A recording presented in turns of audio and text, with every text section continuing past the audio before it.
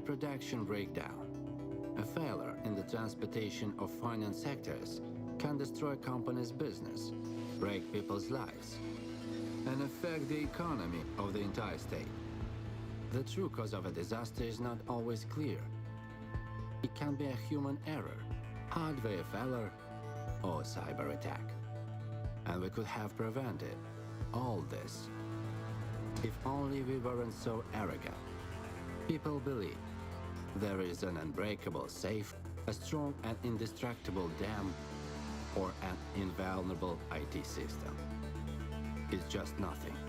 But someone who is really interested is able to break into the strongbox, hack the cybersecurity system, or blow up the dam in no time. We live in times when one can push a button and destroy the infrastructure of the entire city located on the other end of the world. It happens because cameras and city lighting, traffic lights and transportation, gas pipelines, electrical substations, everything is connected. But we think to one-sidedly.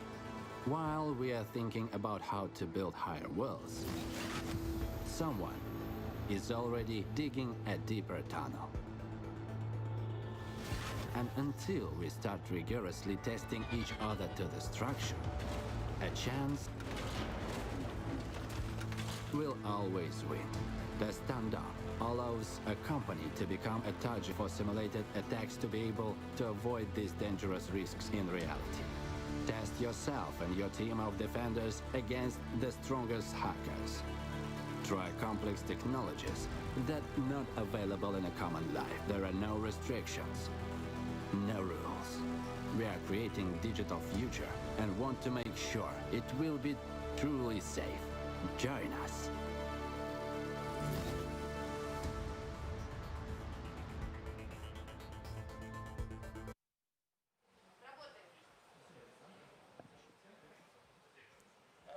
С 12 по 17 ноября.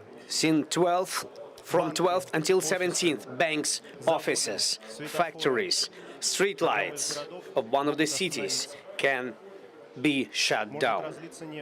The oil can be spilled. Transportation can stop. Electricity may go down. And panic may begin. All this might happen because during these days we have a mass cyber attack whose object is the city.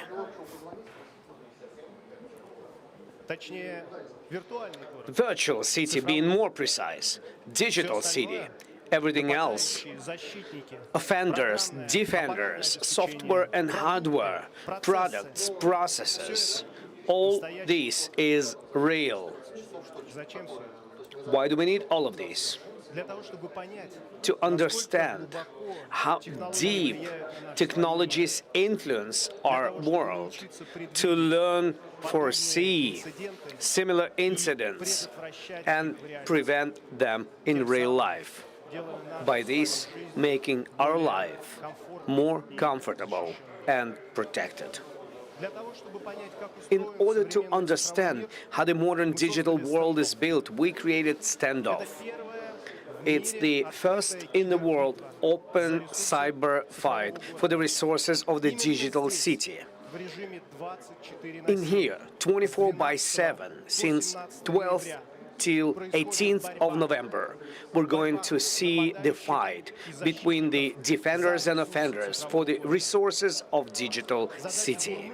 The main objective of the offenders is to irreversibly damage the city, and defenders should see this and prevent the incidents.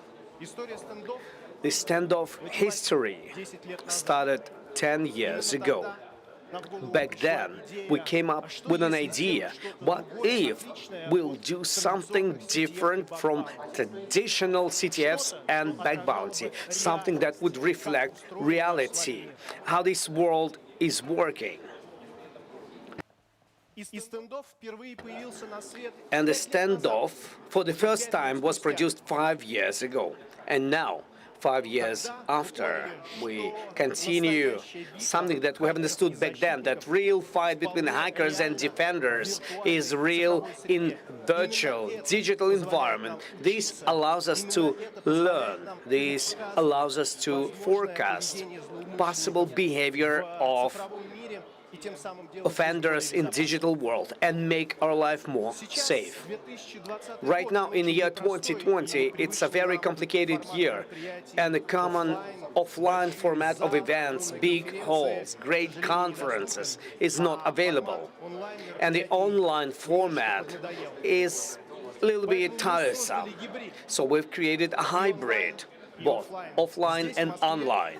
Here in Moscow, we have rented beautiful loft platform where we have placed our simulation model and created this single monitoring center. And right now, I'd like to tell you about the background of the cyber battle. Let's see the backstage. Look, everything happens here. This is our city, which consists of several layers. This is the visual layer. You see what happens. There's a steam, the windmills are rotating, the amusement park is working, the airport is operated, the city lives. There is another layer, unseen from the first side. These are digital systems, equipment which controls the city. It's the same equipment like in the real life, so everything happens on a cyber battle is related to real life because the same equipment that is used in daily life is used here. Through this perimeter, we have 16 controllers which provide operations of this city. Let's look at what do we have in here. We have the airport, and the equipment controlling the airport provides delivery of loading and unloading of the passengers and the work of the belt for luggage. We have the amusement park, where we have a lot of different attractions, including the big Ferry wheel. And what might happen? Well, the Ferry wheel may stop, and even worse, it can fall. And criminals can do that. Next, we have oil production facility. Look. Right here, we see the oil pumps being operated. The oil has been delivered to oil storage. What can be done here? The oil production may be stopped, and the catastrophe might happen in the oil storage, where the oil can be spilled into the lake located next to it. The operations of these oil storage and oil production facilities is provided by this controller. You see, everything's alive here, the lamps are blinking, everything happens here and now. The next facility is the petrochemical factory. Something's boiling, there's some liquid, some movement is happening, some life is happening, and in case if the risk is being initiated in this petrochemical plant, the red lights started blinking and poisonous gases are being exhausted into the atmosphere like in real life. We have a big facility which is called seaport, where the loading and unloading of cargoes is happening by special crane. The train is approaching, the cargo is being delivered to the train, and then the train circulates around the perimeter of our city. Everything that happens here, we see in a monitoring center. That's where. This is our eyes, these are our ears. This is where we see the monitoring of all those events which are happening in a city perimeter. You see a lot of different graphs, spreadsheets, and we have a team that follows this dashboard and what are the incidents. This is our security operations center, which controls this city. And we, in a daily operational mode, starting from 12th of November. And even yesterday, we didn't have any weekends because cyber criminals, they don't have weekends. They don't have rest even in the night. That's why we have to imitate full-scale defense process to defend the city. So we also work 24/7. And we are telling you about all of this from our studio. Me, Vladimir Zapolyansky, marketing director in Positive Technologies, and my colleague, my favorite, beautiful Julia Sorokina, the head of Russian press department. Hi, everybody. We're glad to see all of you here today in our second to the last standoff day in our studio. So, Julia, this is day number 5 of the continuous battle. During all this period, we had a lot of things happened, and the longer we do it, the better it is, or the worse. Well, the better it is for us because we see all of this, but the worse it's going to be for the reality if it would happen. For the reality, it's also bad because it happens here, so which means that in reality, everything's going to be all right. Yes, Vladimir? I came here with analytical info note. Why viewers are coming to us. Do you remember how many viewers have watched us on the platform? During the first day, we had approximately 13,000 viewers. Second day, we've had 6,000. I don't know how much do we have. So more than 10,000. Yeah, this is much more than any biggest offline event. If we would meet with all of you, our dear viewers who came to our platform, if we would decide to see in real life, to see you in real life, then we'd have to freight a Titanic.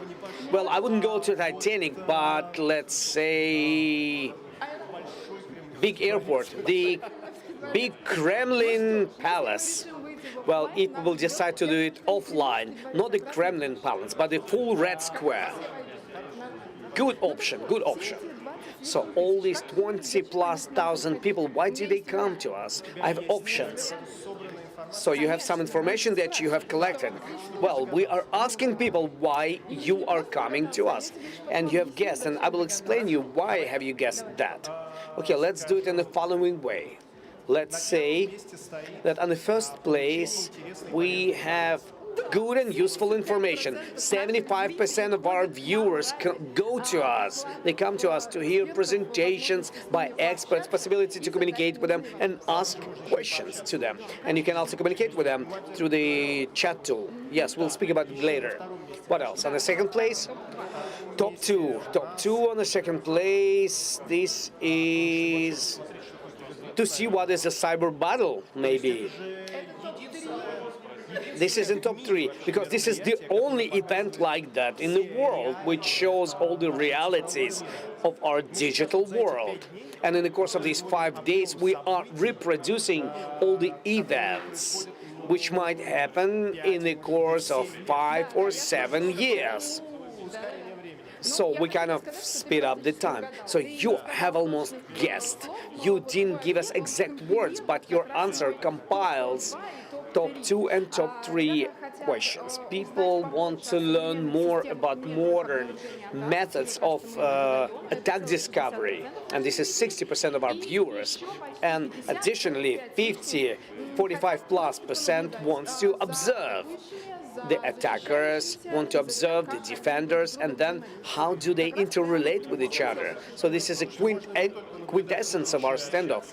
Well, you can watch them, you can communicate with them, and how you can do that, we're going to tell you a little bit later.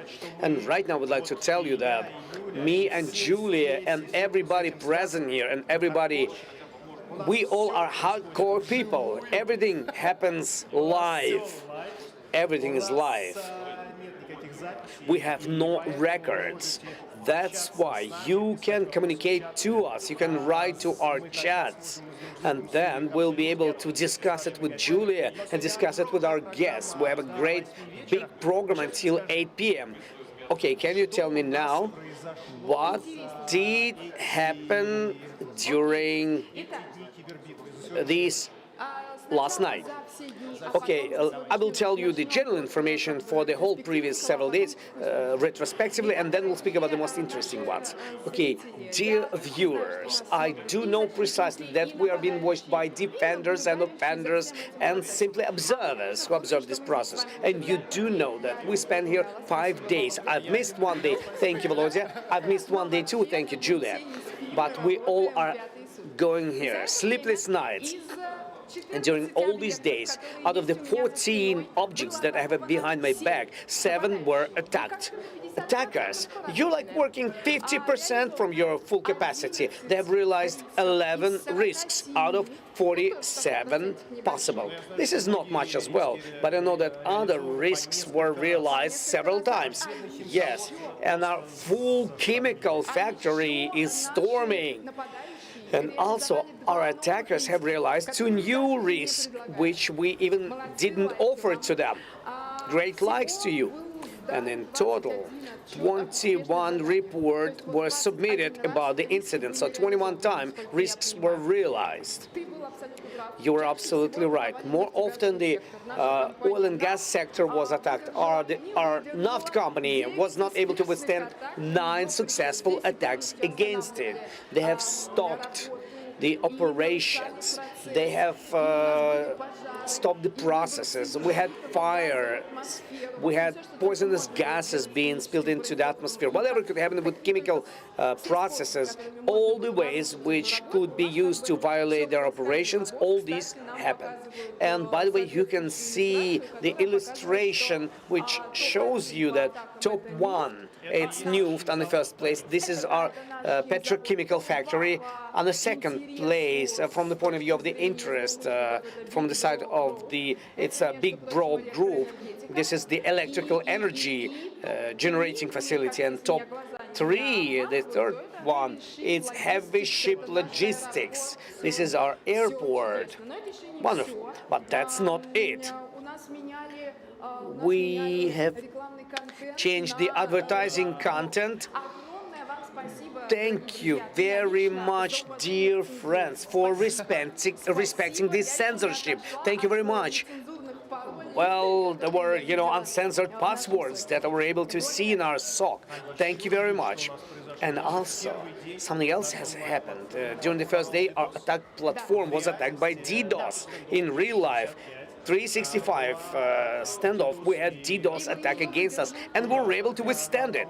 Yes, the company curator helped us to withstand it. Okay, let's move on. Let's move on. During the last night in our city, we've seen 9 risks being realized, and 5 of them were realized for the first time in history. Hurrah! And the attack was against the amusement park. For the first time, let's see the video. We have the news.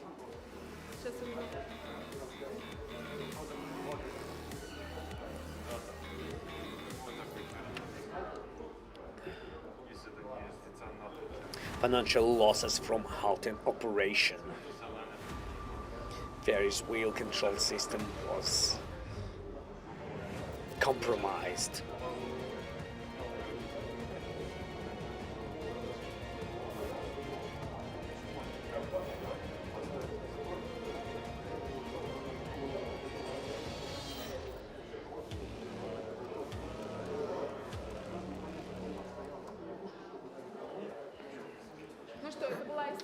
So it was a history of our amusement park, and it was not a single story. We have another hot news from the same hotspot. Other team, yes.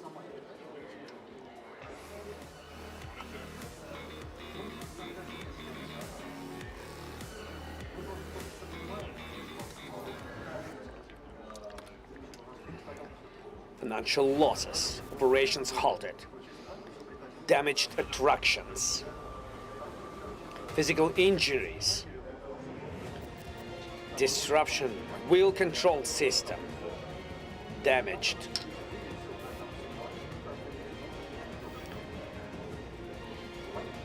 Insurance companies have lost their money.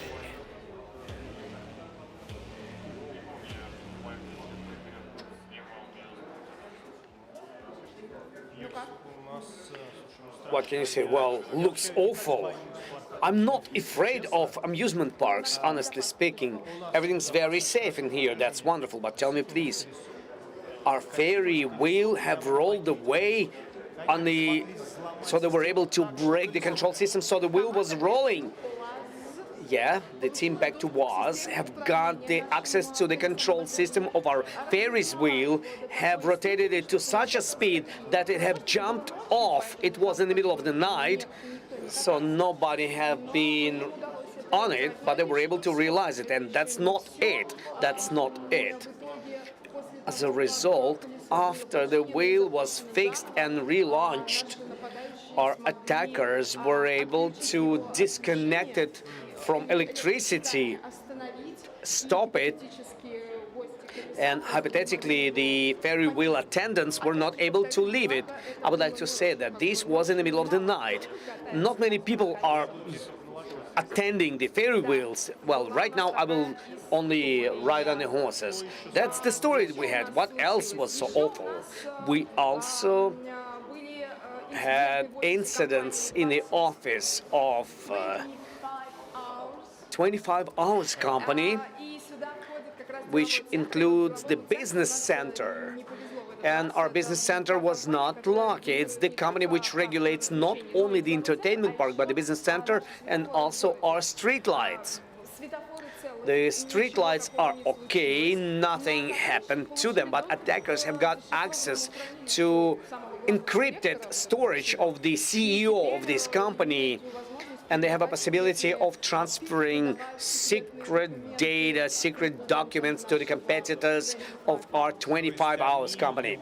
So they have compromised his personal documents of the top manager of the companies. In addition to that, they have stolen personal data of the employees. So they did what they wanted to do. What else did happen? And finally, we've been asking in the course of the 4 days, pay your attention to the bank of our city. They did pay attention to the bank. And we have news. I'm confident we are being listened. Yes, we are being listened by the red team. Seems like it. Let's watch the news.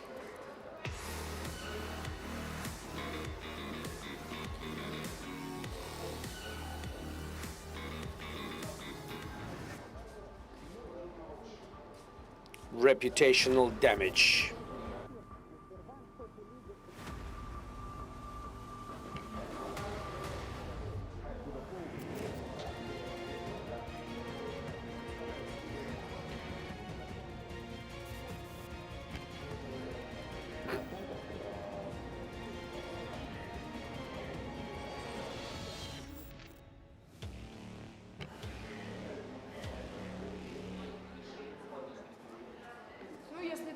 Well, if you will pay attention, the money are safe in the bank, but personal data of bank clients as usually are being sold on the black market. And it happens regularly in real life. Well, this time, together with the data about accounts, about remaining amounts on the accounts, well, the next step will be in the direction of bringing those accounts to zero. What do you think? Will it happen? I hope. Well, it means that I'm riding horses and I should keep my money in the pillow, not in the Sberbank of Russia. Okay. Do you have anything else? Well, I would like to tell you that even if you will ride just horses, if you will store your money under your pillow, and if you will never approach the ferry wheels, it's not going to help you, because this or other way, chemical industry continues to be of interest to our attackers. The NAFTA company, 5 days in a row, was attacked by the offenders. And once again, we did have problems in the oil field as well, and the oil delivery was stopped. So the gasoline is being delivered with some delays. How many times did we have pollution of the atmosphere by poisonous gases? 3 times. It happened 3 times. At least 3, maybe even more. And also another interesting thing, our attackers suddenly decided to mine for the cryptocurrency. We've been waiting so much. Very little time have been left because tomorrow at 2 p.m. everything will shut down. But nevertheless, it's interesting for me to know what have you mined there in the course of 24 hours. Can you give us some report? It's interesting how much money will you mine. Well, you take the whole city and you start using its computing capacities for mining. And which cryptocurrency is being mined? Which cryptocurrency? Well, some local cryptocurrency. Yes, local cryptocurrency. Some virtual, whatever, double fee coin. Yeah, sounds good, double fee coin. I've just invented the name of it. So during all these 24 hours, defenders, let's go to defenders, were able to investigate 39% of the incidents. So in 24 hours, 39% of incidents. It's not a bad result. This is a very good result. Not bad, not bad. And you can see it on the screen. And most of all, most of the bonuses, CT and MM, they've been investigating the F-Bank robbery. Well, I've been showing the statistics yesterday, and the shortest period for the incident investigation was 2 hours and 57 minutes. 2 hours and 57 minutes. However, bank defenders, this is wonderful team. They shown phenomenal results, and I've been told by our statistics that in order to make the final report, they needed 43 minutes, not 2.5 hours. 43 minutes. Very fast, very fast. I think it's pretty good. Also, I have news for the offenders. I know that you're listening to us because very often you follow our orders. You want to mislead them? No, I want to inform them with the truth. I'm the news person. I have only the truth. Dear offenders, especially those who are interested in electrical energy generation, the defenders team is at .soc, which defends Big Bro Group company, and I've seen in the statistics that you're trying to attack this company, but not successfully. So briefly speaking, the Defenders team announces that they have finished the first part of participation in our cyber simulation model with their partner Microsoft. And during this period, attacks were prevented with the usage of inbuilt means of the Windows OS and Azure Defender software. So the monitoring was conducted with the use of CM, a system from Microsoft, but this is not the main thing. The main thing is that defenders have disconnected their systems last night. And welcome! You've been searching for the gaps the whole night, but didn't you get it that you can enter and do whatever you want? A lot of things happen in life, a lot of unpredictable things. Everything happens live. Well, I'm waiting, and in 1 hour I will go to show the exclusive show in simulation model. And I don't want to press buttons in 1 hour. I want to see the show by you. So did they hear us? We'll see. So you make bets for what? I make bets that they heard us. And I also tell them, so if they did hear us, you give me the chocolate. But if they heard us, so if they heard us, then I give you the chocolate. But if they heard us, then you give me the chocolate bar. Yes. So everybody will have a chocolate bar. Good. Please don't leave us without chocolate bars. So these are all the news I've had. Julia, thank you very much for this wonderful news coverage during all these several days and during the last night. And I see the closer we get to the end of the cyber battle, the more active attackers are.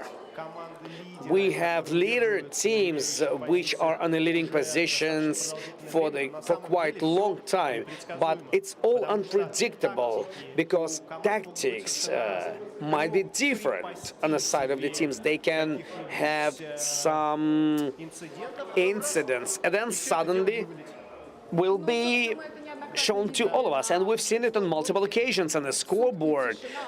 24 hours, full silence, and then suddenly everything happens. By the way, speaking about the scoreboard, right now I would like to invite German Hamov, who's going to tell us about the scoreboard and about how the platform is working, and we will see each other in 1 hour. I don't remember when we will be able to see each other, but I will see you in 30 minutes. But I will be in SOC, and then in another 30 minutes I will be next to the simulation model, but you will be behind my back. Yes, I'll be behind your back. That's right. Okay, thank you very much. See you. See you.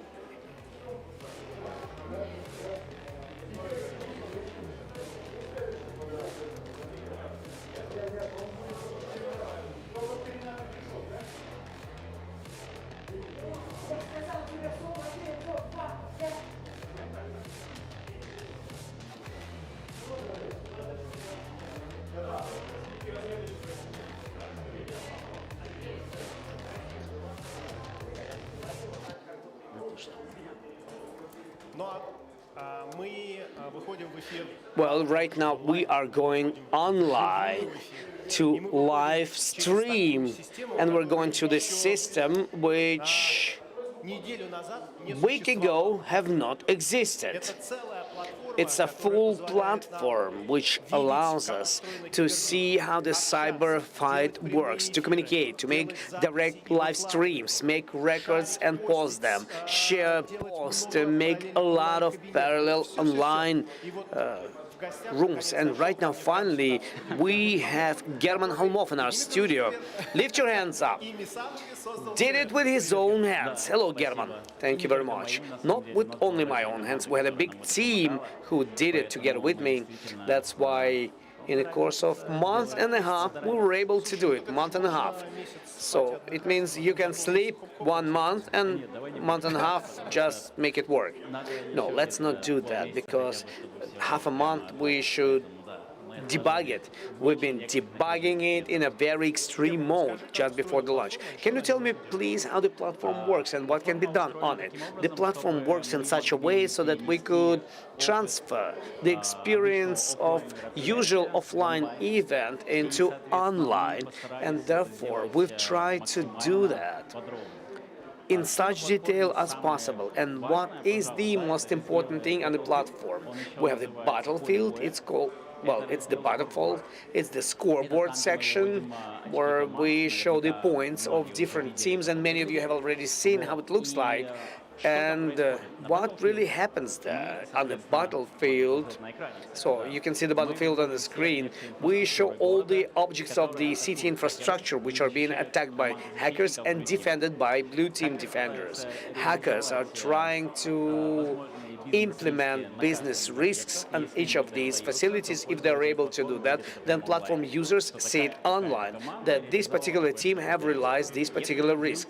If the blue team have responded to them, you will also see this information in the stream of news. What else is interesting, that platform users will be able to understand why these facilities are on the map and why do we pay so much attention to them and what are the risks that we might have behind them. We have a hypothesis that not all our users understand why some risks might happen in the business center or at the airport. But honestly speaking, when you come to the airport, your process of luggage reception and your ticket onboarding pass is given back to you, and it worked like that and it works like that, but behind it, the IT systems, and if the hacker can get access to them, then, for example, your luggage may go to Antalya and you will fly to Rome. I did have something like that, and maybe this was hackers, or maybe there's going to be a fault in a ticket sales system, and a lot of people may not be able to buy tickets or the system will have a problem in the boarding pass printing system, and people may get late to the flight. So in every facility, you will take the banking financial structure. Everything's understandable about it. If the hackers will be able to steal your private data of your cards, you will be the first one to suffer from it. And of course, the bank itself, because it will be under very serious reputational risks. And all this together is seen on the platform. So the object, its risk, the status of attack, yes, the teams and how many points they have earned, who is the leader, and all this toolboard. That's right, that's right. We have got connected to the Standoff platform. We are collecting their data and bringing them to the online. And the main objective of all of this is to show that this is a live event, not just people sitting behind the computers and typing something on their keyboards or some consoles and something changing. No, this is a live story which works 24/7, and the platform is dedicated to show on air what is happening, whether it's at 4 a.m. or 12 p.m. or 7 p.m. And this is all automated. In addition to that, in our platform, we have a lot of online rooms where today we're going to hear the content from our partners. So we have our video stream that you see right now. We have the video stream of technical presentations. Experts from all over the world share their knowledge. And how many rooms do we have? We have more than 20. 20! Yeah, more than 20. I thought just 5 or 6. No. Every partner has his own room where we show presentations they are going to make in the framework of the Standoff, and also presentations by our partners. And in the schedule section, you will be able presentations not just by our speakers, where we have invited them from all over the world, but also presentations by our partners. Plus, we have tried to have a introduction of a new product that will be introduced today for the first time, but you will tell about it yourself. Yes, I will keep it a secret. But so that only we would know, we will have a launch of vulnerability management. That's right, that's right. I hope you've heard about it. German, and a final question to you. This is powerful system of online. It's an online system which doesn't exist in the world. It's the first one in the world. How do you see the development of this system, and do you see any further development? Well, in some brief strokes. Well, of course, we do see it. Of course, there is somewhere to grow. The launch was very brief, and we have received a lot of insights from the users, a lot of feedback, and we will try to put them in the foundation of the future development of the platform. Also, I think that in addition to the content that will be located on this platform forever, we will try to make this platform communicational platform. So this becomes YouTube, but from the world of informational security. We will try to keep the content that might be unique, and users will be able to return to it any moment of time. So it's not going to be closed after the end of the Standoff. It will always be open. And as I know, ahead of us, we have other plans to develop this direction. So everything that's going to be happening at the Standoff will be broadcasted to the platform. Then we're going to extend the functionality, because we do know that we have not covered all the use cases that have to be covered. And in the future, we will try to develop several other directions so that platform would become more convenient for the target audience that we have. Thank you very much, German, for your brains, for your hands, and to your team, everybody who's participated in the development of this platform in this record short period, which is 1.5 months. At the end of the event, we'll breathe out and We have a lot of plans to develop this platform. Things that you see happening during our event, during this cyber fight, it will stand on the cyber platform. You'll be able to go there and see it. And right now we're switching to Yulia Sorokina with Alexei Novikov, who's going to tell us the latest news from Security Operations Center. What's happening on the monitoring? German, thank you very much. Thank you very much.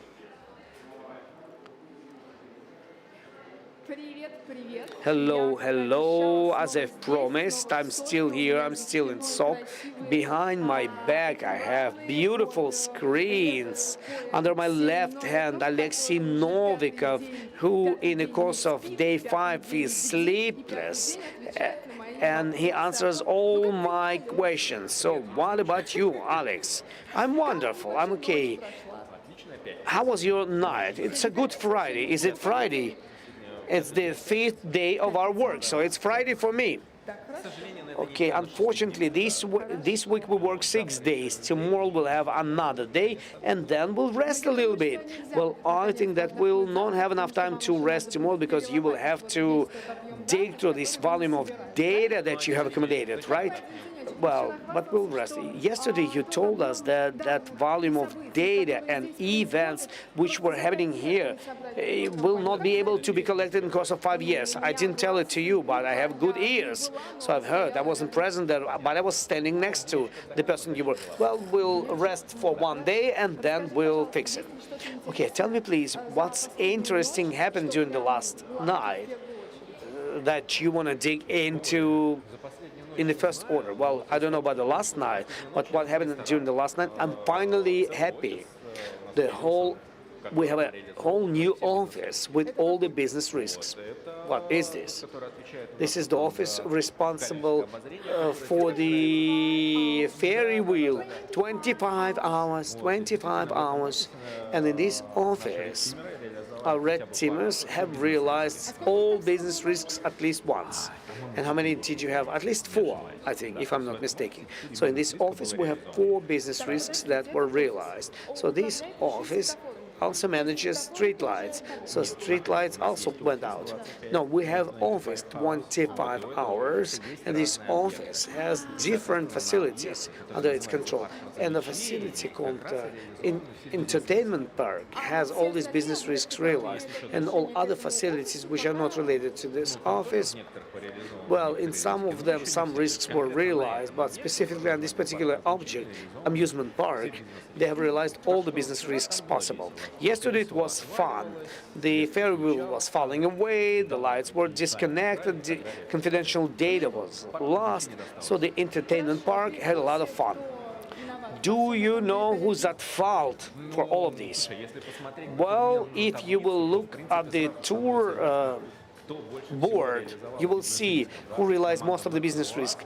The Back to Us team currently have realized 8 risks, and they have attached a lot of their efforts to what was happening yesterday or last night in the amusement park. And have reports been submitted? Yes, defenders have submitted their reports. And what's so interesting about them, how was it realized? Because I understand if all the risks were realized, no, I cannot tell you. Well, 8, it's not much. Our teams have not realized even a single risk. So I'm not going to tell you. Let them continue doing their job. And last night, new type of activity have been launched. If you look at this scoreboard, you will see the cryptocurrency.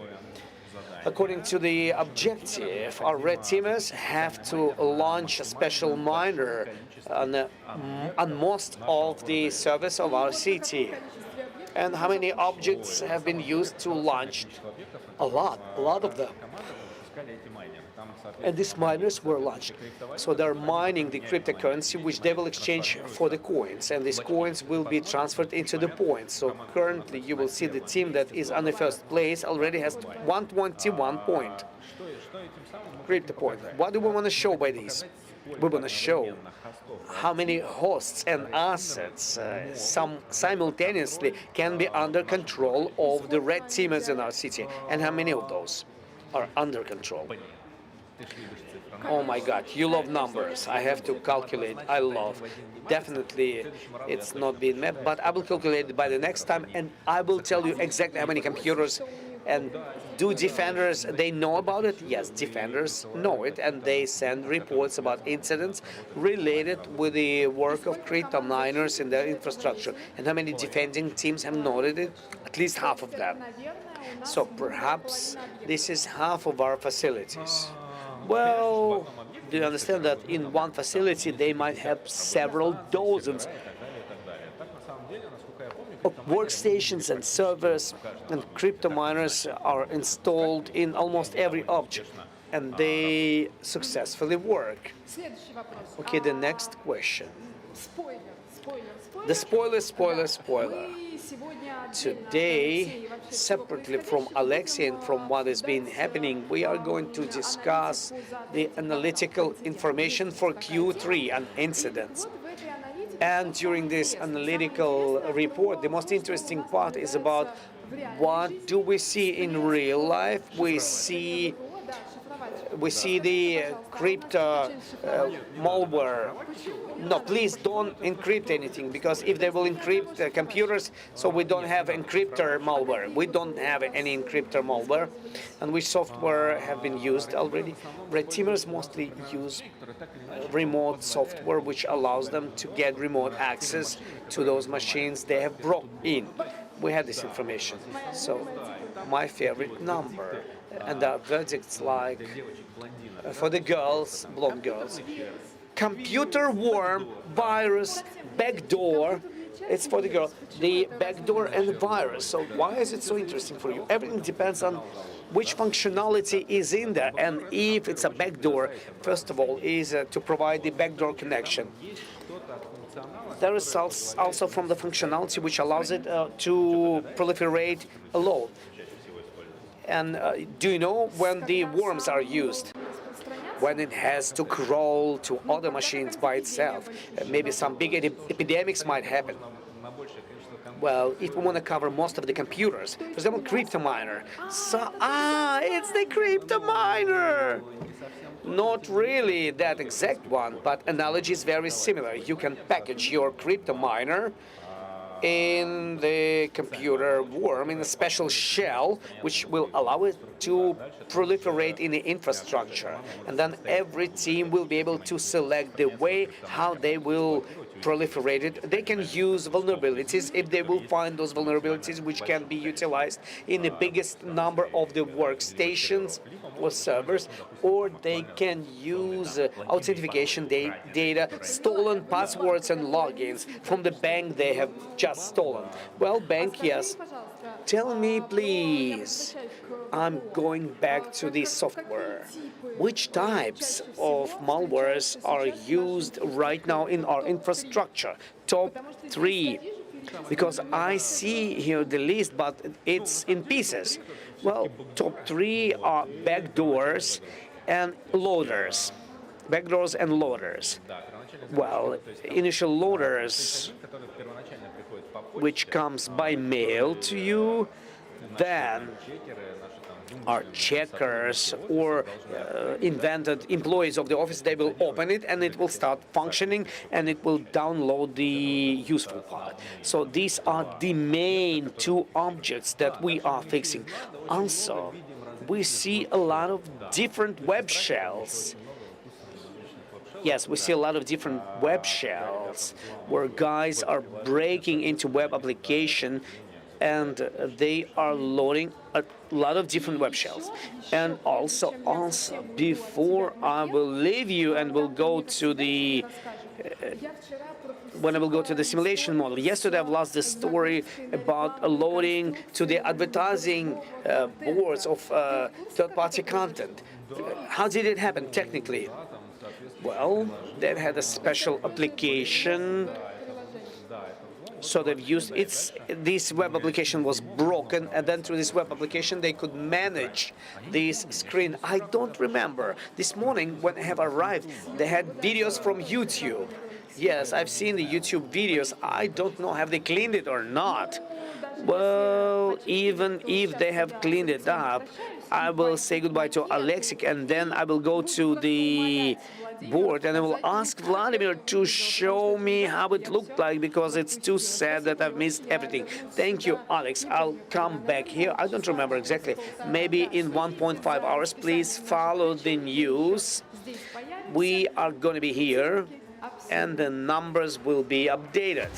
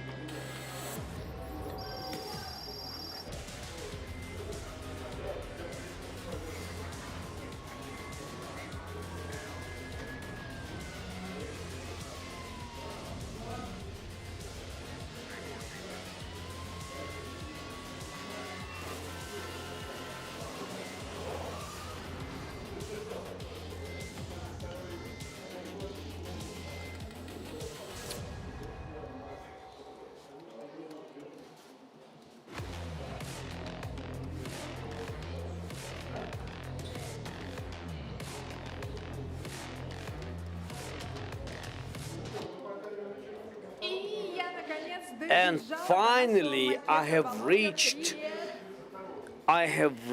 it, the simulation model. Volodya, I don't hear you, but I've said hi to you, and I have a proposal to you. Today we have an express dive in our simulation model, so I'm offering you, please, let's forget about the past.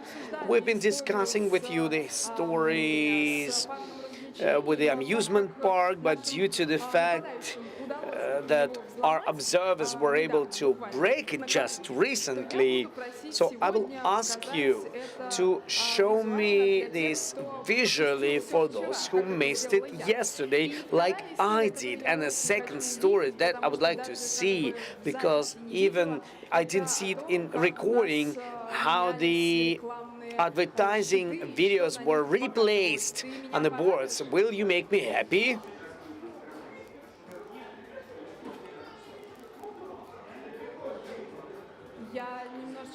I don't hear you.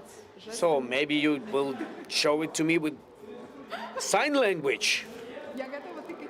I'm ready to point my fingers to our ferry wheel or whatever. Okay. While the sound is being restored, I will continue talking to you. 2 days ago, when we had a weekend, I've been walking around this place alone around the simulation model, and I was studying the question of our ferry wheel rolling off the holding construction. That is an awful story, and as I have understood, Vladimir, the story was like that our hackers get access to ferry's wheel SCADA system responsible for rotating the ferry wheel with a certain speed, and they had a possibility to speed it up, and at the moment when it reaches the maximum speed, it makes, when we've been very small, we've had those rotating toys when you rotate a wheel on a stick, and this wheel, jumps off. And our ferry wheel also jumped off the holder and fell down on the trees. The trees haven't suffered, but it looked awful, and I hope that communication with Vladimir will be rebuilt and he will demonstrate it to us, because without him, I will not be able to press any buttons. Otherwise, I will be punished. Yes, I will be punished. I will be punished.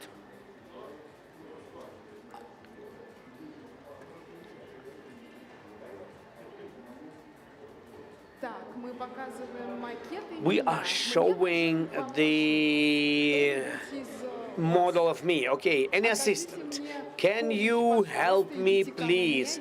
Come to me.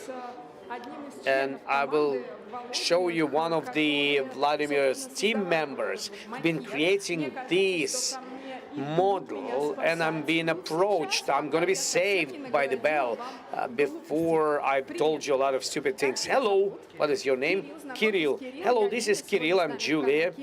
Kirill and Julia instead of Vladimir in front of you. Can you tell me, please, will we be able to see how the wheel drops? And how can we do it right now? In a given case, my colleague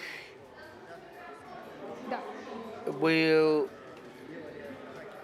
change the speed in the SCADA data, and we can demonstrate how the hackers did it last night. Okay, can we try to reinitiate this process? Right now, we're going to give you the microphone, and you will be able to give commands to our colleagues. Tell me, please, what kind of a box is this? In the given case, it's the Phoenix Contact Controller, which controls our wheel. It has its main functionality is to rotate and to stop the wheel. So the passengers are entering, leaving periodically, the ferry wheel is stopping, and it's the main function, to rotate with a certain speed. It has a dangerous thing pre-built in the software, which doesn't work in regular mode, which is called maximum speed. And what is the maximum speed for this one? As you can see on the SCADA image, in a regular mode is 50% of its normal speed. So hackers may enter and give 100% speed. How many kilometers an hour? 100% is what? Well, it's in percentage. You cannot express it in meters per second or kilometers an hour. It's the power with which the power is applied to the wheel rotation. Usually it's 50% of its total speed. So what we see in regular life, this is those 50%. When it slowly rotates, you have the time to enter it and to leave it, and 2 times faster, it's very fast. Okay, I understand you. And we have the controller stoppage mode.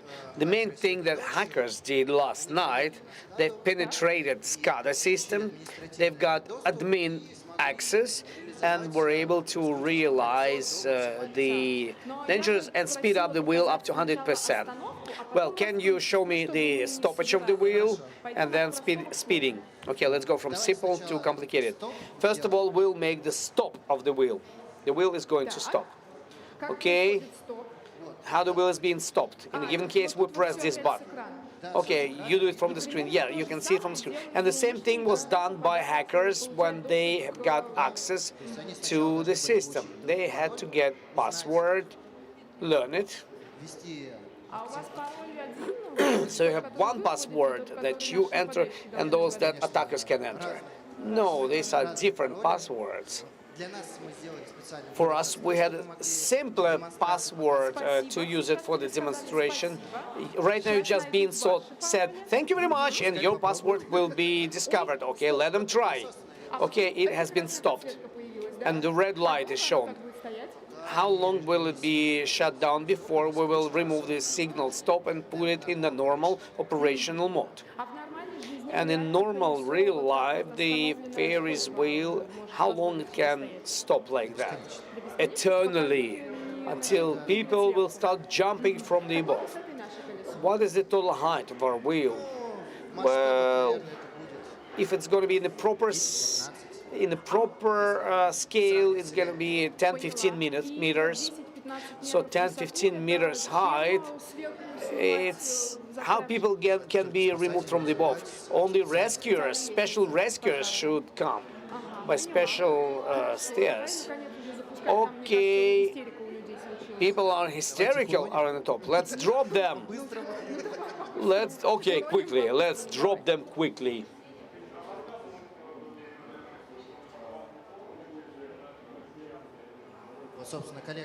So my colleague repeats the same operation, but to get the maximum speed with the same password.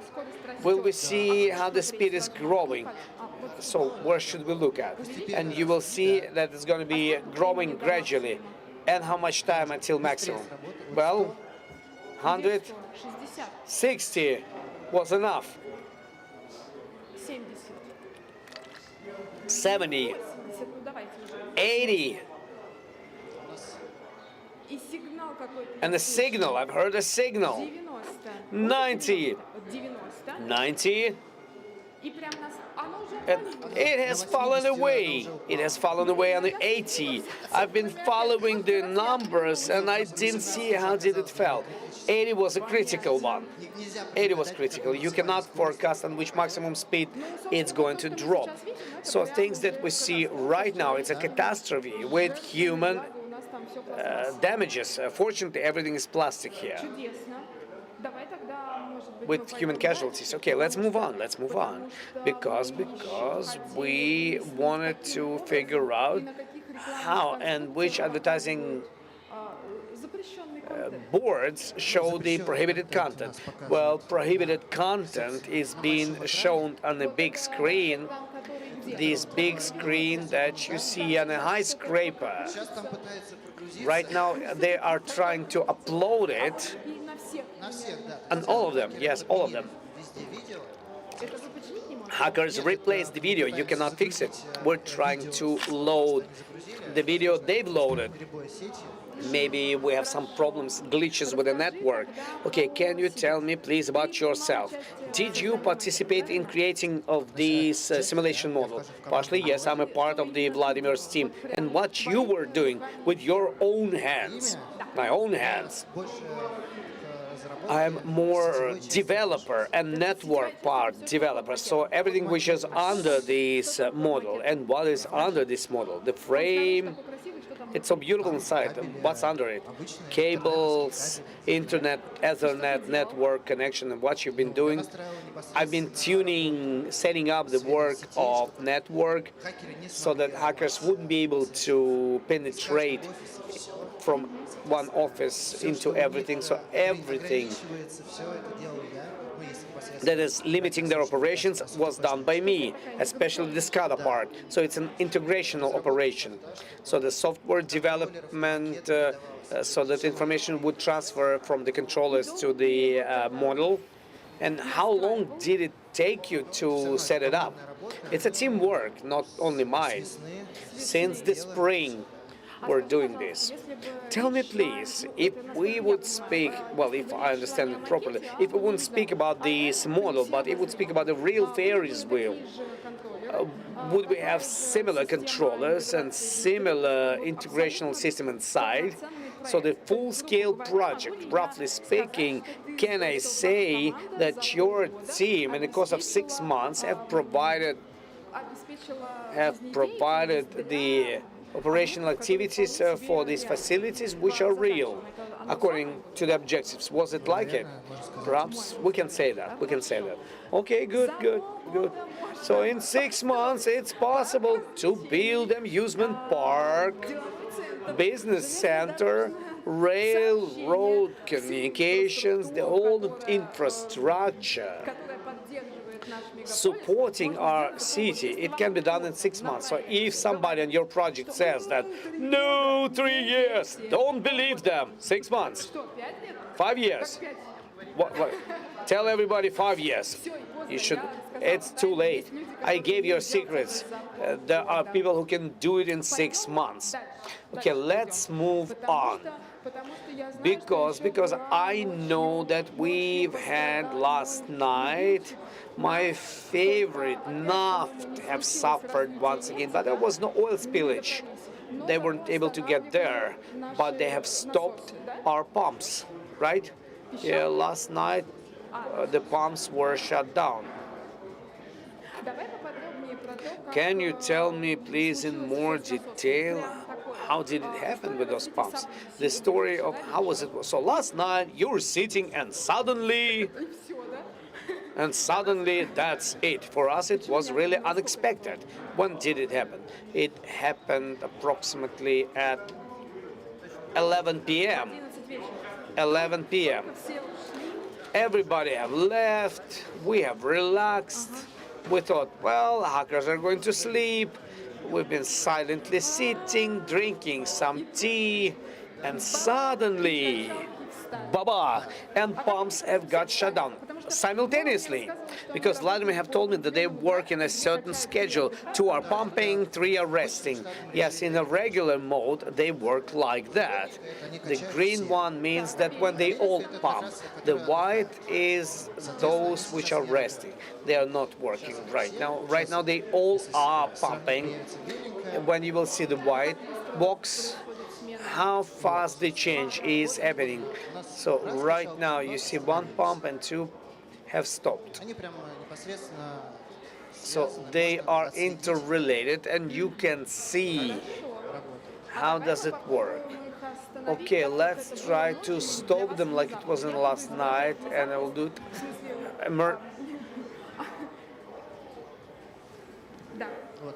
Okay. So hackers have broke into the system. They pressed the button stop. This is the emergency stop. And did it stop? Here's one. The second one have stopped. Well, and I see the process. Okay, okay.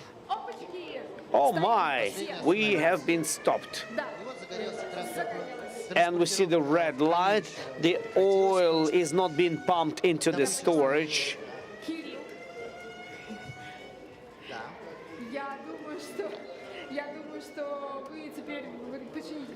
I hope you're going to fix everything like before, and I will give floor, the camera, the picture, and the right to live stream to Vladimir Zapolyansky. I'm going to be back. Okay. So we are going to figure out on what is happening in our field. I've just heard the siren. We will learn what did happen, and I have Vladimir Nazarov, the head of security of industrial systems, and Mikhail Ponzov, and the expertise of informational security. Hello, guys. We're going to speak about how the field is built and how does it work. Okay, Misha, let's talk about what are the main objectives for red team and blue team, what they're supposed to do. Okay, Vladimir, the objective of the red team is to realize risks in every facility of our model, to get to the SCADA segment, pump out from the plant. And also there are risks related to purchases of tickets, because you do remember we have an airline, so you can buy tickets for the plane. And the red's objective is to terminate the service, to make it impossible for passengers to either buy tickets or register for a flight. We also have a bank, users of which make purchases in stores and wire money to each other. So one of the risks there is around the remote banking system and the processing system, so that users are unable to make use of them, obviously. Okay, gotcha. I see that Alexander Bogdanov is online with us, and he's the chief expert in application security matters. We have already started our discussion about the main objectives of the red team and the blue team. How about we talk about the rules?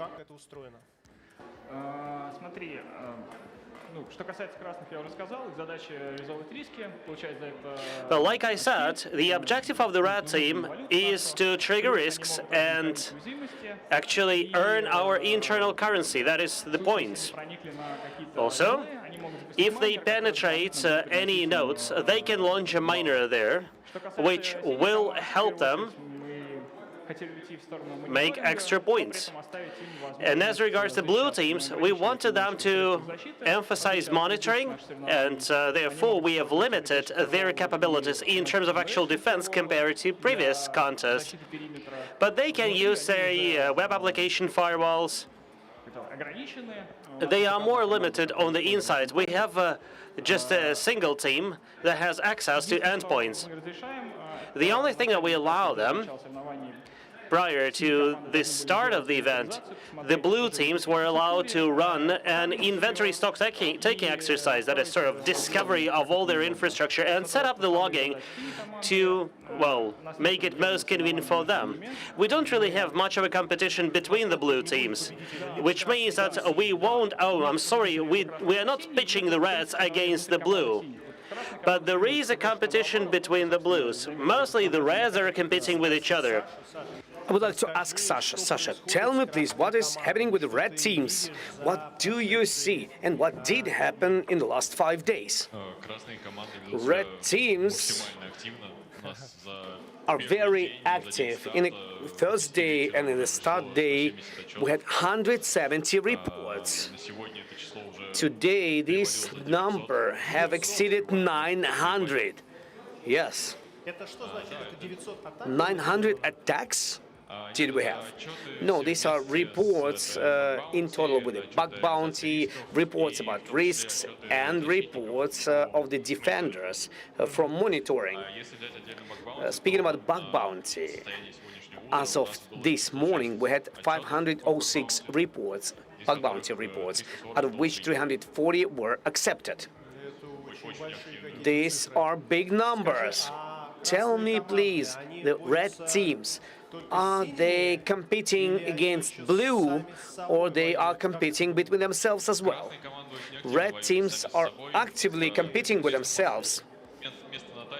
They want to take the first place. They want to get place to mine.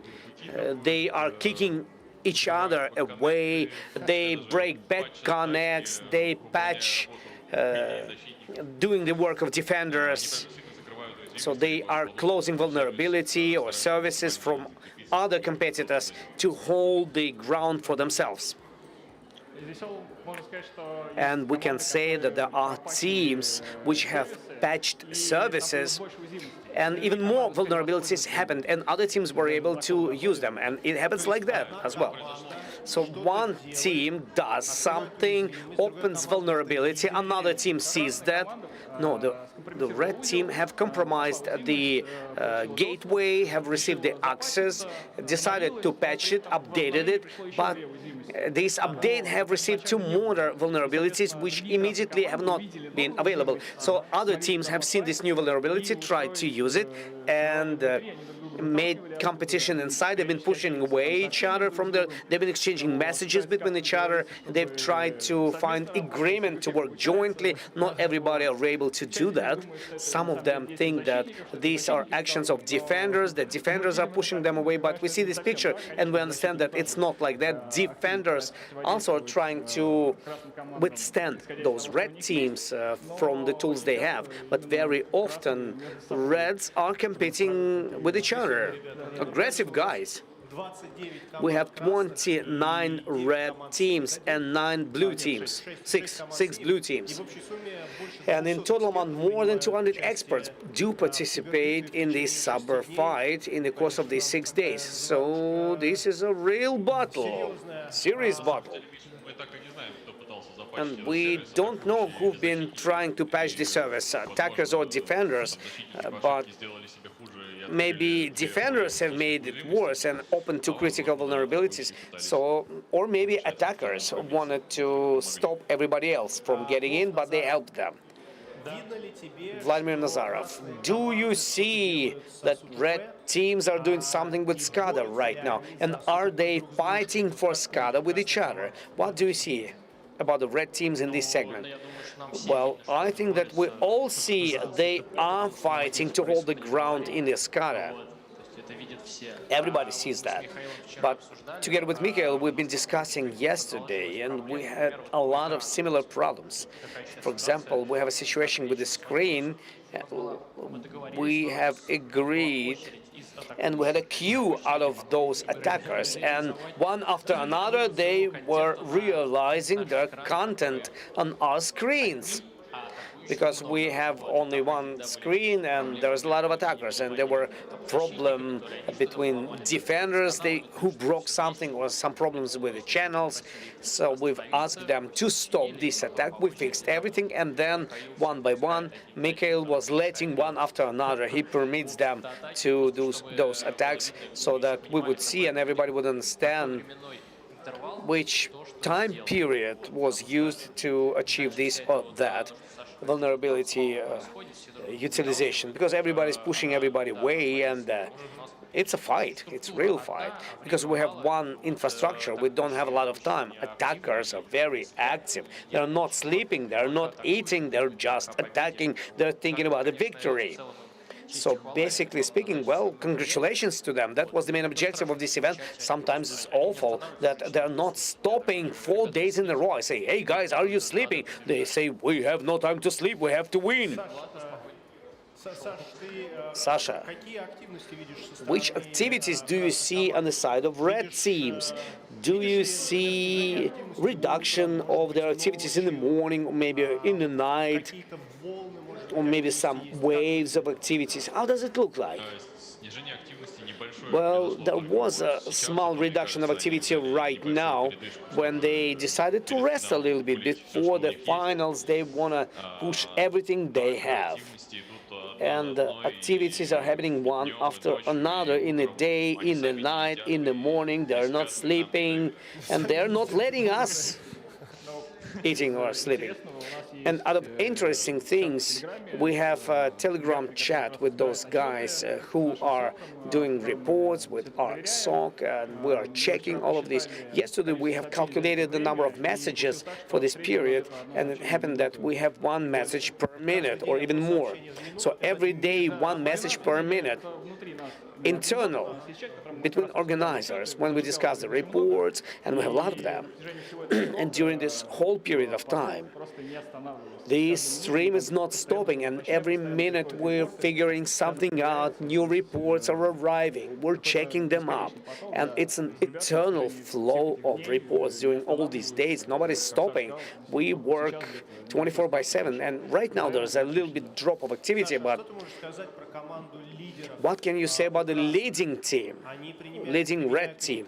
Do they apply some specific tactics? Why are they leaders? And I can see since the beginning of the battle, they are leaders. The code 2 is on the first place. Perhaps they were more attentive, more careful to some services. I'm not going to name them because everybody else will go there. And they found much more vulnerabilities there than others. They are more careful to these services. If they got access to the machine, they are not stopping on this, and they develop attack not only further, but they look into the service, they look deeper, and continue the bug bounty exploration.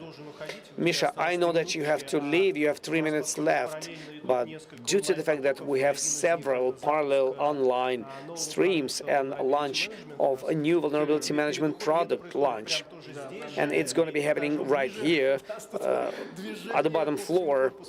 We have movement around this facility, but I have the final question to you. But your desire and your wishes to the blue team to hold more, because they have 1 day to hold. Tomorrow at 2 p.m. the cyber battle is going to finish. What can you wish them?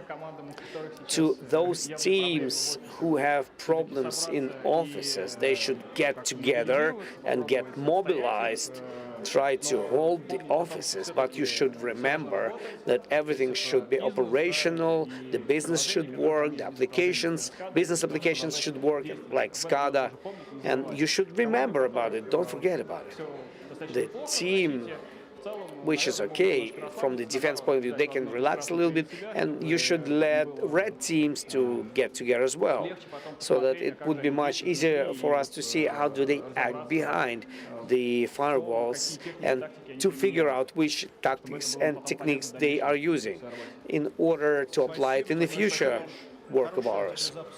Well, wish you good launch of your computers. We'll see you here and we are going to continue.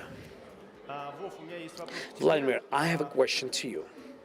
За взлом АСУТП начисляются The ли какие-то hacking into the SCADA, do you give any additional points for hacking the SCADA? Will your account be much bigger than other red teams' account if you will break into the SCADA? That's the main meaning. As I've told you on many previous occasions, the vector of attacking is coming from the game internet inside of this corporate network in office. They find the SCADA segment and the particular SCADA machine. They have to get through the operational system. Then they enter inside, and since that moment they have two vectors, either sending the commands directly to the controller or try to get around the defense mechanisms launched in SCADA and try to control through them.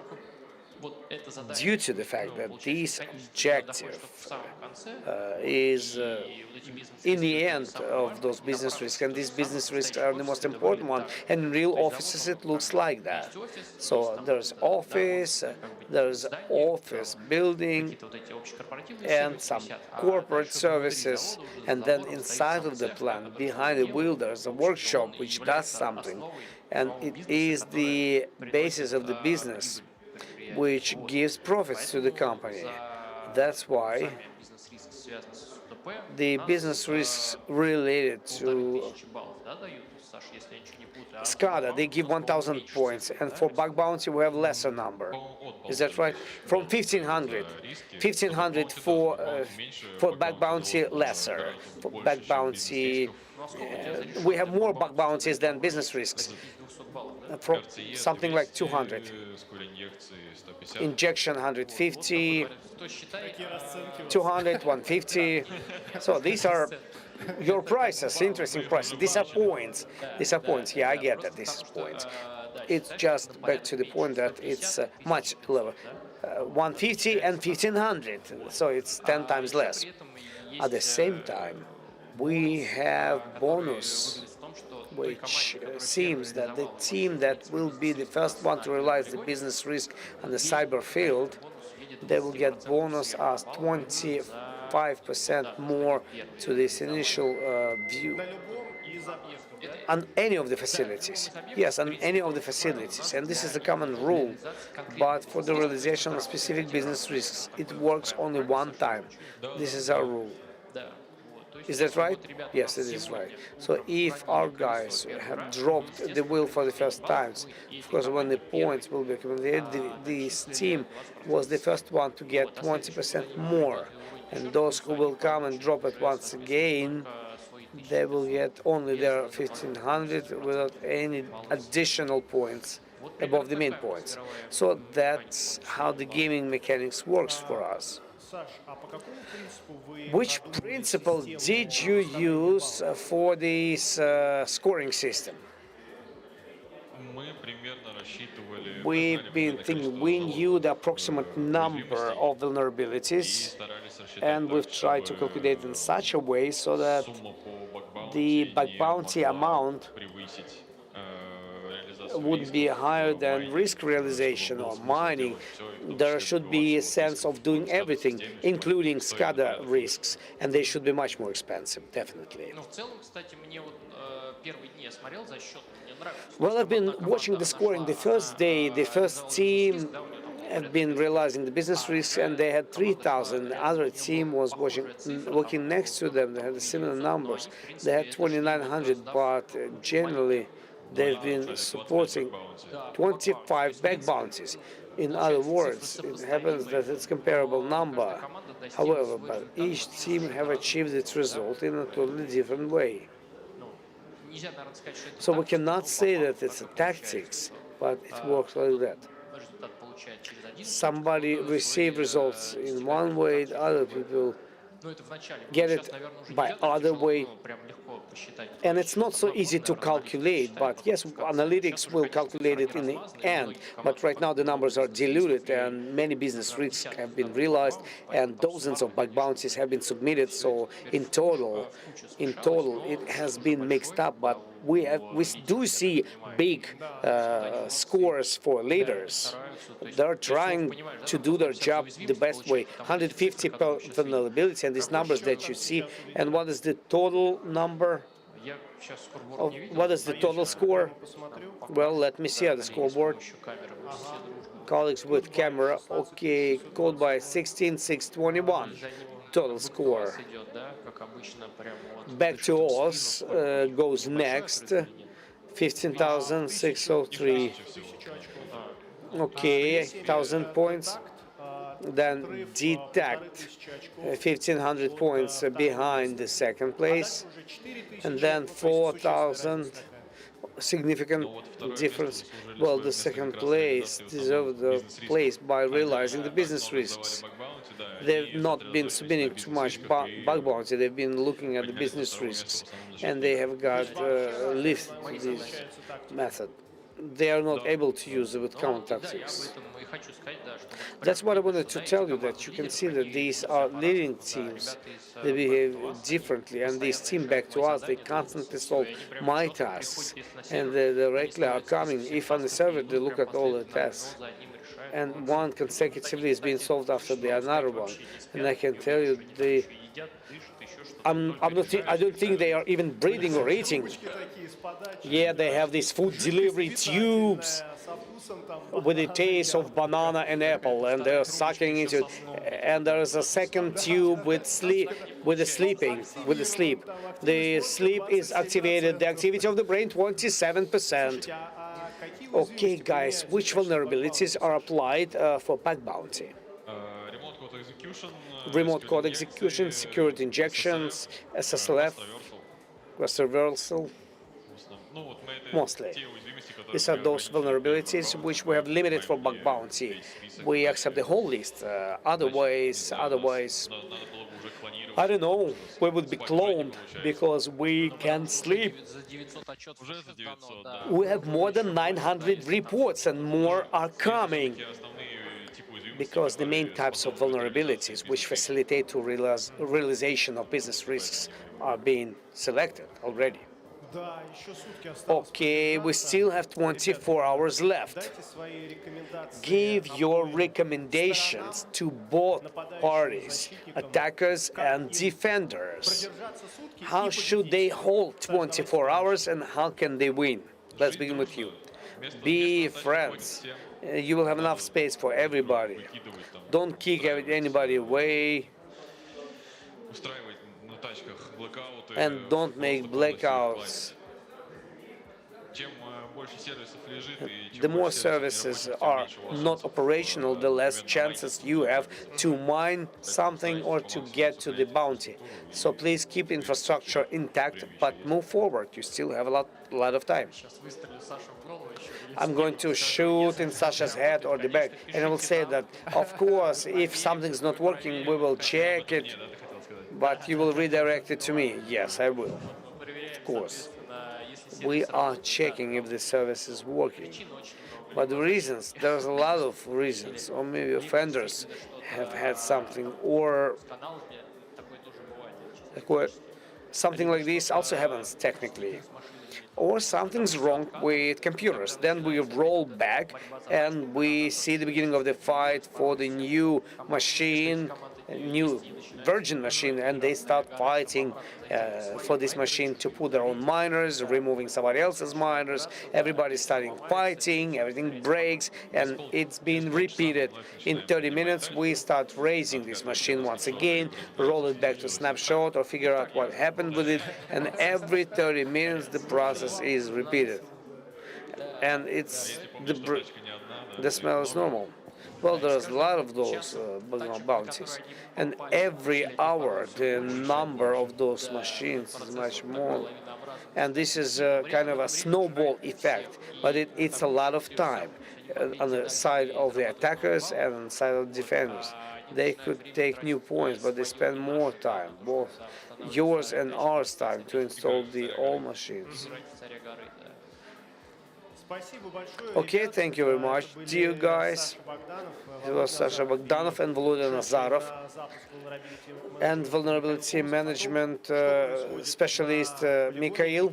So what happens on the polygon and how does it work? They gave us all this information by now. Thank you very much.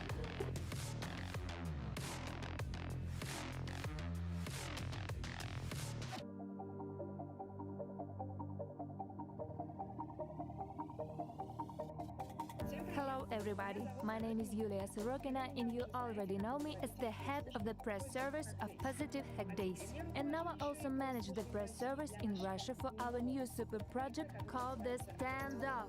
What is it? The cyber range where we will deploy a virtual copy of the city and even the whole world is filled with prototypes of real companies. The cyber range will allow us to simulate a wide variety of threats and to assess the real level of security of these companies. One half of the participants in our event, attackers, will attack businesses throughout the event, and the other half, the defenders, will be required to ensure their safety.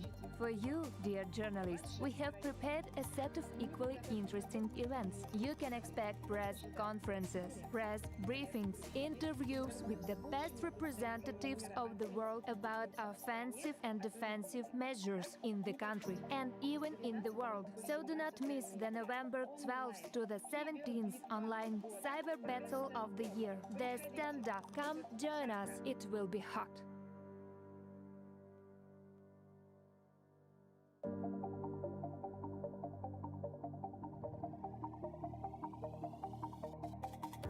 Hello colleagues, my name is Pavel Volchkov. I'm the Deputy Director of the Information Security Center of Jet Infosystems. This year, Jet Infosystem is a technology partner of Positive Technologies in organizing the Standoff event.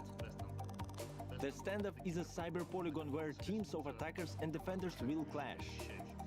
What is a cyber polygon? A cyber training ground is an infrastructure that is as close as possible to the infrastructure of real enterprises, where you can conduct various cyber exercises, cyber training, hone your skills in repelling attacks in real time. Why is this necessary? Cyber exercises are an integral part of creating an effective information security system. Any service that is engaged in the protection of anything, no matter be it the Ministry of Emergency Situation, the Army, firefighters must train their skills through various kinds of exercises. Information security service should not be an exception to this rule and must definitely improve their skills through real-time training.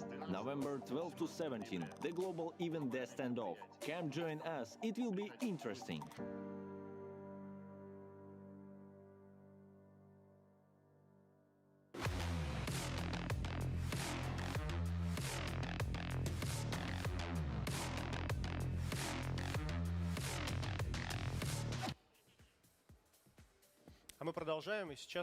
And we will continue. Right now we're going to talk to the representatives of the attack teams and defense team, red team and blue team. And right now Mikhail Levin is with me, Deputy Director, Expert Security Center, Positive Technologies. Timur Moldaliev, representative of red team called Byte. Those guys who are with us for quite a while in top position on the scoreboard. And from the side of the defenders, Ivan Paushkin, Product Team. Hello. Hello, guys. Okay. We also have a colleague from an stage. I don't have it in my schedule. Can you tell me, please, how should I go back to you? My name is Alexei Loktin. I represent Cyber Tatars. Okay. Misha. How can you describe this situation? How leaders are changing? I see it's not happening. Maybe you see something else. Well, Vladimir, the leaders have been changed during weekends. And it happened naturally because the guys have done a lot of risks. And if you will describe the situation, Basically speaking, it's not a complete disaster, but we still have a lot of risks that can be realized, which have not been realized until now. But nevertheless, Red Team, all Red Teams together, they've been working a lot. They've realized they found even a couple of new risks that we have not. For example, free tickets for the airplane. Oh, beautiful, beautiful. We haven't been thinking about it, but they have found it, and we have added this, and we give them points for this as well. And this is a very dynamic situation. Things are being broken, new bugs are being discovered, and we constantly see certain activities. And behind our back, we see guys who constantly read reports, they give comments, they accept them, deny them, and the work is continued. Timur, what has allowed you to get ahead of everybody? How did you do that? Well, honestly, it's the last year's experience helped us. It was our first time last year. It was not a successful experience, but it was an experience. And this year we're moving forward. We know what to be done, how to move forward, how to do it. And, well, defenders sometimes are standing on our way to overcome the challenges, so they are standing on your way. But this is a standoff, you know, it's supposed to be like that. And tell me, please, well, if you might tell me what special techniques, maybe you had some preparation where you have distributed the roles and obligations. Yes, we do have roles in the team. We have guys who are involved in web. We have coders, which do the pen testing. There are networking specialists who's doing the gate connections. So the standard team looks like your team. So we're using everything we can use. So we understand the secret of their success. Timur is the man of his word, and he said that this time we're going to win. And so you've been betting? Well, something like it, something like it. But honestly, we can fight not just for self-assessment and getting the skills, but also for the first 3 places. Red teams will get significant financial prize. The first place will get the biggest prize, the second a little bit smaller, and the third even a little bit smaller, but these are going to be really good money. So Alexei, I want to talk to you. What motivates you and your team for participation? The skills improvement, money, what else? Well, I represent the defense team, so we are not going to get any money as a winning team, but we are being motivated by getting new skills and the possibility of fighting against professionals who stand against us from the red side. And like in your previous stories, the guys have been telling that blue teams partially are limited in the number of tool sets they can use. So the main vector that we have selected for us, and what do we want to get from this event, we have selected the development of monitoring skills and incident investigation skills. 29 hacker teams gives a lot of food for thinking, so our box with artifacts is almost full. So we'll have a lot of things to study in the free time and apply it in real defense. Timur, what about you as a representative of the red team, you personally and your team? What drives you? Well, first of all, the event itself is very interesting, and we want to win. And the skills. We are here for the skills, more for the skills than for the money. So we communicate, we break.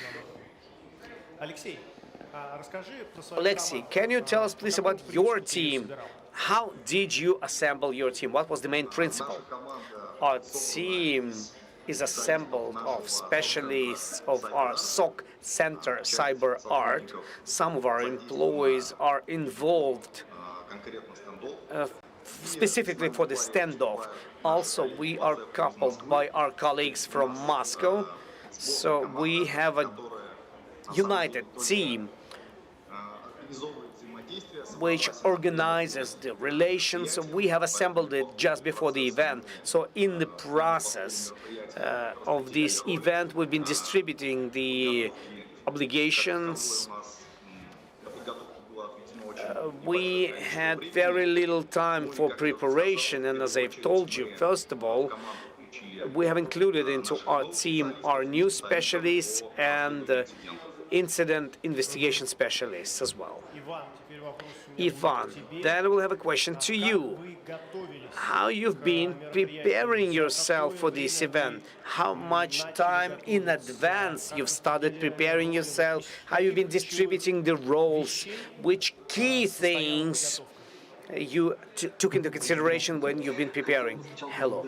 In the beginning, I would like to say thanks for such a great large-scale event.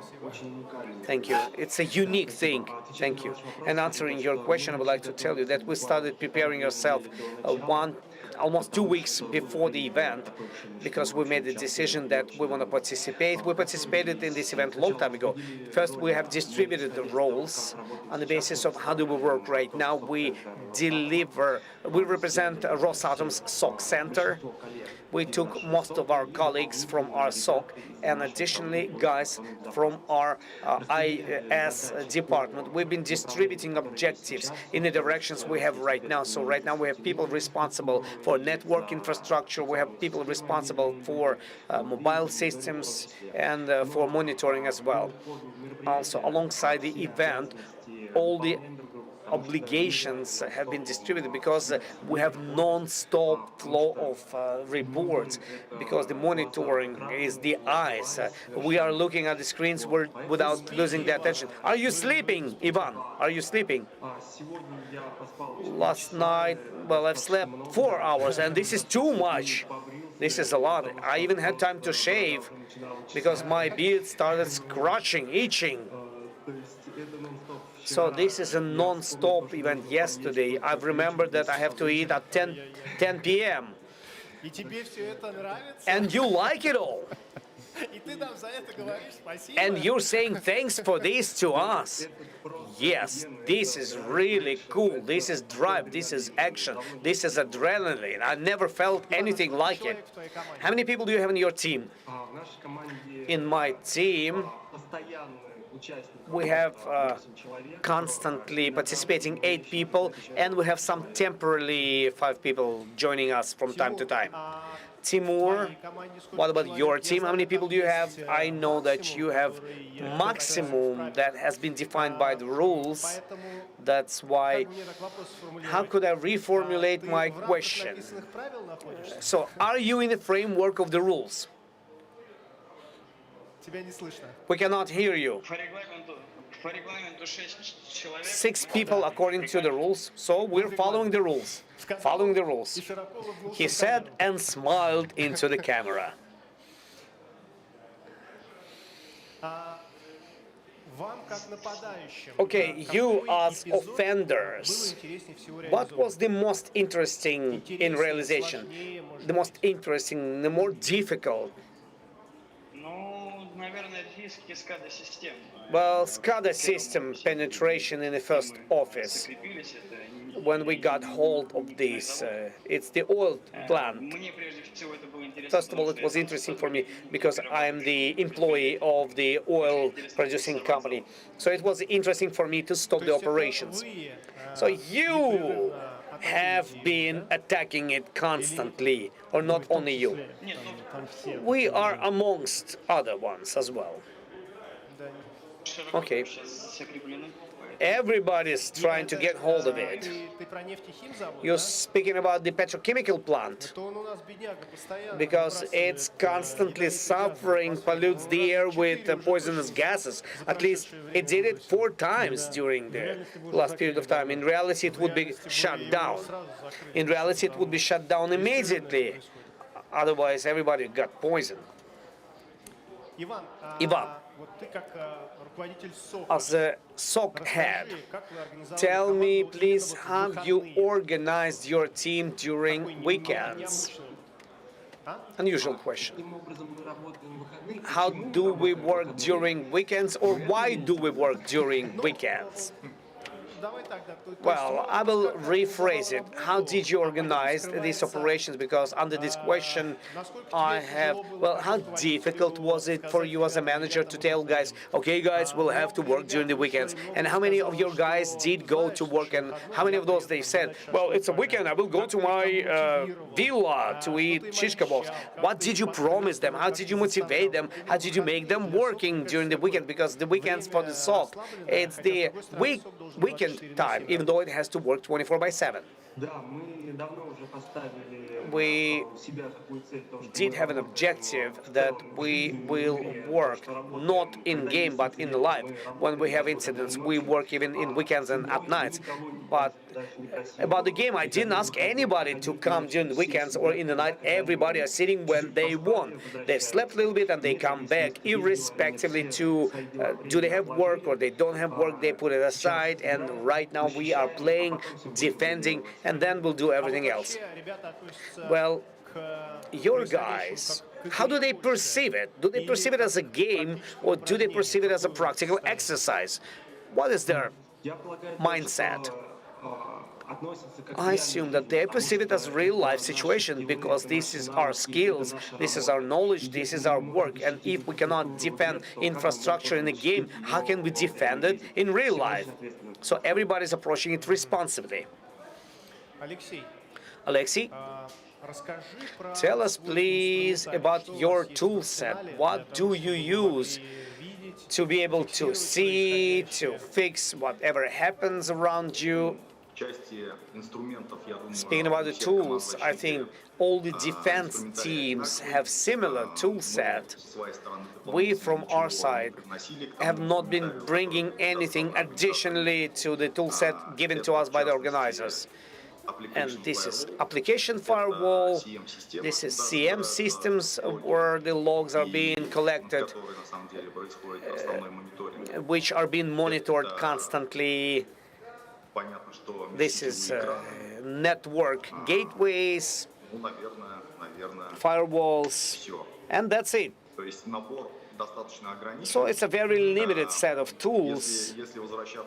And coming back to the question about organization of the process, I would like to say that we had people queuing into our team, and we determined that only 8 people will work and several backup people will be involved in this project. There was even a competition to get in the teams. The final guys, they were dropping bets, you know, and during weekends, compared to Kazan, where they have snow, we had real hot period of time. And not only the team members, we came to the workplace during their weekends, everybody who were interested. They were able to come to this event, to look at the cyber model, to participate in it. They are really interested in this event. Everybody's interested, all the way to the security guys. Even your security guys. Okay, are you cyber fighting? They say, drinking the tea. Yeah. Have you been broken or not? Misha, can you tell me, please, how you've been preparing yourself for the event? You've been giving the objectives for the attackers, for the defenders, and how much time in advance did you give to the blue team and to the red team? Well, the classical scheme was since the first year. They started preparing themselves since the beginning. Well, they do it differently. Some people do it 2 weeks in advance, some do it a week in advance, 2 weeks in advance. Like a couple of our teams have got included 1 week before the beginning of the competition. But we give time for the defenders because they should install the means of defense. But everybody does it themselves. Yes, with our support, but it's done on a centralized with our support. But of course, this is their tool cell. They prepare it, and we cannot help them. Attackers, they are getting connected and fighting straight in the moment. They have only a small briefing where we tell them which technologies will be used, what should be expected, and give them answers to organizational questions. So you knew nothing about how it's going to work, what's going to be the objectives, what's going to be the city. No, to us it was a black box. We had an approximate understanding of the polygon, and that's it. And we've been studying alongside, breaking it after the opening. And how much time did it take for understanding the infrastructure and understanding from... So here is the first facility, and let's try to break in.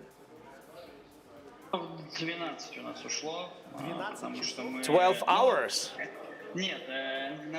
No. Honestly, the first office we broke in very fast, but we have assessed our powers, and we were kicked out very fast. It was bank's office.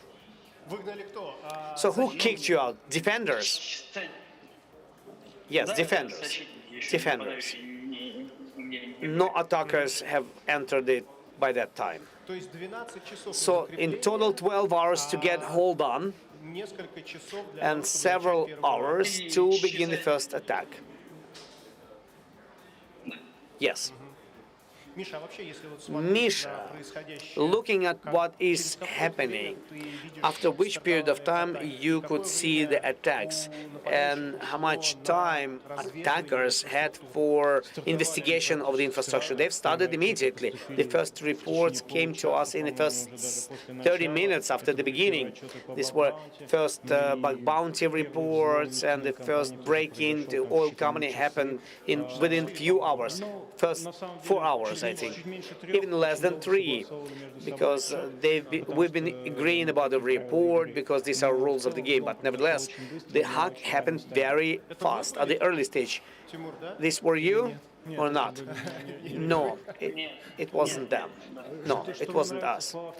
But what I like in Timur's world, and I like it about Timur, that number of teams, they are starting understanding that they have to be smarter, and it gives them certain success. Like in reality. Alexei, what about you? Do you think, does it look like real life, or there's a big element of artificial, gaming artificiality? Well,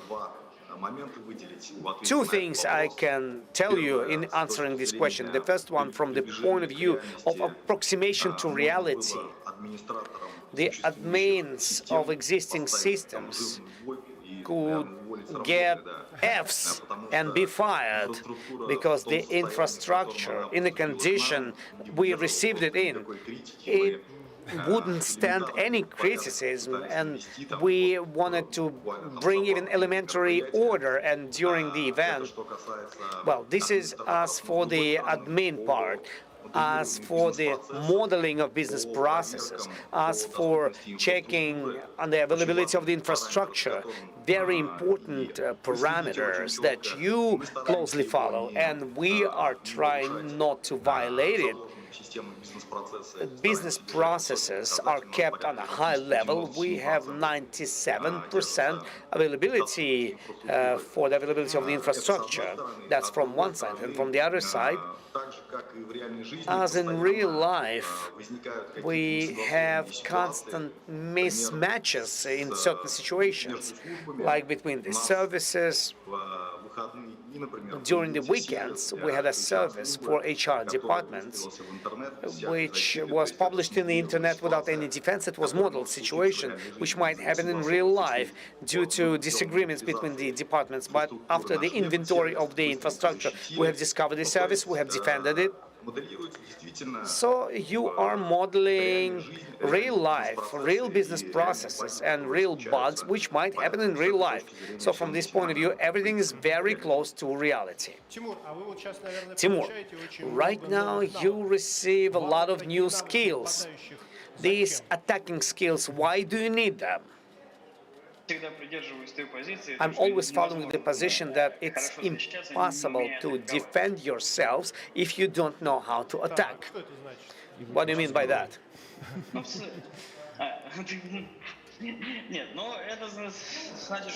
Well, it means that if we want to build proper defense systems, you should think like a hacker. You should think how he should break, how he could break in, and what are the vectors of his attacks in real life, in real infrastructure. So think as criminal. That's how it works.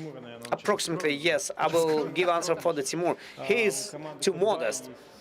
This team has a big, great Telegram channel, and they have a school where they teach cybersecurity skills which are applicable, and this practice is applicable also to transfer to a new generation and give them some education. So are you trying to use it for your Telegram channel? Will you use it for the skills that you have acquired? Well, in any case, we stream information and then we'll have a write-up on how did we go, which attacks we have used for common knowledge and for our courses, things that we've learned for ourselves here. Of course, we'll update this information. Misha, we have 29 attacking teams. All of them, plus, minus, act similarly. So do they have any templates in their actions? Or they all act differently? Well, somehow they are similar, but if you will look at the scoreboard, you will understand that there are big differences. Speaking about the first dozen, they've been realizing risks. They found a lot of bugs, and they've been working very actively. As for the second part of the list, they are less active, but there are some problems. They cannot go through something, maybe they have some problems, possibly they're missing experience. We don't know that, but we see when we will analyze all the reports post factum. And naturally speaking, different teams have different techniques, tactics, tools, and we cannot compare them from this point of view. These are just different approaches, and when we've been doing this standoff, we wanted to see different approaches, how they work, which approaches are more effective, which are less effective, and I think in the given case it's very indicative. Not an easy fight.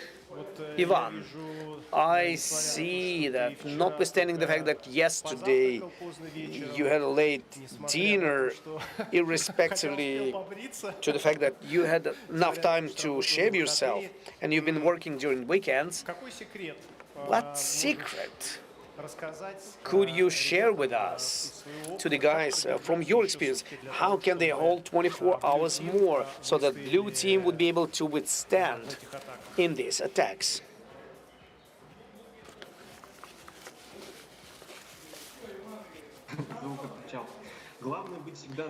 Most importantly is to be interested in what you do, in your objectives, and don't lose enthusiasm. And most importantly, we should get check marks in our reports, so we're going to hold for a couple more days. Timur, what about you? What are you going to do to stay leaders? Because there could be some other red teams which are accumulating reports, and then, boom, and in the night or in the morning they will publish them and you will not be in the first place. What do you do to hold on? We are trying to get hold in new offices, realize as much risk as possible. So we do it gradually, and we're trying to hold our leading positions. I see you feel so confidently during such a long period of time, and you're staying in leaders. I cannot say that I wish you success specifically. I wish everyone success. And personally, I'm interested in the unpredictability of this result and the change of leaders, because this gives dynamics and realisticity to what happens in our fight. Thank you very much, guys, for coming and sharing your experience, telling your emotions and impressions. And I wish you to hold 24 hours more and then celebrate your achievements and share the experience that you will get with your teams and other experts. Thank you very much. Thank you. Thank you.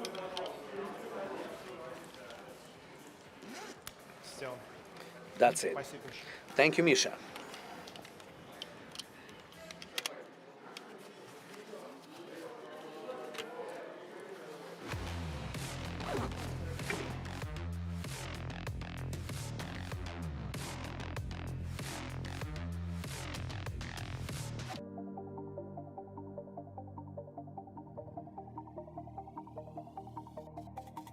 Hello, I'm Anton Kuranda, Technical Director of RBK Money, and for the Cyber City, we provide an electronic payment platform without which no modern city can exist. All movements of virtual money within the city are carried out with the help of our platform. And there is a nuance: our payment platform is the world's first open source product of this level, so you can work with it in webhooks mode. And our main reason for participating in this event is to make our product so secure that you can safely use banks and payment system all over the world. Our platform already works for you in the Cyber City and supports card payments in virtual online stores.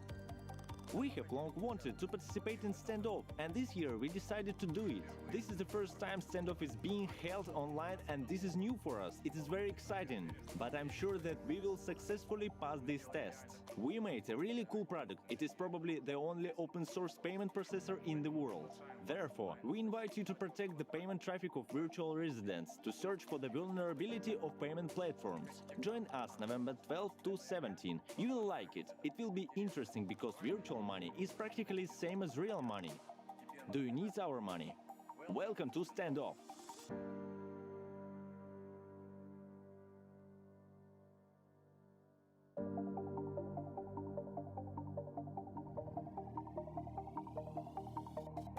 Hello everyone, my name is Olja Satiev. I'm CEO of Tsarka. It's a private computer emergency response team.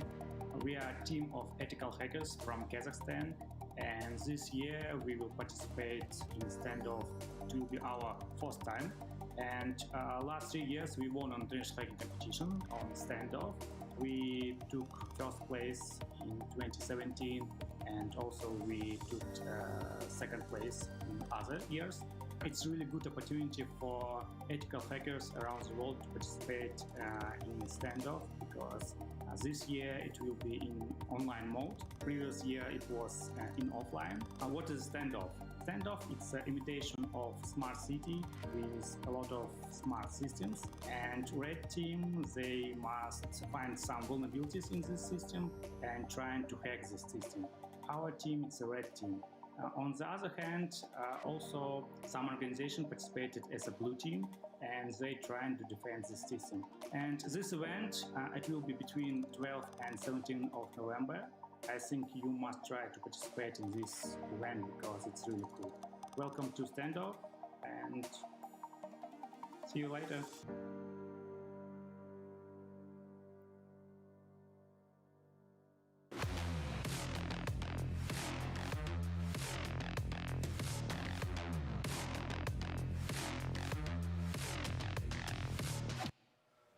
The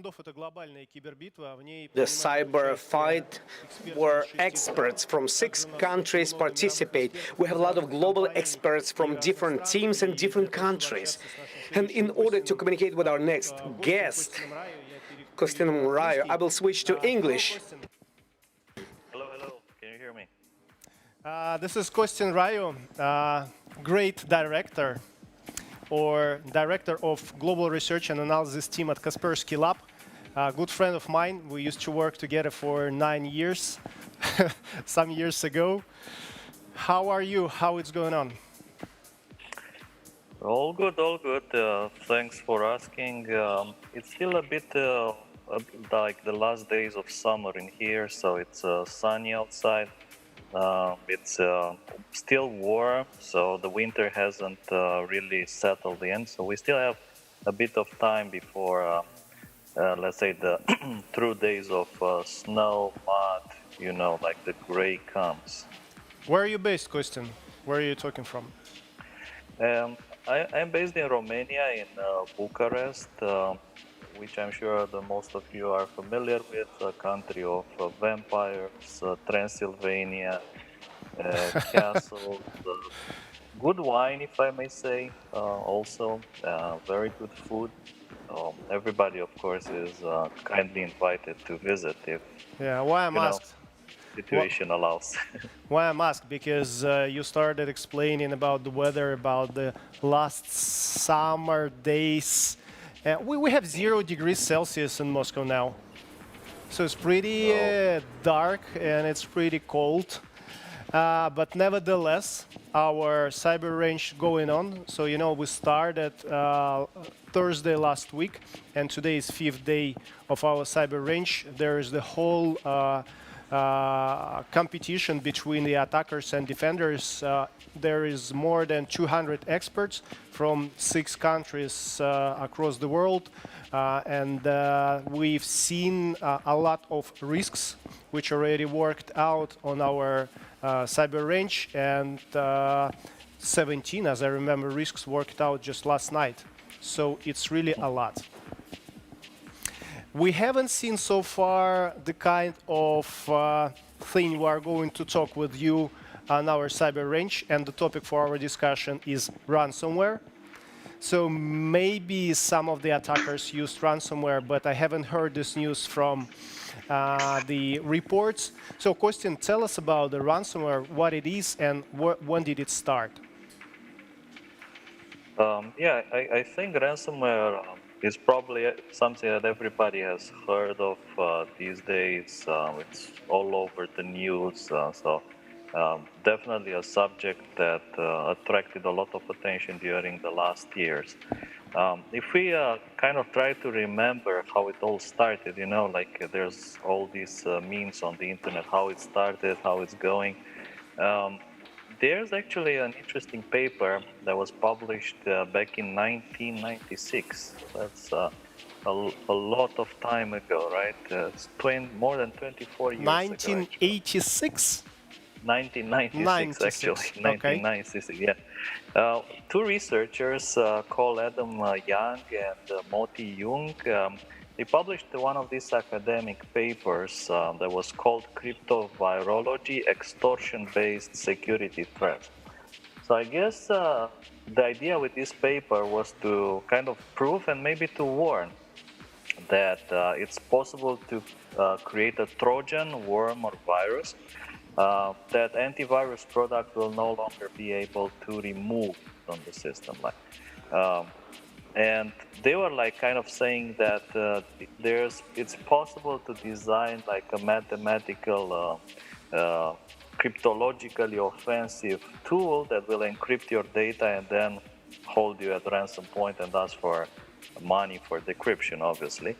What is also interesting is in their paper, they warned about the possibility, but they also kind of suggested some defenses. So they suggested, for instance, that you should run antivirus solutions on your systems. You should only download the programs from trusted sources, and also very important, you should have backups. But if we kind of go back, I guess that's when the story kind of started, 1996, with this paper. The paper, to be honest, may have gone kind of unnoticed until around 2004, something like this, 2004, 2005, which is actually when some of the first true ransomware appeared, such as GP code. And GP code was the first real-world implementation of a ransomware attack. So like not just proof of concept, but working attack, and people were actually hit with GP code. And of course, that's another very, very cool story all alone by itself. But this is, I guess, pretty much how it started, and we all know how it's going. So it's pretty long story, and I know that the far we go, the more harmful it is. Can you tell the most known, most famous, or most harmful hidden incidents that we heard over the years? Yeah, for sure. I guess there's maybe possibly the most famous ransomware in history, in my opinion, would be WannaCry. Well, WannaCry, let's say, hit the world so hard because it was packed together with an exploit, the Eternal Blue exploit, which allowed it to replicate over the internet in a wormy manner. And also, I think that WannaCry actually was launched on the internet around, like, it was a Wednesday. However, it didn't really pick up speed until Friday. So on Friday, I remember that very well. In the morning, nobody wants to get like, let's say, bad messages on a Friday morning. The weekend is coming. So I got a message from one of our colleagues in Spain that there's a big ransomware attack, and a lot of computers are affected all around the country, and this is not looking good. And like, seriously, on a Friday, who wants to, like, launch a ransomware attack on a Friday? It's like just a crime against humanity. But nevertheless, that's how, pretty much WannaCry hit the news, and probably over 1 million computers were hit by WannaCry. And In which there were countries like a lot mostly, Kostin? In which countries mostly? of. I think it really depends. Maybe depends on the visibility. Like, at least according to our own visibility, like in Kaspersky Security Network, I know Russia was between some of the most hard-hit countries. Also, Ukraine was hit. Um, so a lot of countries, I think more than 100 countries around the world, had a significant number of WannaCry infections. And to be honest, WannaCry was implemented in such a way that it made decryption impossible. I mean, it seemed almost like the authors didn't really complete it. It wasn't like a finished product. More like they were playing, experimenting with this Eternal Blue exploit, and they packed it together, and accidentally it escaped their lab and just hit the internet. So as far as I know, like, although they were asking for a ransom of about maybe $300 back then in bitcoins, the value nowadays would be much, much higher, of course, given how Bitcoin has grown. But people paid, so there are many, many people who paid the ransom, and according to my knowledge, nobody got the decryption keys simply because there was no way for them to get it back.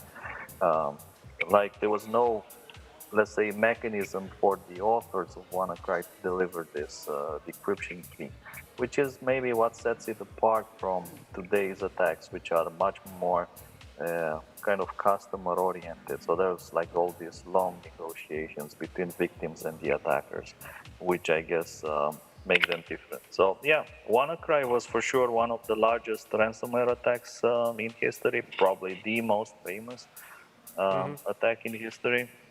Do we know the attacker? Where they found?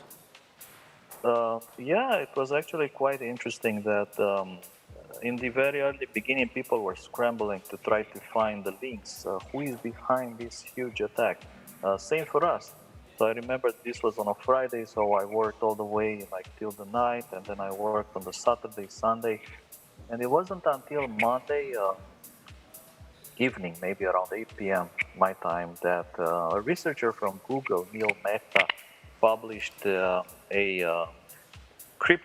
kind of cryptical Twitter message with 2 hashes and offsets for those hashes. And of course, when people saw that, they were like, yeah, obviously. And of course, other people said, what's going on with these hashes?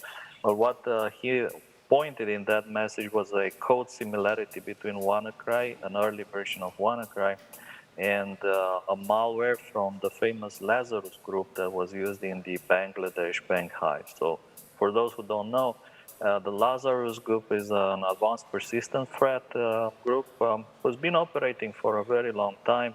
They kind of became famous for this Bangladesh bank heist in which they tried to steal $1 billion. Um, uh, Fortunately, the attack was stopped because of a small mistake they did, and in the end, most of the money were recovered, maybe except for about $40 million or something like that. And WannaCry was, let's say, attributed or connected by Google through this message to the Lazarus group, something we were quick to confirm as well. And maybe about a month later, the NSA, the US National Security Agency, also confirmed this connection that Google identified, and we also confirmed. Okay. Some of the other famous ransomware. I guess that nowadays it's a bit different in the sense that, let's say, the new wave of ransomware that we are seeing nowadays is so different from what it used a couple of years ago, right? So, going back, let's say, to 2017, right? WannaCry. In 2017, all the ransomware attacks were mostly asking for small ransoms, like $300, $100. And the targets were mostly home users. So friends of mine, like even colleagues of mine from high school, they got infected. The criminals encrypted their family photos, personal documents, all this data. And From PC and from mobile phone, from any kind of device, right? They are mostly from their PCs. Also, we've seen attacks in which other kind of devices were locked. For instance, abusing techniques such as device recovery in the Apple ecosystem to just lock that device so you can't access it anymore. So that was like right some times ago. But however, at the end of 2016, this trend has changed significantly, and we started seeing the first targeted ransomware attacks. And these were like kind of completely different from what we've seen before. In the targeted ransomware attacks, the actors behind the attacks actually became sophisticated, advanced, persistent threat groups. They would, let's say, try to get access to a company or an institution, then slowly, just like in a red team pen testing effort, try to get more access, move laterally, get administrator credentials for that domain. And when they have like a total ownage of that infrastructure, only then deploy the ransomware. And ideally, they well, from their point of view, they deploy it at midnight or when nobody is watching. So the impact is so bad, and nobody is actually available around to stop it, that in the morning everything is encrypted, nothing works anymore, and then comes the bill. And the bills for these ransomware attacks in case of companies have been much higher than individuals. What level? What kind of numbers? Yeah. Instead of $300 that I mentioned, a typical bill for a company could have been $300,000, and nowadays it can be as high as $30 million. So we know $30 million? You've seen the case? We know. We've seen cases where companies paid this kind of money. Paid? Paid $30 million in bitcoins. And there's actually an interview with one of the ransomware groups known as Revo, also known as Sodino Kibi, in which they claim that during 2020 they made $100 million profit from these ransom notes. So that's $100 million, which is quite significant money, in my opinion. It's huge money. It's unbelievable money for such type of such type of work. Do you see, Kostin, any changes in ransomware in relation to COVID in this year?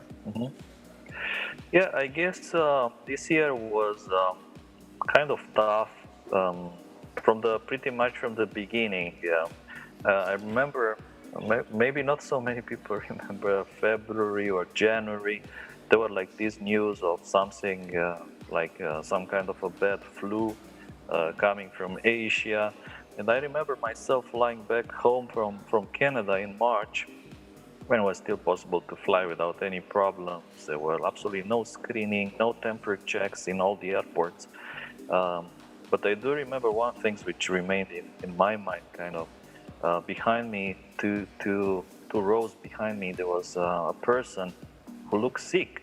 He was coughing actually the entire flight, 7 or 8 hours. He was coughing almost non-stop. He looked very, very bad.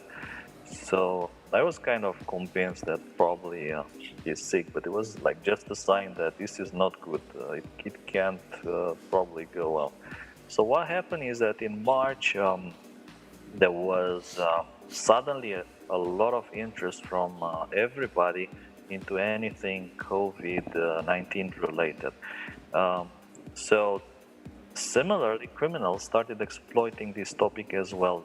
Just knowing that if you receive an email with a COVID-19 subject, like huge infections, let's say in Moscow, or huge wave of infections in Vladivostok or whatever, doesn't matter, but as long as it's relevant to you and maybe the place where you live, then the chances for you to click the link, of course, is much higher. Now, maybe let's say, kind of significant thing happened around April, when probably we realized that cyber criminals are also affected by the pandemic, so the numbers temporarily went down. People stocking up, maybe you remember stocking up of all sorts of goods like food, rice, grain, so on. So maybe they were just busy doing the same as everybody else.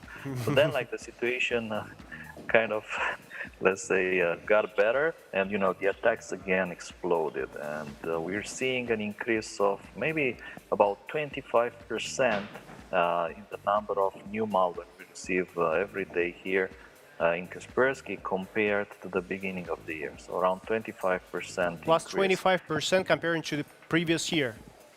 Yeah, that's about 25% increase compared to the previous year. Which countries are mostly under attack? I think these days pretty much all countries do see ransomware attacks. It's kind of interesting to point out that a lot of the ransomware samples that we analyze, they have kind of special checks inside.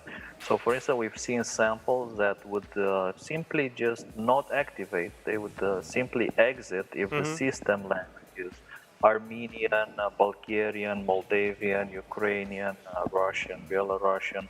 So if the system locale is set to any of these different countries, and the ransomware does nothing. On the other hand, let's say if you're an entity in Europe, Germany, I don't know, Americas, then there's absolutely nothing stopping the malwares from activating, and perhaps that's why we see a lot of incidents coming from across the ocean, mostly from, I guess, the United States. That's where a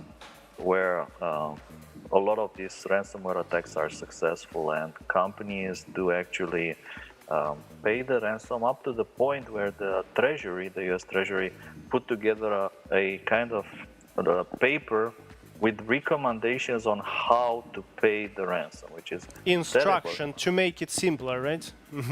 How to make sure that you're not breaking the law paying the ransom, because even that funding criminals is not good, right? But even that is a sign. It's a sign of how big this phenomena has become, and the fact that companies are paying the ransom, and again, hundreds of millions of dollars in bitcoins and other cryptocurrencies like Monero, which have much stronger privacy, are switching hands in these ransomware attacks. Yeah, pay or not to pay. So let's consider two cases. One of them, if you are the person, just a physical entity, and another if you are the owner of the business, the company. So if you are the person, if you are scared, there's some photos, something, everything is encrypted on all your devices or most of the devices, and you are well guided through the instructions. This is the way for you to pay. So what to do? Well, if I may if I may comment this, my advice is do not pay.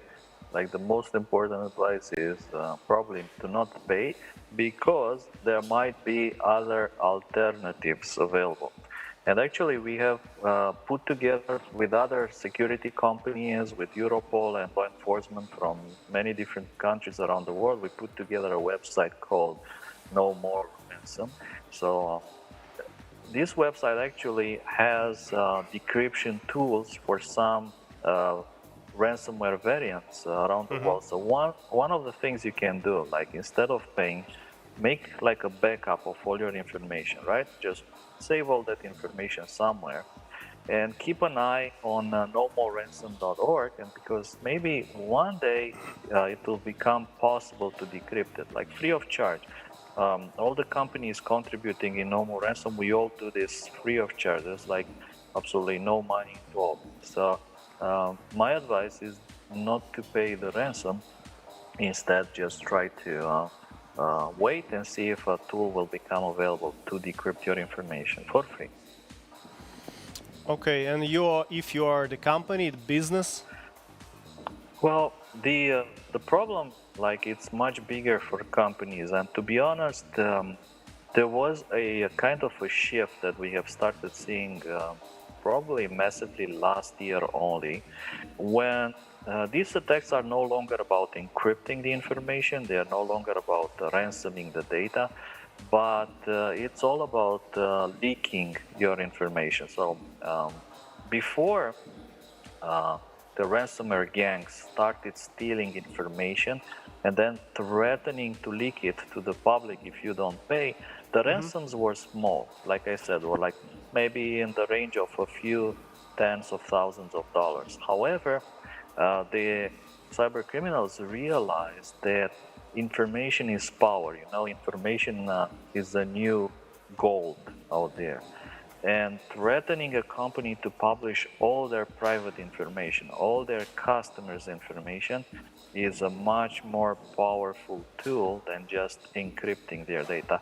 With encryption for companies, it can be annoying. You have backups, you can restore from backups. Yeah. It will be painful, it will take some time, but you should be able to get back on track, right? However, with the customer information and private data the company has, like, you can possibly never recover from such a dump. And this is why I guess the ransoms have spiked so high, in the range of millions of dollars for, let's say, big companies out there.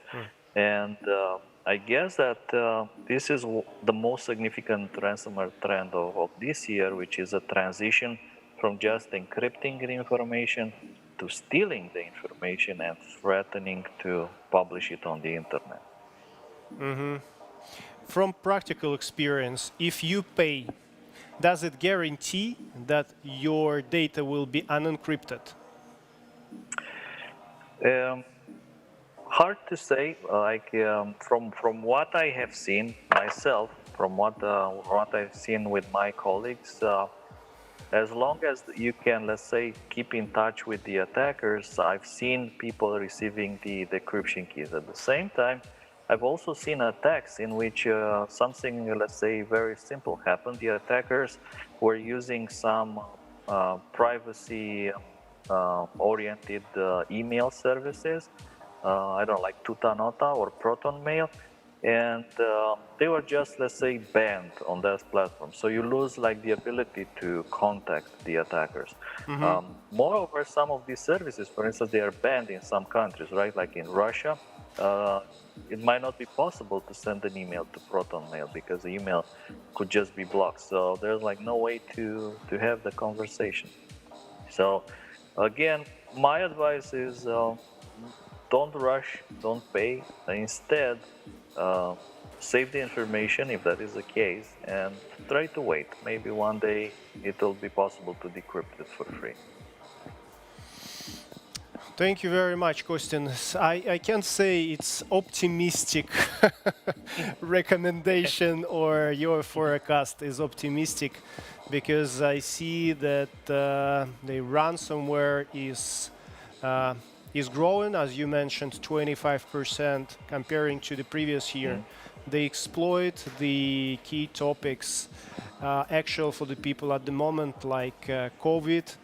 And so you made the beginning of the attack may start from the phishing email that you receive, and because of the topic is popular, so there's high probability that you will be reading and clicking something embedded. The project that Kaspersky Lab created, No More Ransom, as you mentioned, is for free, right? Yeah, absolutely. Free of charge, and you'll find a dozen different decryptors for known ransomware families in the end. So I wish you are not encrypted, and I wish you have a backup, at least 2, just for the case. Kostin, thank you very much for sharing the expertise, and I'm going to see you tomorrow again, right? Yeah. Thank you, Vladimir. Great pleasure speaking to you.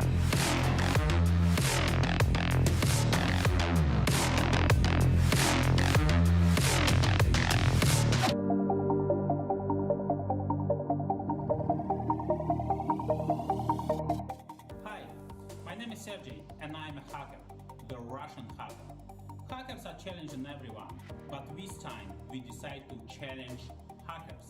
The team of Positive Hack Days and Hack in the Box with partners bring together years of experience, dozens of CTFs and hacking competition to build the Standoff. The Standoff is a cyber range platform built by hackers to create exciting cyber journey full of discoveries, practice and energy. This is not an emulation. This is not a simulation. This is reality. Augmented cyber reality which is more real than a real world. Join us in Standoff. Contribute, challenge yourself, learn and teach others, and win. See you there.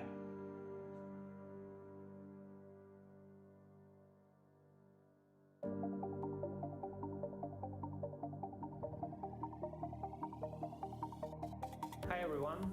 I would like to invite all of you to participate in Standoff, our online real-time cyber battle. So Standoff platform this year will be completely online. You don't need to travel, which is good. And for Standoff for this year, we also have collected some speakers and presentations from all across the globe. Yeah, some IoT security topics, hardware, ML, artificial intelligence, industrial system, medical system flaws. You'll find all famous researchers who will be talking about these topics. And we'd like to invite people not only to watch these presentations. I want to say to Standoff participants like red teams, blue teams, just take your time and try to enjoy this content that we prepared for you. I'll just give you a brief example. You're trying to break the perimeter. Yeah, we have content for about lateral movements or other red team techniques. Yeah, you're trying to break the bank. We have a lot of content which will give you some inspiration about money-related attacks. All world struggles now with lack of security presentations and security conferences. We decided to give chance to researchers to step in and to talk about what they're doing over the last year, what researchers they have carried out. That's why, as always, I want to inform you, if you have some decent content you want to share with the rest of the world, please step in, send us your proposal, and you also might become a part of Standoff talk session. Good luck. Thank you.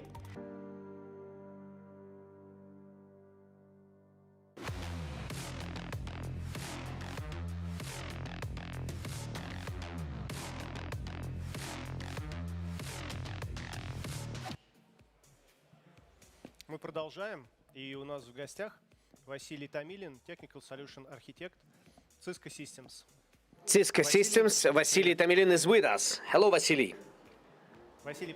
Vasily, while you're being tuned up, in order for me to hear you, I would like to tell you thank you very much to Cisco Systems for being a partner with us.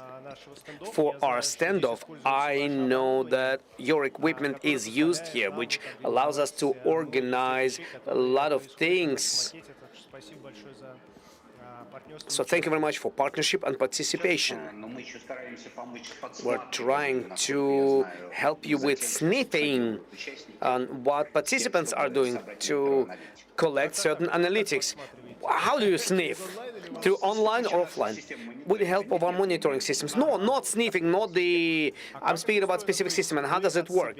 So you, from your side, you see everything that happens here. Yes? And what do you see? Which data do you see? We see communications. Usually we see the alarms which are happening during some non-typical entities or non-typical behaviors for those entities which you have determined and fixed. For example, I don't know, some domain became a service. This is not a typical behavior of the domain controller. Maybe it has evolved, or maybe somebody has advanced while solving the red team attacking objectives. Well, the objective of our cyber fight and cyber range is to see multiplicity of all unpredictable incidents which might happen in real city, and therefore minimize the risks which might happen in real physical life. So amongst this multiplicity, we can have vulnerability, zero-day vulnerabilities and relations between vendors and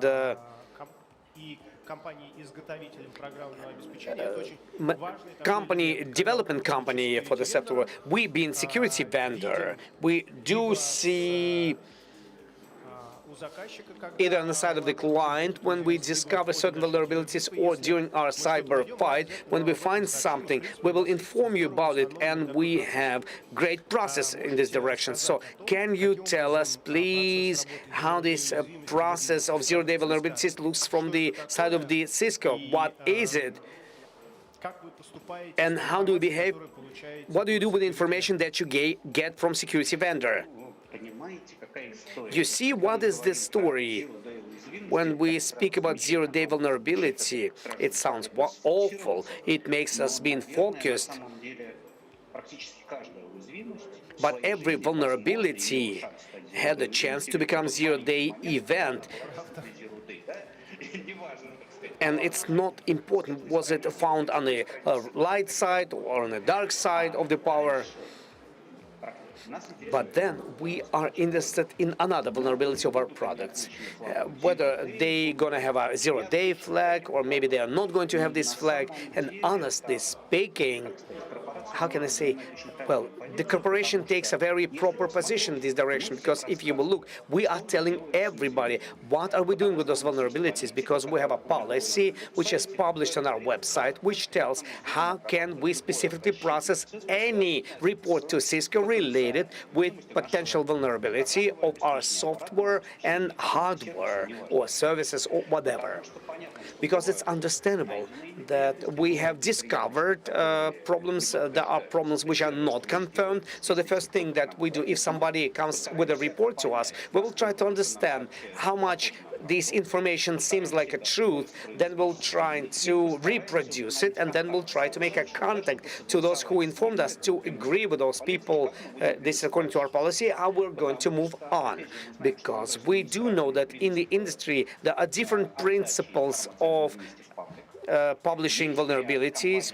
There are a number of companies and organizations which are say, okay, you have 1 month, and if in 1 month you do nothing, then we will give this information to public and let everybody else use it.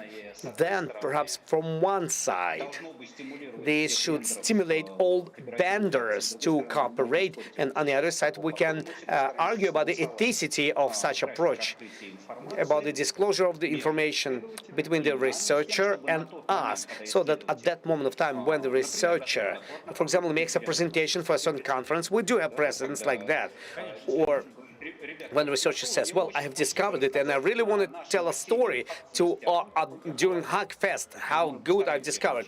We say we will take this into consideration. The person should get his glory. So in our publications, we do mention who informed us about it. So in any case, if we look at it in a corporate point of view, the application has arrived. Application related to the vulnerability.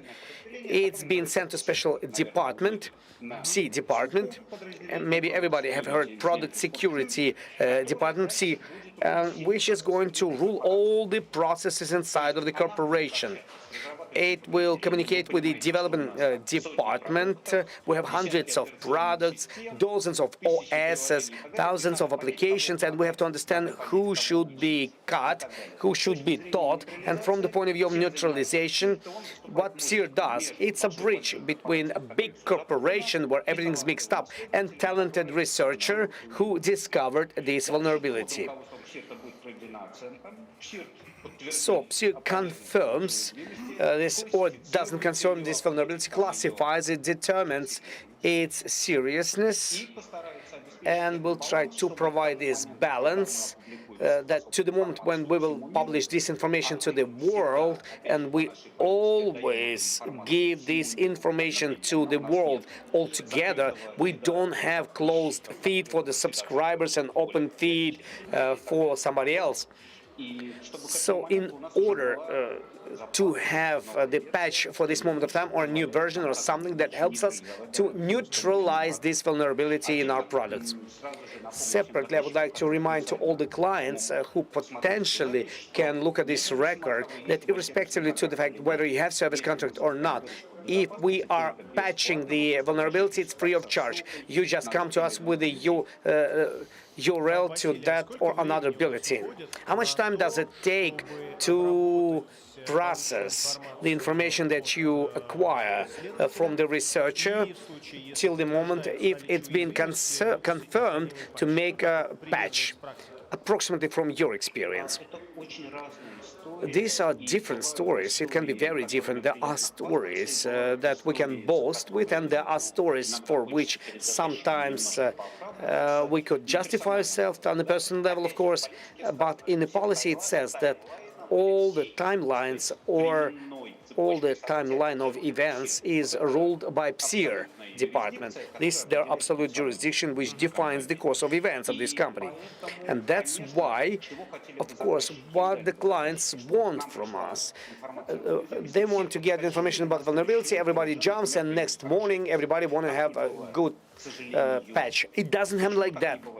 Why it doesn't happen like that? Because the testing process, at least, should pass for this new piece of code, for this new version that will be created in the result of patching. Also, we should test it for the absence of new vulnerabilities, because we've heard that after fixing something, you can break something else. So there's a lot of products we have in the company, and I would like to say that in my memory, the quickest one was within a week, since the moment of the first report and until the release of the patch.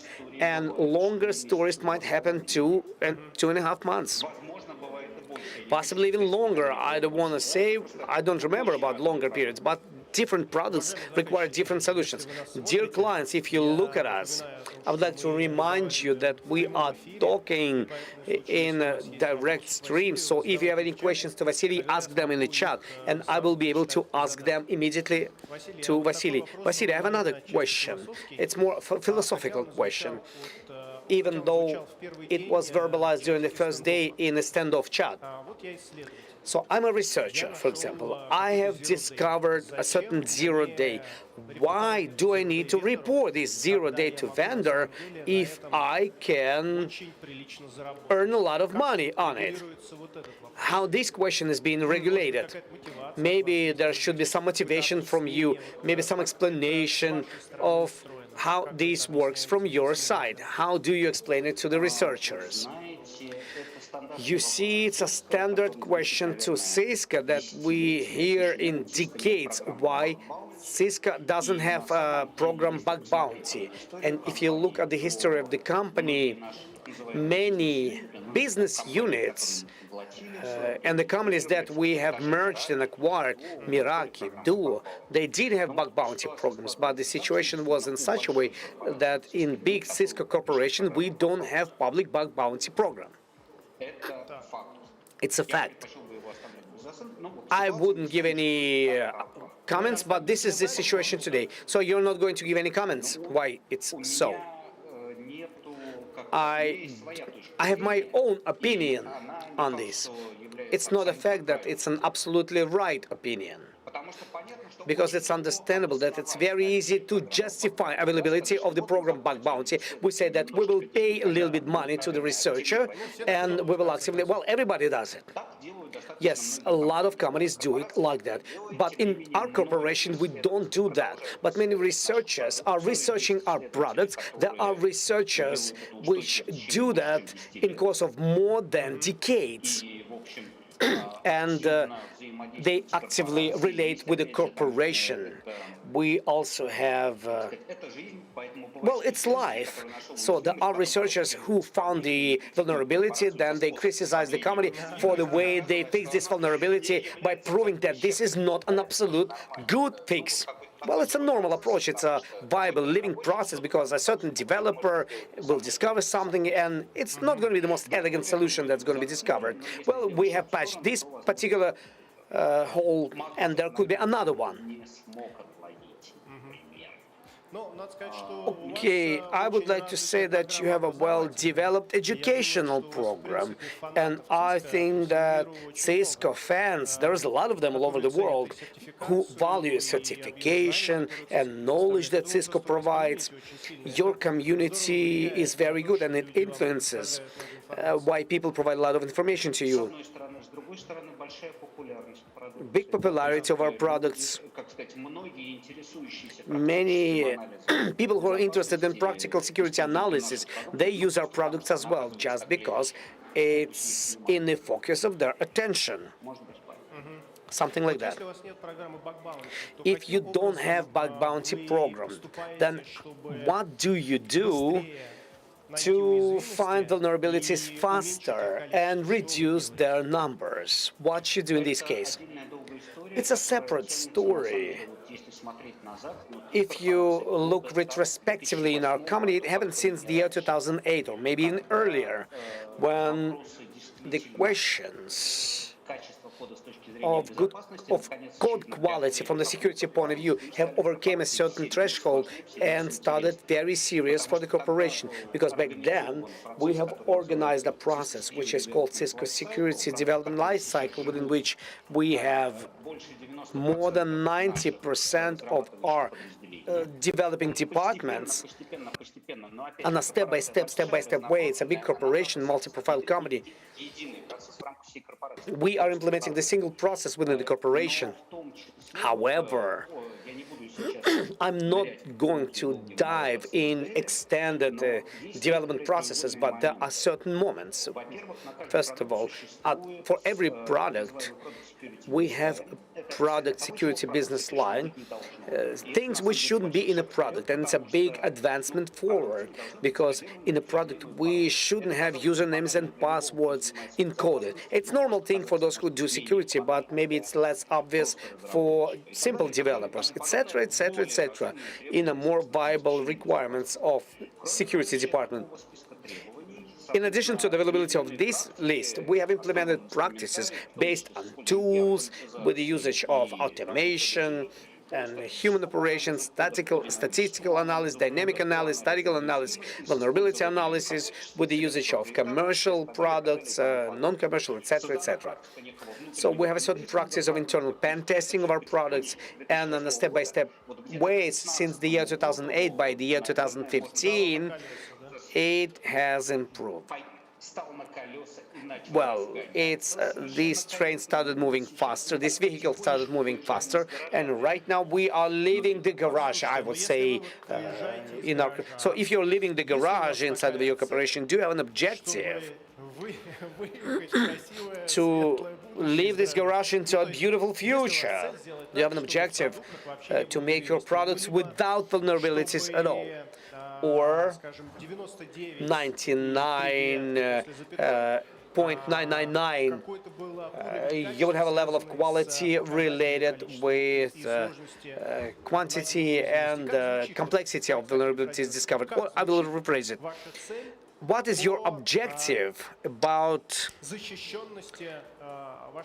the level of protection of your products? Providing maximally achieved level of protection of our products. In an attempt of answering your question, I'm not going to appeal to the RISE theorem or complexity of the software theorem. However, let's see. One of small steps for the external person and very resultative steps from the point of view of implementation of CSDL. In big number of Cisco's products, we use open source components. 10, 11, 48. For example, look at open source components and take them under control and control of their versions to follow up that in our products we use the versions with minimal number of vulnerabilities. Okay, at the moment of production, we know it gave us a certain reduction of number of vulnerabilities by about 25 or even more %. I'm speaking about high-level vulnerabilities in our products that we produce, just on the level of cutting out those vulnerabilities. The version control. Yeah, version control. Product list, creating the approved components library. It sounds basic for the company which manufactures software, but we are a big corporation. We have a lot of business units, and there are business units which manufacture video conference terminals, and we have business units, data center departments, and all of them are different, and they have to be under one security requirement set. Okay, Vasily, let's clear out the chain between Cisco and consumers of your equipment, the end consumers. For example, you have received information about vulnerability from the researcher, you made a patch, but then it's such a big chain. These are big infrastructures. This is the time of the clients, which is needed to learn, to plan, to complete the update of the software. How is this part working? We do support big number of resources through which we inform that colleagues, we had a problem, and on the other side, that colleagues, we have removed this problem. These are security portals, big numbers of feeds and mailings and other technologies that we are using, including, I would like to emphasize that PSIR supports open boom APIs. Of course, it's understandable that this should be a solution not for all the clients, because there are clients who bought one router of Cisco will not use that. But if the client has a department responsible for the security of the whole department, which involves certain scale, they can dynamically send requests to Cisco service to learn what Cisco knows bad about various iOS or maybe about some other product and get a full list of publications on those vulnerabilities in the product for a certain period. If it's a very functional and convenient, so that from the side of the client to understand how much am I behind. However, undoubtedly, you're right by saying that the final equipment is being updated by the client or the partner. And of course, in some sense, this will require technological windows, months and years sometimes. In your experience, how much the client spends to apply critical patch? I would like to ask, are these weeks, days, or months? If there's a critical vulnerability, you made a patch, provided information to the client, and you have to patch it, because hackers today are going to break all the clients to this particular hole. If the client understands the importance of how much time could it take for the client? Well, everything depends on the importance of the problem for the client, because just recently we had another vulnerability that was discovered. which has attracted the attention of the clients, and there was even unjustified panic. Perhaps you know that we have a client for the remote access, and not only for that, it's called Cisco AB Connect. And vulnerability was discovered for exploitation of which it was required to have scripts in the Connect. But because vulnerability looks very dangerous, many clients didn't pay attention to the fact that scripting should be switched on. And it's too bad that this vulnerability was discovered in our product, etc. But what was good was that I have received from more than 10 clients a question of how should we remove it as fast as possible, and can we neutralize it technically. So when a client had this service, and in the pandemic conditions, this is practically critically important service. This service is important, then client reacts quickly. But when the client doesn't really care about the service, it's doubtful that they will react. They don't even think about it. I see. I see. And the final question I have to you, Vasily, why do you participate in a standoff? This is a very unusual, not your format event. Why do you need it? Why are you a partner?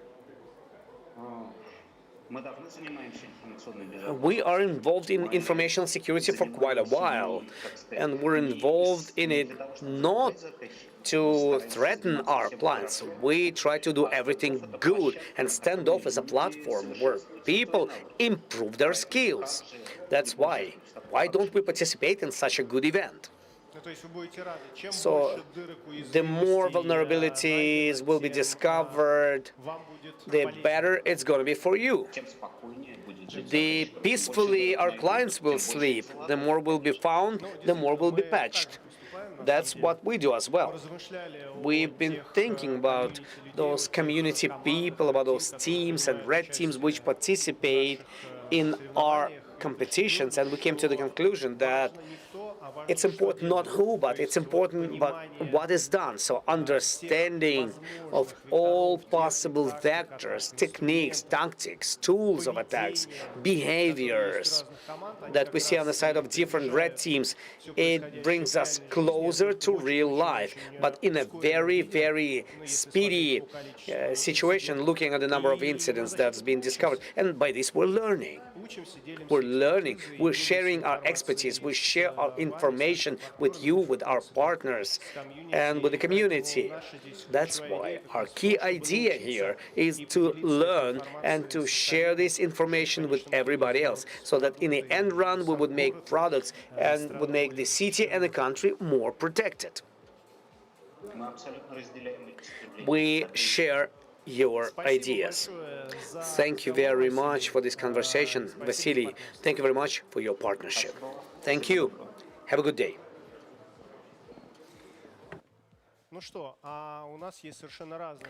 We have different formats where we provide information to our community, and one of these formats is called IBOTIDO. Information security from A to Z, ISA to Z, from the direct source, but from different experts of positive technologies. This is information security from A to Z, 5 minutes every publication, and we are telling about different moments or elements which are interesting to you: hacking, defending, reversing, and development. Alexei Novikov, who's going to tell you about defense. ISFA to Z, information security from A to Z. ISFA to Z.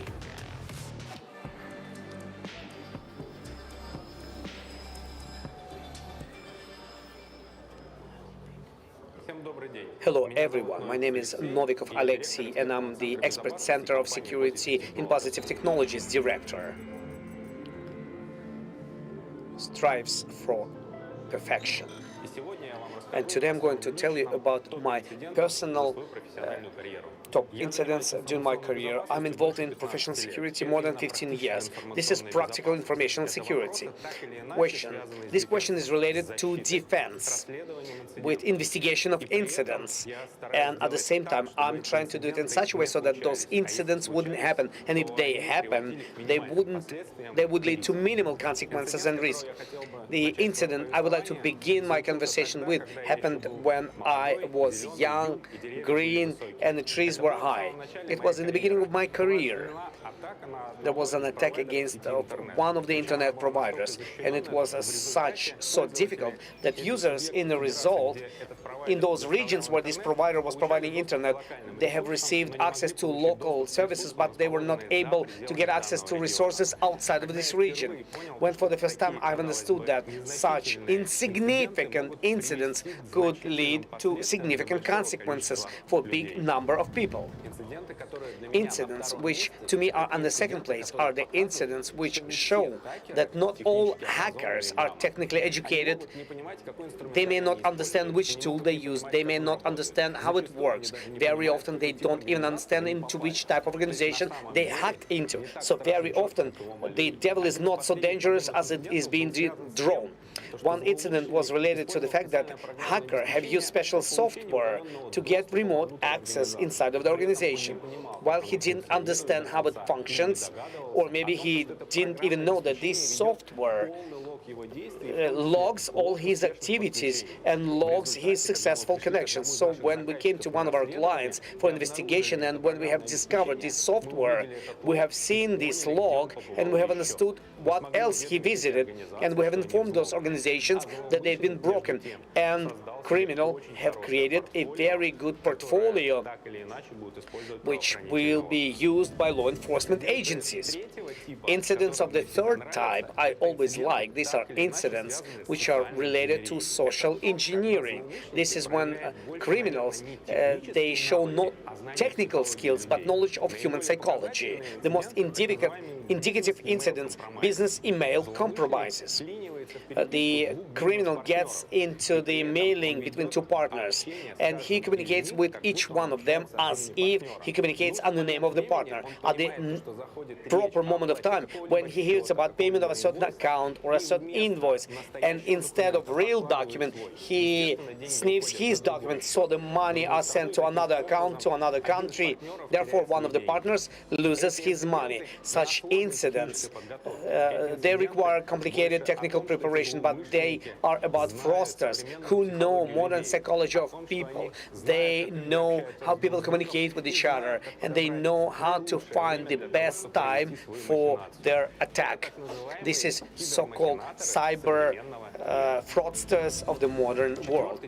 The fourth type of incidents are boring incidents. Why are they boring for me? Because when the client comes to us with this type of incidents, in most of the cases, we immediately understand what happened, why did it happen, what should be done, and how they should react to this incident, and most importantly, what should be done so they wouldn't repeat it. These are so-called incidents which, as a rule, could be solved by phone in a call center mode. And every year we see more and more incidents like that. The reason of their appearance is because, unfortunately, when everybody's fighting to use modern technologies, they don't always understand how they function. And these incidents happen due to violation of simplest basic rules of digital hygiene.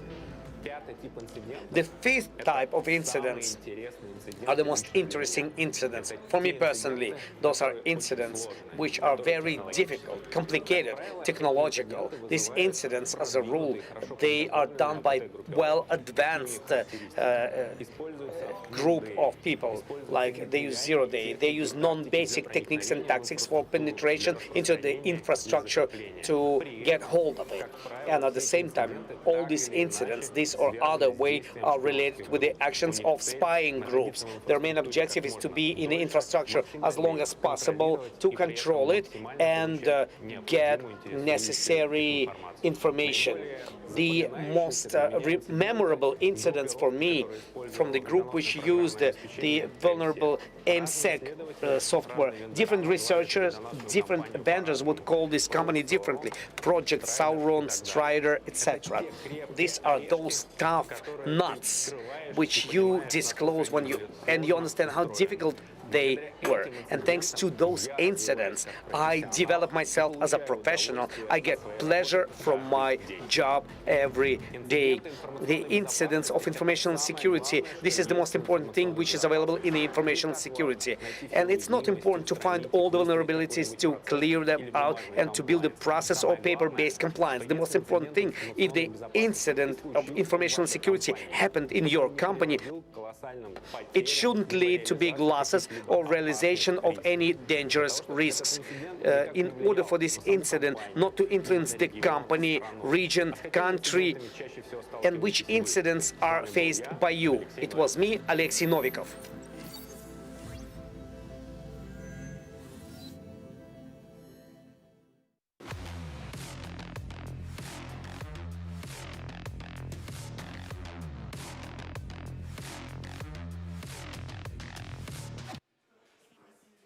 Вот такие у нас выпуски ИБ от и до.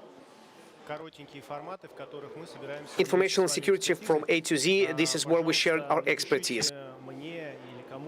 So please send a message to me or members of my team regarding your impressions of what Alexei has just delivered. So we had another show with Dmitry Sklar, shot actually last week. So we are experimenting with this format. If you like it, we would, actually, whatever your impression, we will really like to hear your feedback.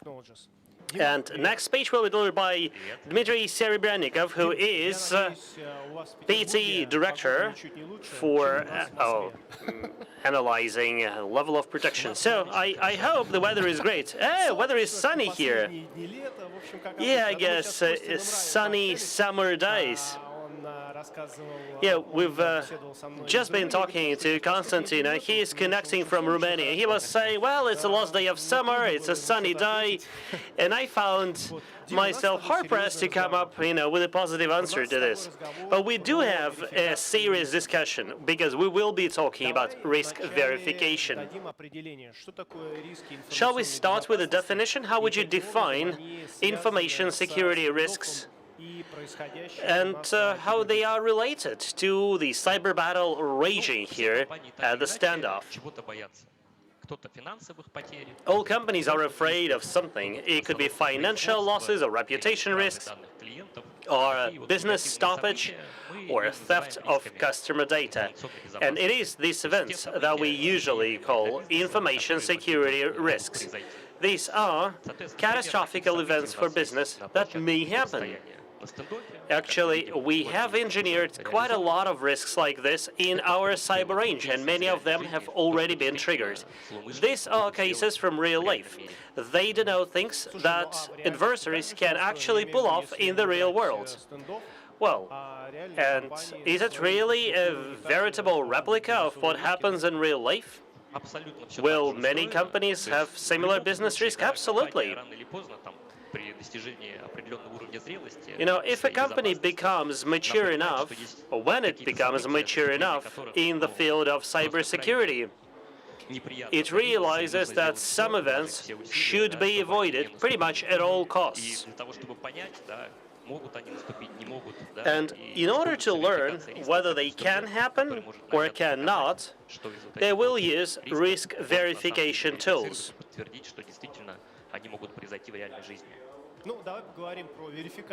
Well, let's talk then about risk verification. What is it and how does it work? Well, all in all, risk verification is a complex philosophy. It's, if you like, a top-down approach, because when we talk about corporate risks, it's important to remember that we are looking at the operations of the company as a whole, as opposed to, say, a single division. We are talking here about the business and the people interested in the business running smoothly. I'm referring here to business owners, top management, board of directors. They usually get to see the big picture, so they can define the key risks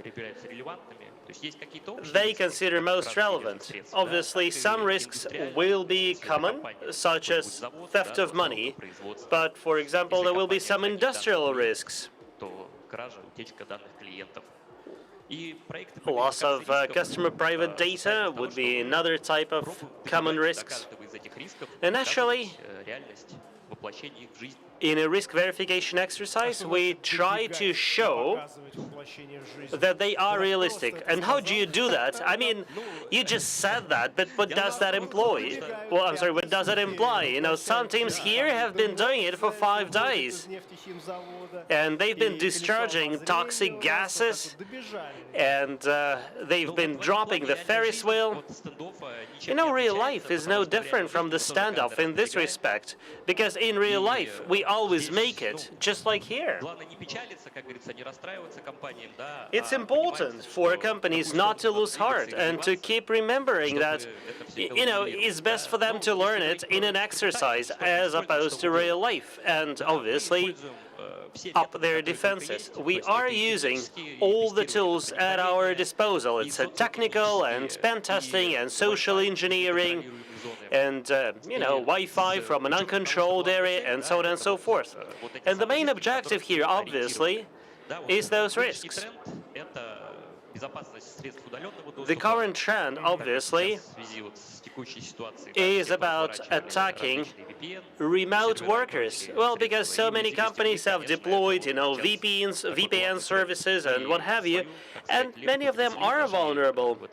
We've made our contribution, by the way. We have found quite a lot of zero-day vulnerabilities in Palo Alto, Cisco, Citrix, and other devices. By the way, we've just been talking to Vasily Tamilin about his zero-day program. He's obviously with Cisco. Yes, we have been working with Cisco, among others. So all this helps us penetrate the perimeter in a short time frame and then gain the foothold. By the way, phishing campaigns still work. Corporate employees are ecstatic. They are more than happy to open the attachments and enter their data. Sure, if the message has arrived, it must be read. And if you're asked to provide your credentials, obviously you must do that. You know, since offices are empty now, most employees are working remotely, the Wi-Fi attack vector is less relevant, because previously you could do a drive-by attack, you know, with a trained, powerful antenna, but now you can no longer do that. So this vector is sort of dormant, although, you know, previously it was such a reliable attack vector. So our statistics shows that it is extremely easy to penetrate the perimeter and gain access to the internal networks. Now, you said that previously you could actually attack via the Wi-Fi, and now you cannot use this attack vector. What else has changed, and how are your activities now different because of COVID? Well, we are now using more remote access tools. Well, previously, there were companies that didn't really have to open access channels to the internal network to a large crowd of employees. So those companies didn't really use VPNs much, or virtual workstations and so on. Now most corporations have them, and the trend now is that they are being used and vulnerabilities are being looked for and found. So penetrating the perimeter has become easier than before. So now that employees are using their home PCs and home devices, yeah, obviously, protection of home-based devices is a separate challenge, and it is very difficult for the corporation to monitor it at all. So if employees, you know, will connect to their corporate network using their personal devices, this will endanger the corporate network even more. And coming back to risk verification, who, in your opinion, should be on top of this risk list? Are we talking, say, 300 or more risks? Well, the risk register is usually developed by those who understand the business of the company inside out. Usually, these are the top-ranking employees, like the CEO and the C-suite. Sure, because the whole company is being analyzed there, and usually it takes being a top manager to understand what the whole company should be concerned about. Well, because things that are considered inadmissible for the IT division, where, say, a particular server goes down, I mean, it's a catastrophe for the IT department, but the other parts of the company probably won't even notice it. But if you have a ransomware raging, or, you know, whatever, Tesla crypt raging, this will be a problem for the whole company. So I guess all companies will have common risks, common top-tier risks, but also some industrial and special risks. So we do run those risk registers, and we know from experience that in a particular industry, customers often underestimate the importance of certain risks, which means that you know from practice which risks are most critical in a given industry, and you build your knowledge base. Absolutely, that's how we do it. We are always happy to build on this knowledge base and to share this knowledge with our customers who may think that, you know, there are risks A, B, and C they should be particularly concerned about, and then we come in and tell them, have you thought about D? What about Standoff? Is this knowledge of various risk types leveraged here at the Standoff? Oh, sure, absolutely. So the risks you are seeing here in the Standoff being triggered, these are the classical risks. Classical for the particular industries. Okay, and what kind of scenarios do you think will be used in order to trigger these risks? Well, they may come in all sorts and shapes, all sizes and shapes, I'm sorry. If we are looking at different stages, for example, now, stage one will involve penetrating the perimeter, and there can be different scenarios employed there. It could be a zero-day vulnerability, or a phishing letter, or you can just brute force the credentials. In the second step, when you're already inside the perimeter as an adversary, this will involve lat moves to a target server or a group of servers running the software you want to attack. For example, this could be an internet banking solution if you want to defraud money. But if you want to endanger business continuity, that would be, for example, an operator's workstation running SCADA system. So much really depends on the particular risk in question. So there is no single attack vector for all the risks. It's impossible. So the beginning for each risk is very similar. Penetration through the perimeter, some perimeter means which are easy to overcome because everybody is working remotely. And then they can travel inside of the infrastructure the way they like to.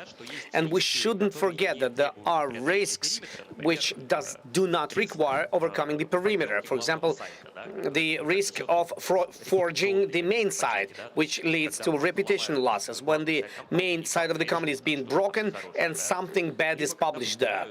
Or when they brute force the passwords for top managers' emails. And right now the email is available from outside. You can get connected and read mail. This is also a risk which does not require penetration inside. Out of your experience, how the top management of the company, where we've been speaking about CEOs, top managers, how do they understand that one should work not just by adding plus 1% for purchase of the antivirus or the box to place, because it's supposed to be like that, but we should understand that it's different approach. We should look at the personal fears related with work. Do you see this understanding in their eyes? the trend is moving towards the improvement from this point of view, because we see more and more companies understanding that they need real security. Not just for the check mark, not just putting the report in the table, but they want to really understand what might happen and which events they don't want to happen. So we feel the interest and involvement from the owners of businesses to make business more safe. From this point of view, the trend is moving in this direction, and this is nice to see, because we are for real security and not for just moving papers from table to table, but it makes you talk in a language understandable to those people, not just like, well, I will look at your admin side through the shell, some exploit, 1, 2, 3. But the requirements to the analytical researchers who do the defense analysis of the client, these requirements are totally different, much higher. Of course, these risks are understandable to everyone, and achievability of the risks, this is understandable matrix. When we're just speaking about the pen testing, which could be the KPIs, number of vulnerabilities at the external perimeter, number of vectors overcoming the external perimeter.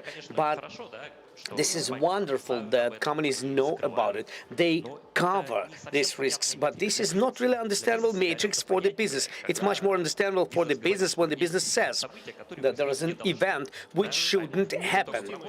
Not a lovable event. Not a lovable event.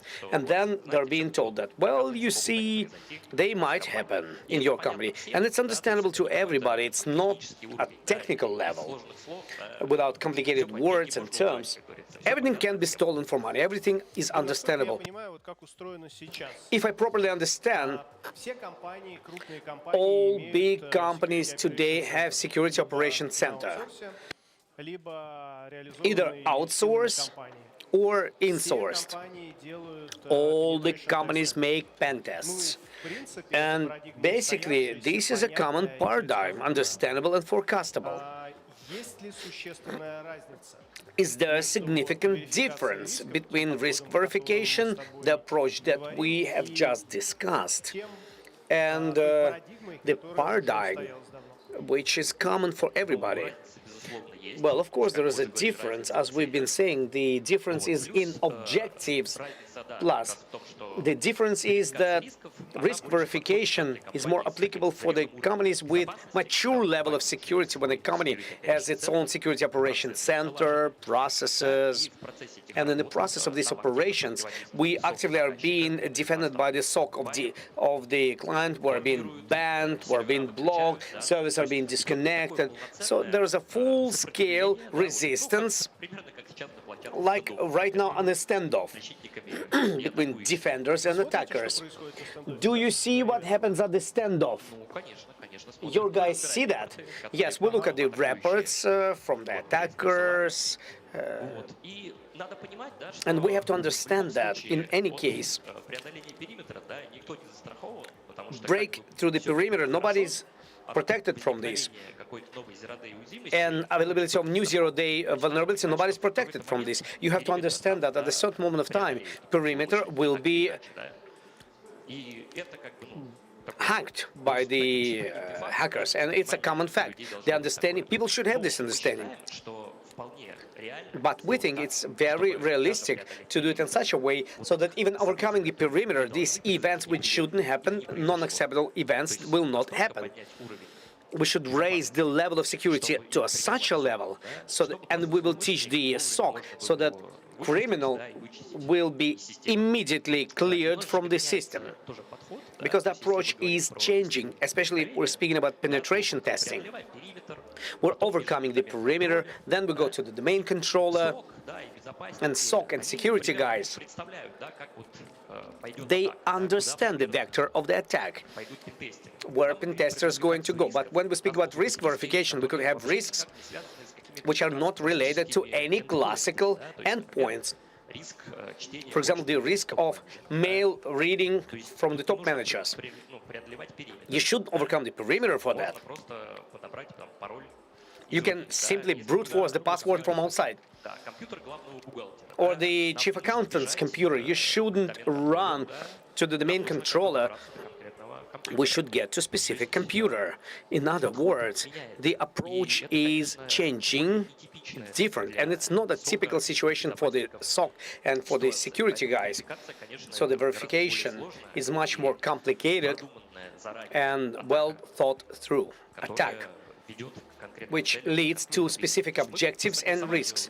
So upon the agreement with the clients, we can transfer money from the account to account for verification, or push certain button, and we bring it to some specific cases where you can see that the event is realistic, and if it will happen, it's going to be very, very bad. Dima, it's a common thing to believe that security is a process. It is a common thing to believe that everybody's going to be broken. Also, they say that there is no 100% defense. Tell me, please, is the risk-based model or risk verification model is something different which may move this paradigm of those statements and be able to answer them? As I've told you, it makes no difficulty to break into any company, to a well-known pen tester or to clever hacker. But when we have a risk-oriented approach and when we have clearly defined risks, then running in their direction, it might be difficult and it may complicate the way to the fraudster. It can make it so long.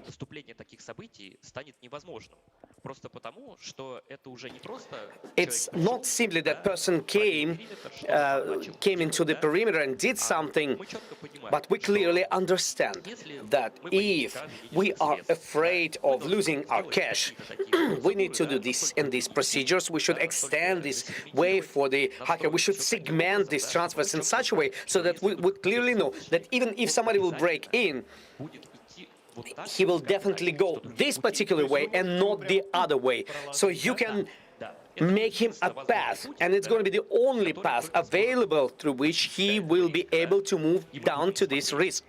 And then we will sit and look when he appears. And if he will start moving in this direction, we could immediately stop it, and we will not let him to get to the endpoint. So there is no 100% security, and we have to understand that in current realities, criminal may enter the infrastructure of the company, and this might happen. However, we clearly understand that you can complicate his life so much that he will not be able to run to the endpoint. It's better to leave than to get to the endpoint. Well, the final question. Let's assume that risks are understood. Let's assume that they are verified and they have understood that all the risks can be realized.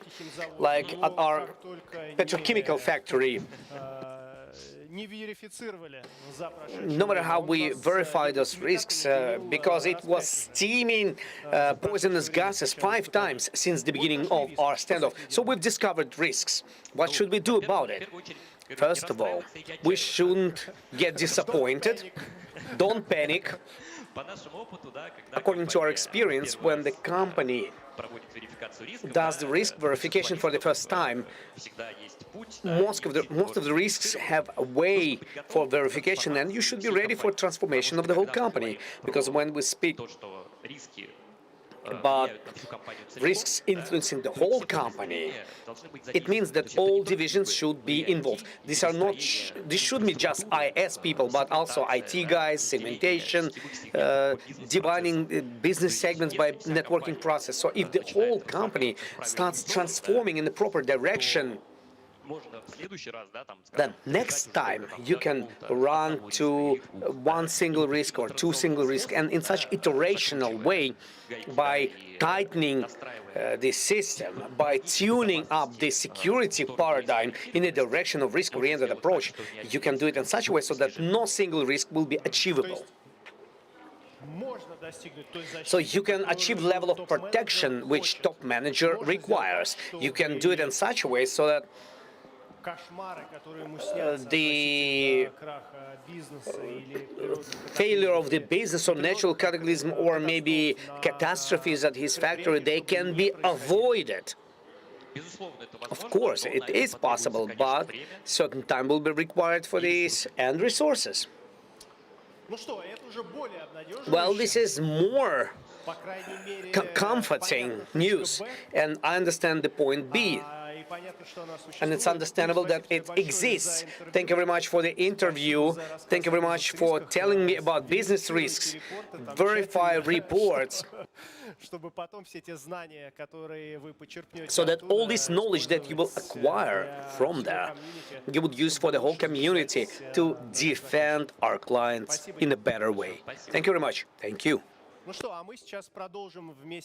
And we are going to continue together with Julia and Alexei, who are going to share information about what is happening in our SOC center right now. Julia, Alexei, the floor is yours.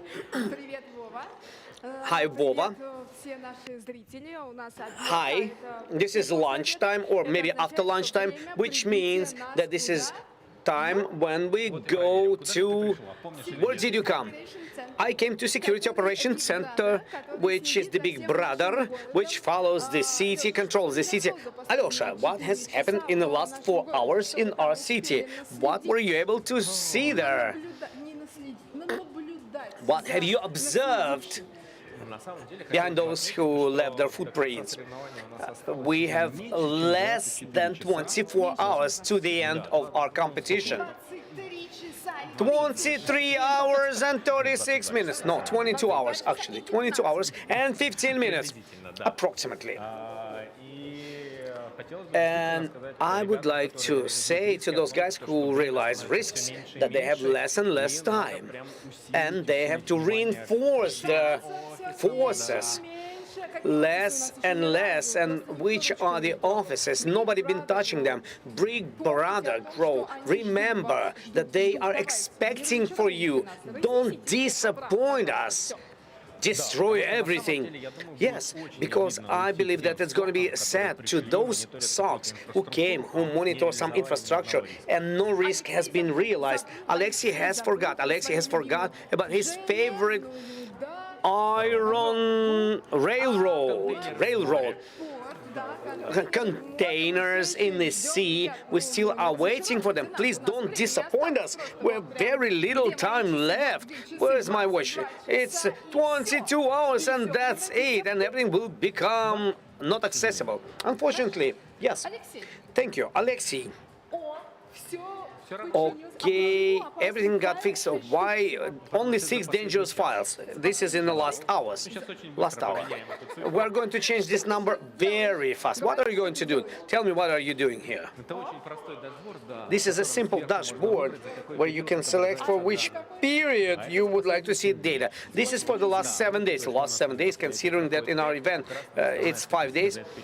So this is the statistics, 6 vulnerabilities per hour, not 6 malicious programs per hour. This is the activity shown by our guys, attackers. Because if we'll select some hour period closer to the night, then we'll see more of those. Also, I see my favorite number, which is called number of incidents. 65. Yesterday, before the weekends, it was 34, now it's 65. How much it was yesterday? Yesterday, during the day, it was approximately 40, and by evening, it was approximately 50. So we are gradually moving up. All other people, yesterday it was Saturday and Sunday. We have to do it 24/7. But our red teamers are not made to work in 24/7 mode. We personally asking, don't go to sleep. Right? Right. Yesterday you've been walking around, so I had to push them. Yes. I had fun yesterday. So honestly speaking, the topic of our conversation is very interesting. We're standing in front of dashboards from SOC. In our city, we have our own security operations centers. Every facility, every company has their own teams, There are attackers, there are defenders, like in real life. But I have an idea. Tell me, please, availability of SOC and security level. Are these two equal things? For example, if my company, I have SOC, and I'm sitting here and I'm saying, I'm safe. No, it's not like that. Definitely, SOC is one of those components that we need in a company to provide security. However, that operation that is being realized by SOC is not sufficient. In most of the cases, it's not sufficient. That's why the company should have big number of other processes which are implemented into business risks so that the wheels would not roll out of the ferries. And, for example, it is necessary so that information security should be understood by business risk owners in the company. So if we're speaking about the company and it's afraid for the money being stolen, so the person, that particular manager who is responsible for business processes, money transfer business processes, or salary accrual processes, this person should also think about informational security, because very often it's much simpler to change business process, to make it safer. Then hackers will not be able to save money. What do you mean by thinking about security? For example, that's me. I am the PR manager, and next to me I have some reputational risks. I understand what is the reputational risk. How should I influence the security that I wouldn't have these reputational risks? How can I do that? So I'm coming to work and I'm saying, Alexei, I have a reputational risk. Where is my security? But you should see how can they be realized in the infrastructure. Should I see it? No, it's a joint process together with the security department and IT department and the owner of this business risk. So what do we define as a reputational risk? It's going to be bad if on our side or at the side of some other company there will be found a video 18 plus in a very harsh form. That would be very bad, very bad. So we have to look from the technical point of view, how the hacker can do that. Is there a possibility for a hacker to realize this risk? And then you should look, and there could be several options. Option number one: break your computer, and on your behalf, this video should be started. How my computer can be broken if it's inside of the organization and protected perimeter, which has been controlled by our security center experts. Wonderful. The next question. Do you always enter your workplace and get administrative access to resources where you publish content from corporate notebooks or only from corporate? Do you do it from personal devices? Do you have in your mobile phone access rights? Do you have them? Yes, I do. So we have to solve a dilemma. Either we start monitoring your device and see that it wouldn't be broken by hackers, or we take this possibility. Don't take it away from me, please. To publish videos to our site. How can I work if you will take everything away from me?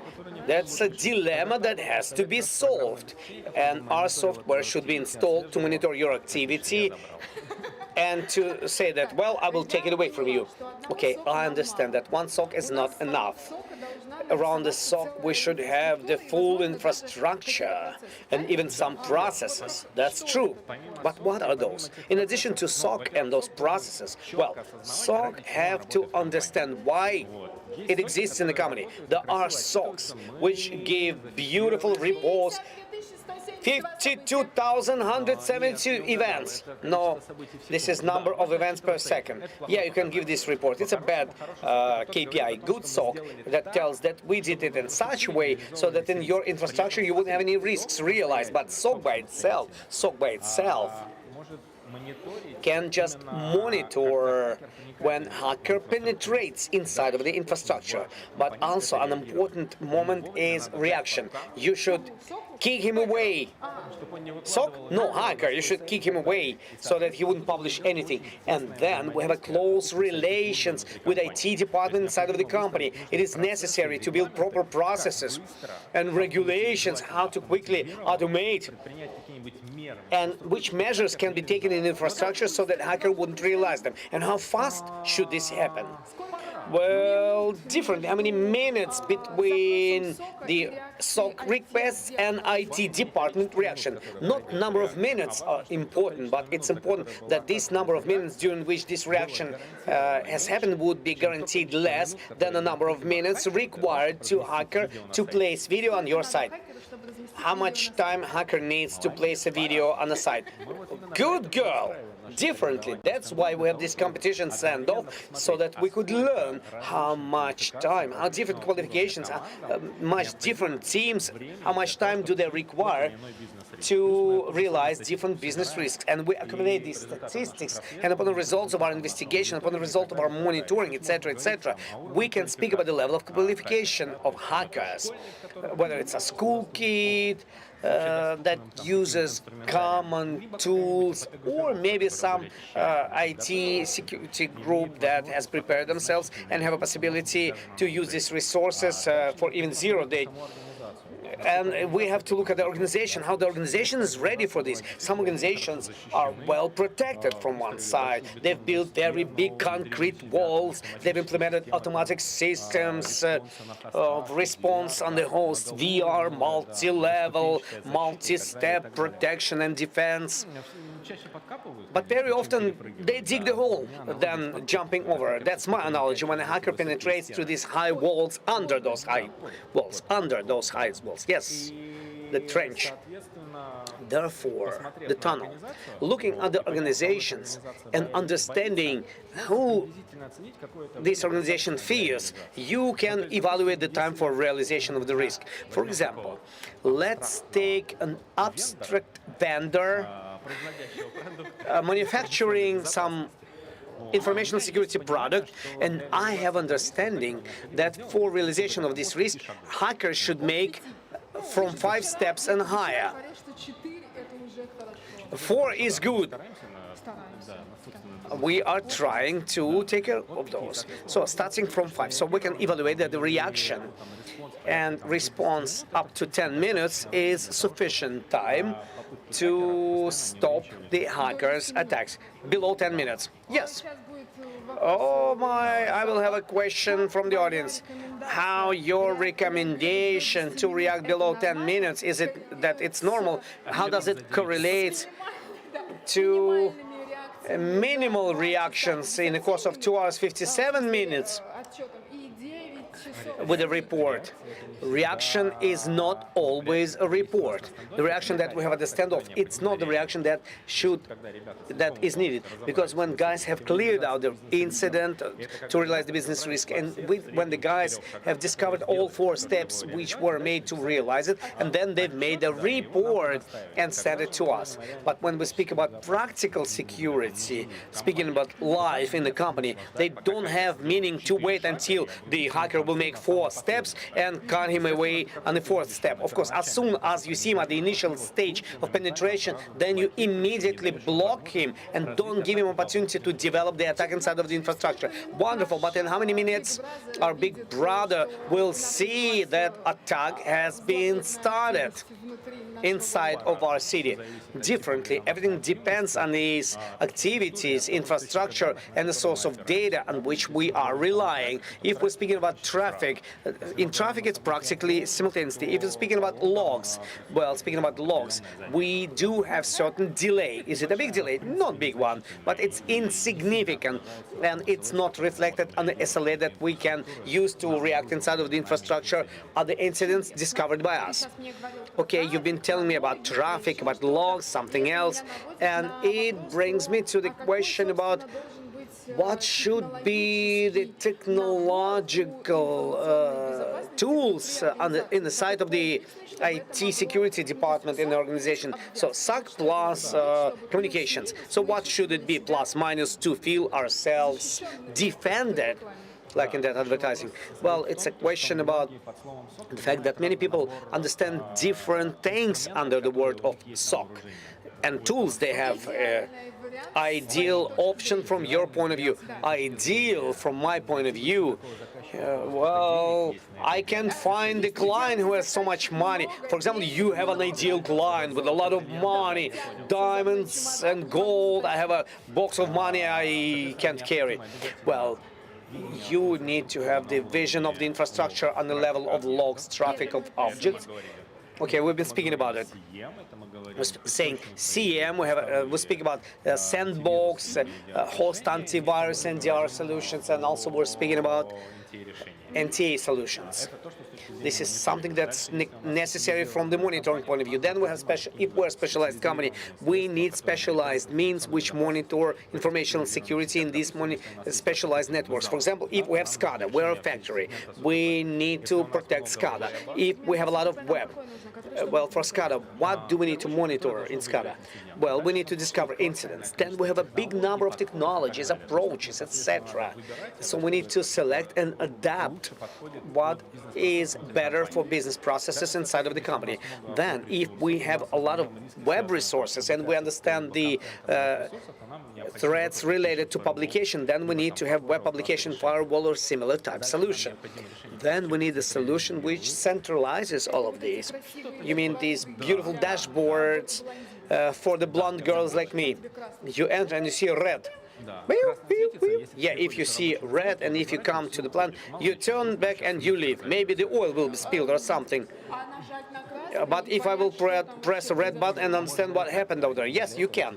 That's why these solutions have been developed.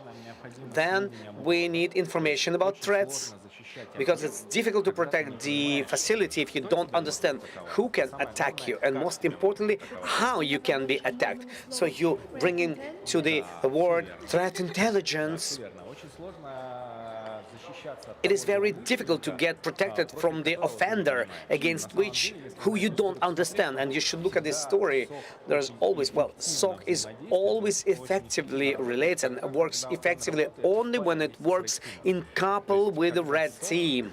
When SOC understands how it can be attacked and which techniques and technologies currently are used by hackers, then they can quickly change their DTACs monitoring. SOC is not like you did it once and it's static, made out of concrete and that's it. No, it's a figure which is constantly changing.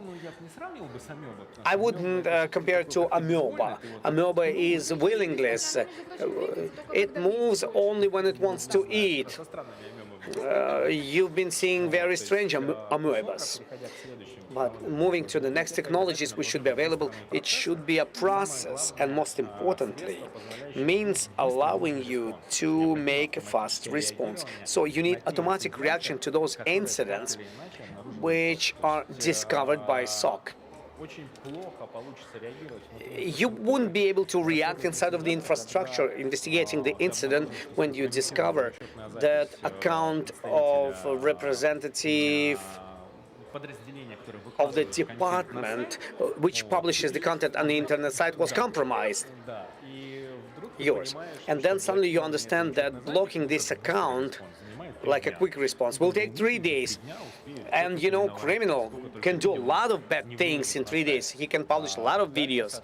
Then, possibly, there could be different combinations if we understand that internal infrastructure was compromised, and if, for example, a certain computer was compromised, it is necessary, which is needed to stop. Remember WannaCry and others ones. You have to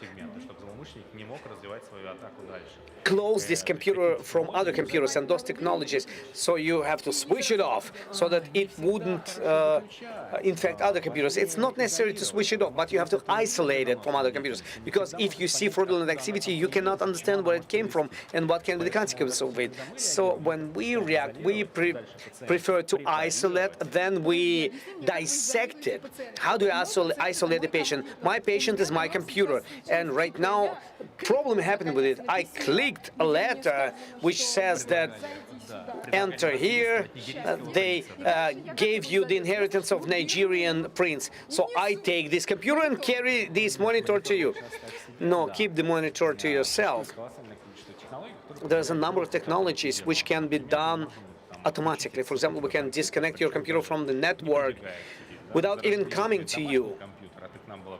For example, you were connected to us through VPN, your VPN will be disconnected. Oh my, yes. And how can I live with you? Tell me, please, those things that you described to me, it sounds very familiar to me. And I think that we have been talking classical way. But I have a question. The latest technologies, should there be used the research, developments, tools, film, what is beautiful, the machine learning, finally, artificial intelligence. Where is all of this? Yes, you can use machine learning, artificial intelligence. We should or we could. We could or we should. I wouldn't say could or should categories. I would say in a category of maximum results for minimal investments. I myself, I'm a very lazy person. And, you know, laziness is something that moves the progress.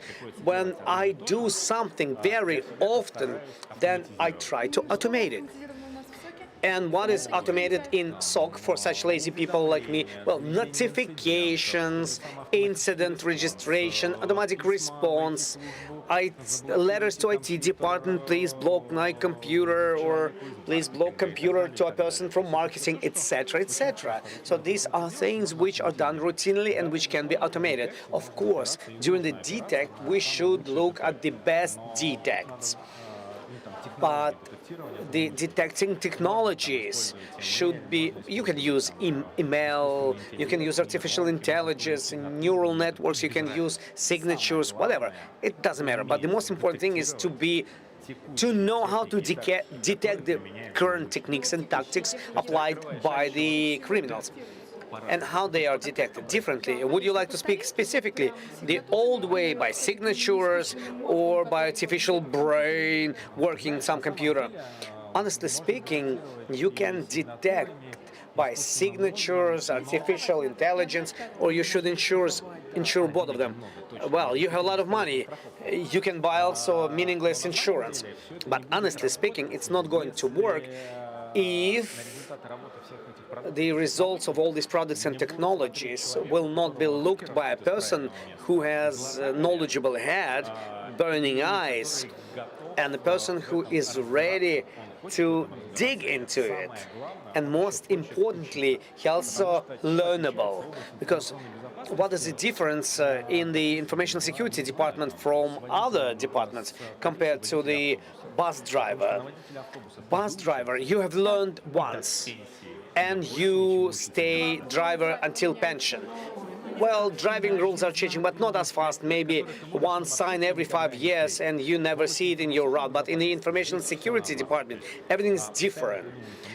New technologies are being invented, and for these technologies, new threats are being invented by our hackers, and not always good hackers.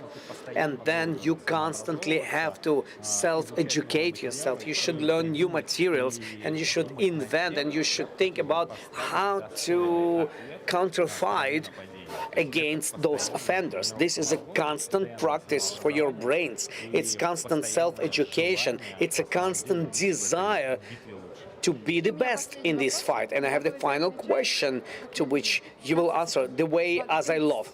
30 seconds. Okay? Wait, first I will ask a question. You have described ideal picture when we have the full tool set, we've built all the processes, everything is beautiful, super team, dream team, and in order for all of this to work, as I think, Information Security Department, in addition to the fact that it has a mass of different tools and possibilities, it should have place of its own, power of influence inside of the business it defends, the role, significant role. and possibility to influence other functions, because you've been kicking me a lot, but we are working in different departments. I have a totally different boss, so I go there, and you do whatever you want. So explain me, where's the place of information security in our life, and how it should manage, work, and influence all of us. Well, considering the digitalization speed, information security should be well integrated into all key functions of the organization we're speaking about. And most important statement for the informational security should be that informational security should bring good to the organization which utilizes it, so that information security wouldn't report millions of attacks, but it would report about impossibility of utilizing business risks. And this is what we are learning today and tomorrow at our cyber range. Thank you very much, Alexei. Thank you very much for being patient with us. We're going to come back, and right now I'm giving floor to Vladimir in his studio and his foreign guest.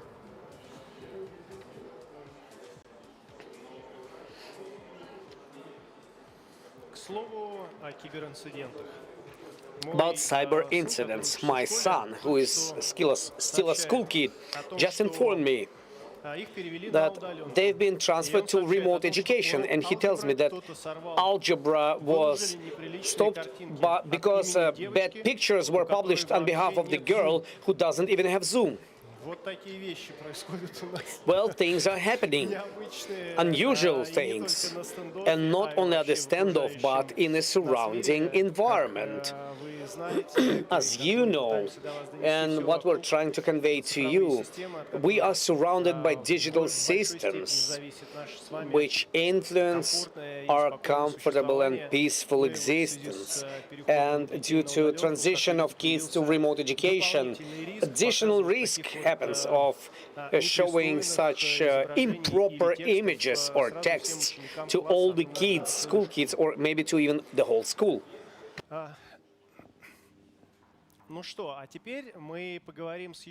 Right now, we'd like to talk to yet another guest, Sergey Gorokhov. Sergey is Solution Application Security Architect from EPAM. Hi, Sergey. Hi, can you hear me? Yes, I can hear you. Sergey, where are you? I'm in St. Petersburg.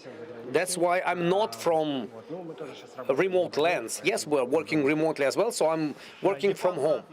EPAM is our partner, standoff partner.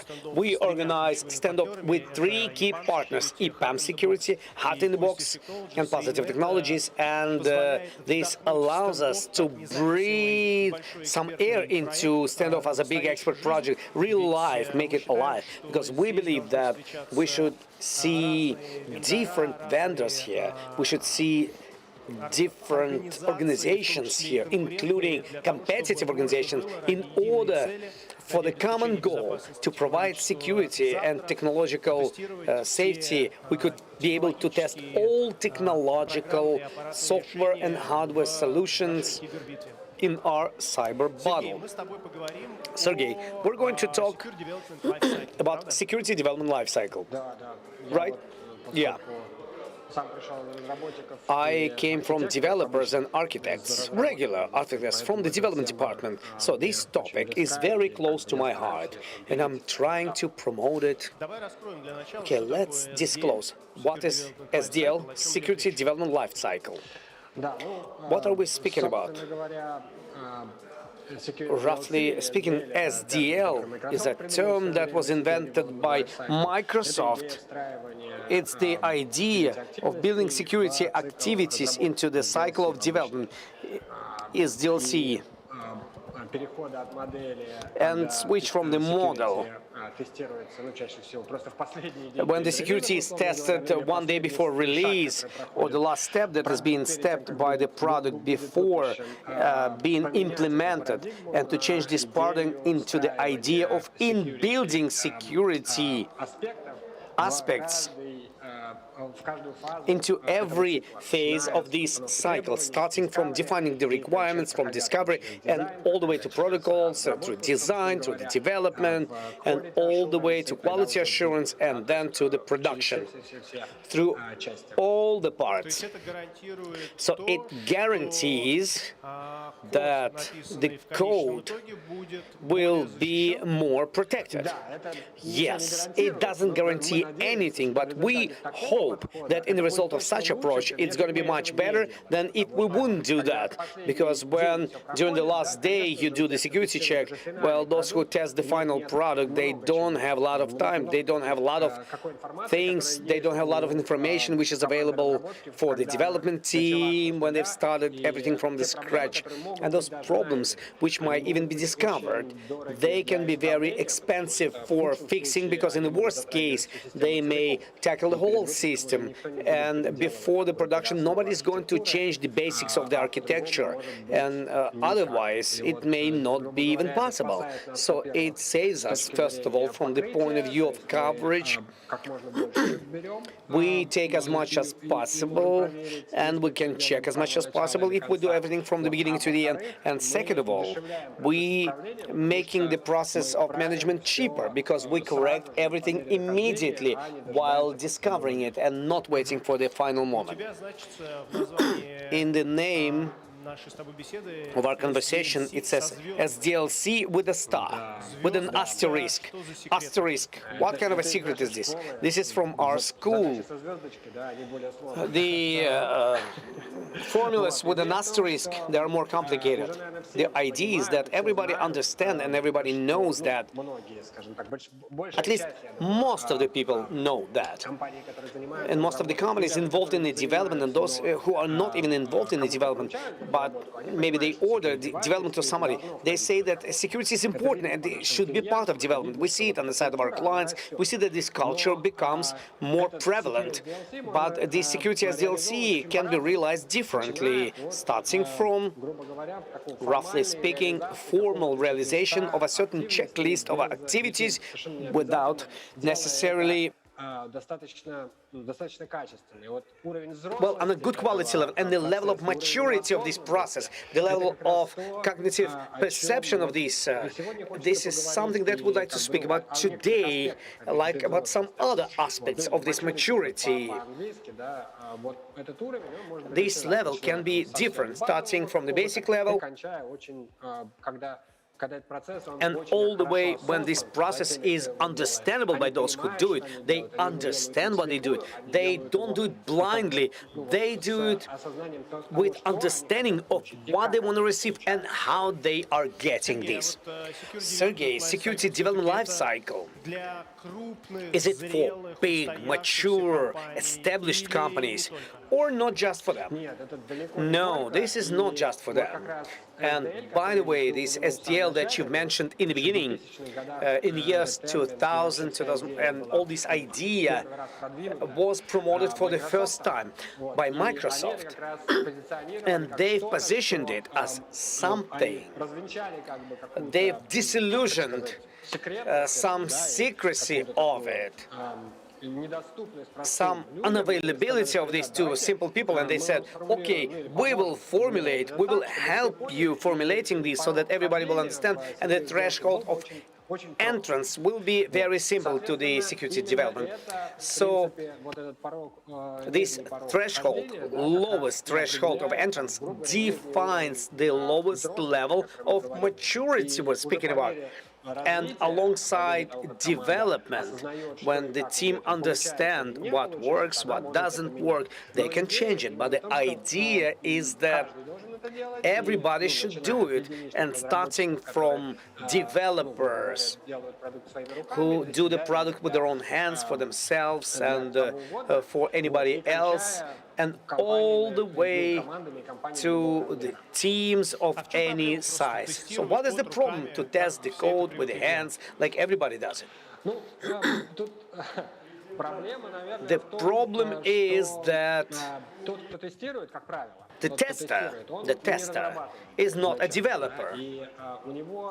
So, in their hands, as a rule, they have a limited number of time, limited number of resources or hands available to test the product. The product can be different by size, it can include a lot of different technologies, it can include things that this person knows or doesn't know. And the problem faces the situation that a person or people who are testing, they, without knowledge of the details of this realization, without knowledge about the product, without even having basic knowledge of its functionality and all the controls, security controls, which were planned in the beginning, they cannot adequately test them. Because the simple problem of coverage, they don't know whether they tested everything or not everything. And things they've tested, whether it was what was planned or what wasn't planned. So they miss this information. And in principle, hackers are in a similar position. But the difference is that they have more time and resources, in the worst case. So they can dig this information from some other places. People who test in the end of development, they don't have such an opportunity. So we have tested, and after testing it, well, it happens the way it happens. There are no guarantees that everything was tested, and it was tested on a good quality level, because this information will not be given to people. It's missing. It's just because they're missing this information. So it's the lack of knowledge, lack of experience, and there's a thing which is called developer and tester. One team cannot be a developer and tester, because in such a case you start perceiving yourself, you start reducing the testing process, and the eye is diluted. You don't see all possible bugs available in your code. Definitely. So both sides are needed. However, the problem that we are discussing is that very often they miss interrelations. They miss the information, and very often they don't have the information to give sufficient entry points for good quality testing, which leads to bad quality testing or not full results. And what is needed to have this connection between application security and security testing? Well, first of all, both of them should be present, and this is important. This is the part of SDLC which is necessary, and sometimes it happens that it's the same. For example, developers and testers cannot be together. This is the truth. But once again, life tells us that specialists are always missing, and the security team scalability, it's a constant problem. So there are people who include knowledge of both sides. These are more advanced specialists from the application security or testers, which can cover both of these directions, but they have to understand, and they should have enough resources and time to understand that they cover both roles, and they don't have to fight against something without having the possibility of looking into something else. But these should be different people, and roughly speaking, they give information to others, and they participate together in this process, starting from design, starting from the collection of the requirements, starting from risk assessments, starting from threat modeling. They build architecture, security control in different parts of the systems, on the level of infrastructure, on the level of application in the system. Testers have to see that. They should participate in it, and therefore they should invest from their own side, their own knowledge, which is related to how this can be hacked. And then it becomes more transparent for them. It becomes transparent for their system, and on the basis of these, they can build, roughly speaking, the test cases. They can build attack scenarios. They would be able to test so that system would be looked from all the sides holistically, knowing how it's built and knowing that developers been planning in the beginning something for it and even helping to put it inside by saying that, okay, down here you overlooked this thing. We're not even testing. We didn't come to the testing. You have not realized the software, but the architecture is known. And he can look at it and say, well, if I would test it, I would do it this way. But you don't have anything here. It's not planned. But if it's not planned, it means it's not going to be realized. And it's not going to be realized, I know that it's going to be a vulnerability. So I may not even come to you, or I will immediately report it back to you.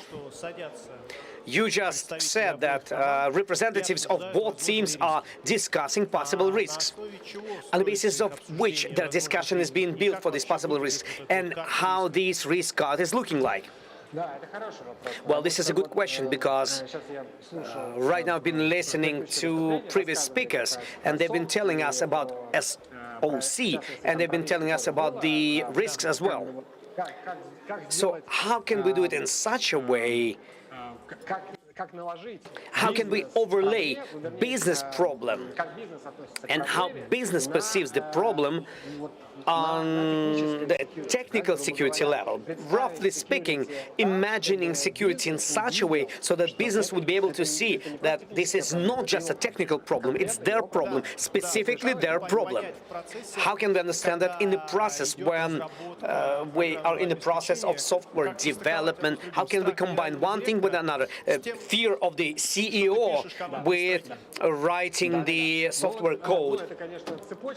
Well, this is a transformation chain, but you know,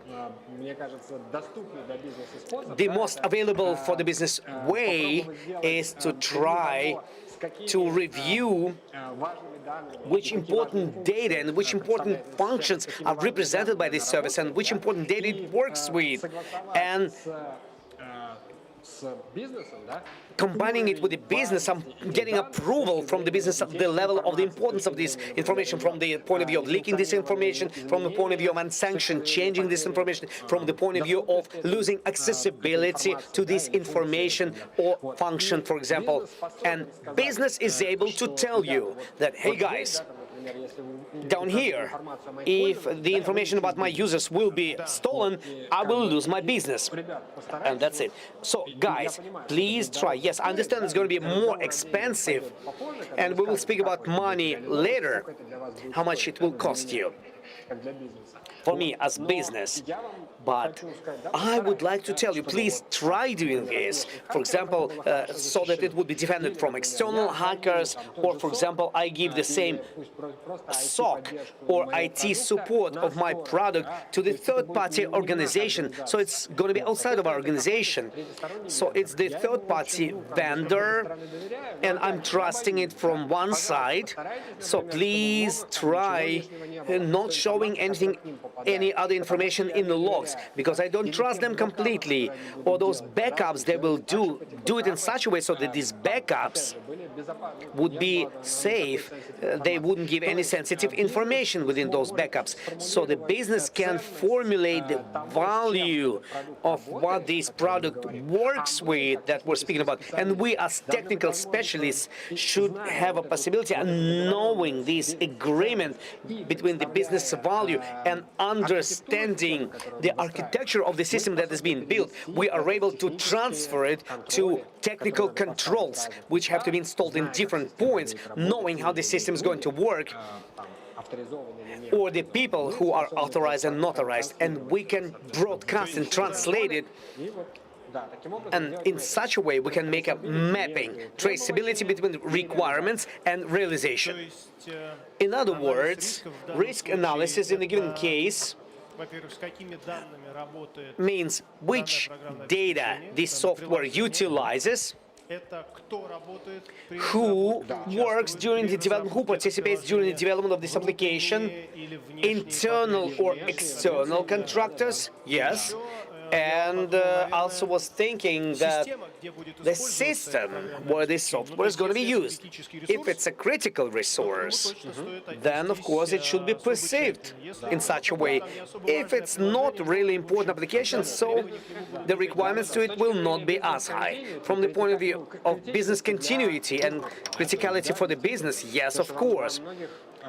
In many organizations, in all the organizations, basically speaking, business processes have been built, but not all the systems are similarly critical for the business. If some of them, which, for example, manage lunch ordering into the office, catering one, it's not too awful. But if it is used for building the site, which is responsible in the school for conducting lessons, this is what we've started from in the beginning, then it could be very critical. Therefore, it should be perceived in such a way. Well, it's not nice when kids in school see improper pictures instead of English classes. Practical incident that just came from my son. But there are even more critical things related with production processes. For example, during our standoff, favorite attacking object, it's the petrochemical factory. The favorite object. Everybody's trying to attack it. They have a lot of gases being disposed in the last 4 days. They're just in love with, but it's a poisonous gases into the atmosphere. And if this will happen in real world, it's going to be total poisoning of the environment and people. Yes, yes, yes. Yes, definitely. Well, speaking about collecting risks and building proper work with them. How can I understand that you have accumulated all the risks and you can collect them forever? This might become very lengthy business process with a lot of check marks. Everybody should do something and people will forget why it's being done within this process. Where should you stop and say, that's enough? All critical risks have been considered, and that's why we are transferring it to development life cycle. Well, it's a good question. I would say that you shouldn't try, during collection of this risk, you shouldn't try to attract or to involve information which is not related directly to those types of information with which system works, which are not related to the business. Because when the system is invented, it has a lot of different information which travels around it, which is not related to the business. It's developed for the architecture of the system and not for the realization. It's not a business. It's a technical information. And you shouldn't dig into it because its value and risks related to it, they can be taken away from the main risks. So you have to stop in your conversation with the business. You should talk to the risks or to the data which is important for the business. Then I have a question. Is it possible in practice, in real life? Does it happen that, okay, guys, stop, we understand you. 1, 2, 3, we have recorded it. We guarantee that it's going to be taken in consideration, but let's stop right now. Well, I would say that in real life it's different. This conversation wouldn't happen. It's much worse. So I would say that very often in real life, business tries to say the following. Okay, guys, you're smart guys. Make everything secure for me, but you're an engineer. Yes. You're not just an engineer, you're a security engineer, so please make it secure. And this is what is the difference between the security and the bad side from other requirements, functional and non-functional ones. In other requirements, business understand what we're speaking about. Not always. Yes, not always. And I think that right now we're going to move our conversation into another direction. Yeah, buy another antivirus. That's going to be a... Well, I'm not speaking about the security. Well, I'm saying, for example, let's speak about performance. Everybody understands. What is performance? Well, basically, you can go into details, but you understand. Or scalability, for example. Or are resilience. All people understand those words. Functionality. Everybody understands business comes to us for the functionality, business functionality. But when we speak about security, that's it. Brain is disconnected completely. We don't even try to invent what do we mean by that. We start talking in the terms of products. Okay, let's include another product here. They start talking in the terms of best practices. Best practices. Okay, let's apply all possible best practices. Where they come from, why, who invented them, it doesn't matter. Let's introduce them and think that everything's beautiful.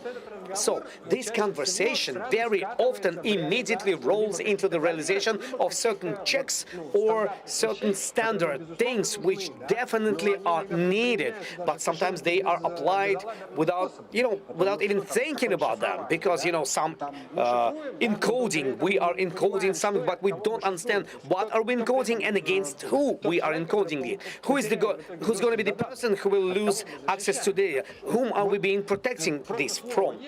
So there's a word encoding, so we put the check mark. We have applied the encoding. That's it.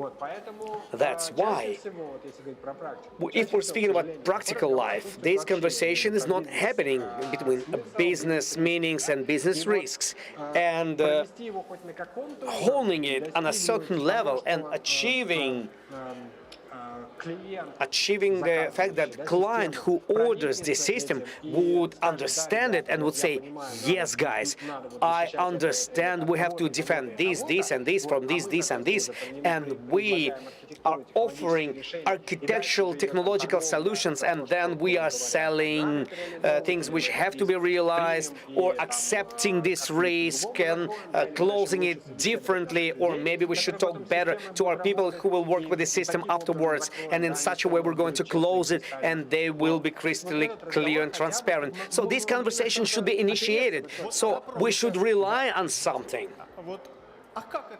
But the question is, how should we start this conversation? Because hacker is not waiting, or CFO is not waiting for solution architect coming to him and saying, I thought here we have these business risks, let's talk about it. He's not waiting for him to come. Let's discuss about it. What should be done about it? How can we approach this problem? Well, honestly, retrospectively, 5 to 7 years ago, they've been talking about things, okay, let's try to show potential losses that can be acquired, or maybe we can demonstrate some kind of attack and scare them, just simply scare them and say, okay, would you like to have something like that, but in real production? To make a demo. Yeah, make a demo. Like taking the standoff, bring it into the company to CEO and say, look here, 1, 2, 3, is it clear? The pollution of poisonous gas, the fairies will roll away. Why have you been so silent? It's understandable. Yeah. Something like that, or even better, this could be done in their live system, which already works, maybe not in production, but in such a way so that they would understand and they would feel that not everything is so good in this beautiful kingdom of theirs. Right now, this we can see from experience. The understanding and the culture is growing. We see more and more of them asking this question, and they ask this question when they think that, well, they understand that this question has to be asked, but they don't know which answer they would like to hear. So we can say that, yes, we will do everything, and they will come at peace. But they will never participate in it. They don't want to participate in it. Yes. And this is another problem. So we are moving in a proper direction within this process, and gradually the life teaches them. However, not fast enough, and they didn't go too far away. So we still have to look for proper stakeholders, people who are interested inside of the company, and amongst those people who initiate a project on the side of the client, and to say them, okay, guys, let's not just test in the end, but let's do something else. Let's think about the security on a higher level, and let's prepare the infrastructure, security operations. Let's do all of this since the beginning and not at the final moment. Yes, for this we need more money. Yes, for this. Don't scare me away. Don't scare me away. You went too far away. You went too far away. Maybe not. Maybe not. It happens like that. Sometimes you can do some minimal things, but this level of maturity is not like similar for everybody. But this is a very peculiar. This is a thin line, which is very individual for every specific case, and on the basis of the risks, on the basis of some technical things, how it is done, why it is done, what's the language that we use, where it's been hosted, which technologies have been utilized for it, who supports it, who uses it.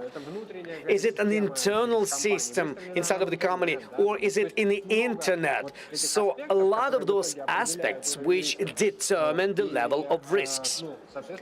Therefore, depending from this particular level of maturity, it can be defined. And I have the final question to you, Sergey. Is it possible to connect the topic we are discussing right now, security development life cycle, with business risk analysis to provide understanding from the side of the key stakeholders in the company of why is it important for this application to be protected and what might happen if this will not be done? How can we provide this dialogue? Can it be done by SDL, or what should be corrected in SDL to make it possible? Well, I think that there are two different scenarios. One, when the product is not available, and this SDLC just started. We start just from DLC.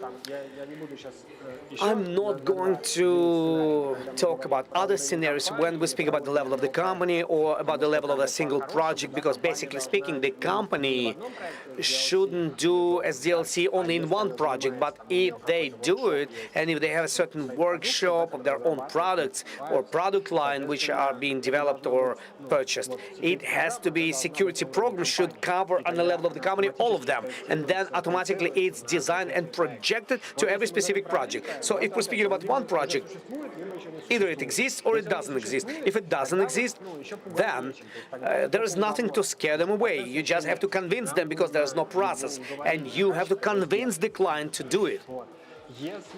But if the product is available, then yes, this is a wonderful thing. Meaning wonderful not from the point of view of making a product without SDLC, this is bad.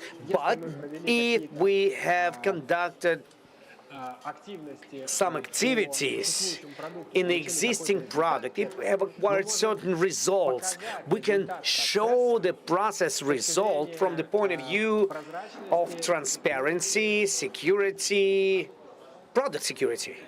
Okay, let's see. This is what we have in the result. Let's see. In your product, we already know that there are these and these problems, and these problems on the level of architecture are more expensive, these are cheaper, these are more expensive. This you can agree with manufacturers. So there are some options. Yes, and transparency. Secure SDLC gives business the most important thing, transparency. When often you're asking the end of the project, so is our product secure? Yes, it is secure. Okay, wonderful, good thing. But we cannot just say that whether it's secure or not secure. We can say, yes, it's secure, and this is why. And this is what was done, and here's the result. Well, without this, without such approach, without this process, this transparency will not be achieved. And then business can come to conclusions. On the basis of this project, you can say, oh, this is so wonderful. We realistically see the level of security. We see how many things, how many bad things, how many good things are available. We see the level of testing coverage. Roughly speaking, 90% of functions have been covered. And we even want to go deeper and see how. So certain matrices are available. Yes, KPIs are available. And this is necessary. Thank you very much, Sergey. I see the light in the end of the tunnel. Security development life cycle is an important thing. And as I understand, not only big organizations should be involved in it, but all the developers. So that, first of all, that you wouldn't be both developer and tester in one entity or in one team. And second of all, you should have a certain base of full testing, which you may not even know as a developer, and then conversation about business risks, the language understandable to the management of the company, why the development of different things are happening in the application, it should be available. Then top management will understand why they should give money for the development or completion of different applications. Sergey Gorokhov, EPAM. Thank you very much, Sergey. Thank you.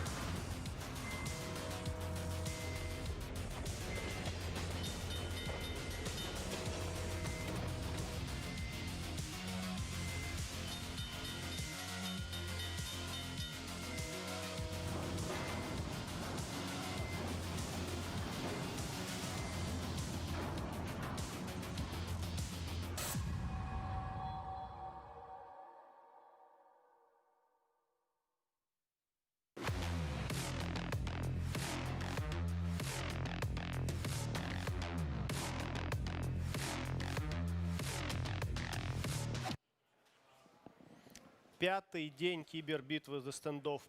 cyber standoff continues. We don't know what is going to happen in the end, and the end will be 2 p.m. tomorrow. Anything can change. The scoreboard can change compared to what is happening right now. And we do this live. All the cyber battles and all the streams you see in our channel, they are live. Right now is 4:28 p.m. and according to the schedule, I have Eugen Tikhanov, another representative of our partner, EPAM Security. Hi, Eugen. I cannot hear you, Eugen.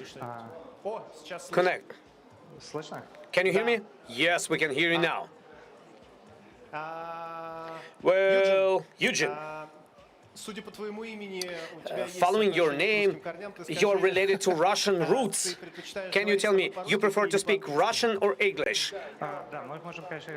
We can speak Russian, but professional topics, it's much easier for me to communicate in English. It's going to be much easier. We have a parallel translation for all the content we publish on our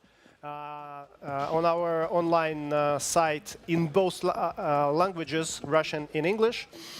So, Eugen Tikhanov, EPAM Security, and we are going to talk about the holy grail of cloud security. Eugen, as I understand, that will be your presentation, so I may a little bit relax, right? You're going to show some slides. Yeah, so I will go do ahead. The slides. Yeah. Let me know when you see my screen. I do. Right.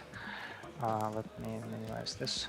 Okay, so today I will talk about cloud security and what I call holy grail of cloud security. And before I start, I want to introduce myself quickly. I come from regular development background. I was a developer for many, many years as a database developer, full stack developer. And I developed products, I developed software as a service platforms. The more I worked with software, the more I thought about non-functional requirements, about software excellence. And that where I went into a lot of security topics. And with that, last several years, I work in security, focus on security topics, leads a significant portion of EPAM security practice. And everything that I will be talking today is coming from real experience with many clients. А вот что-то здесь меня зажало. Okay, guys, you're on air.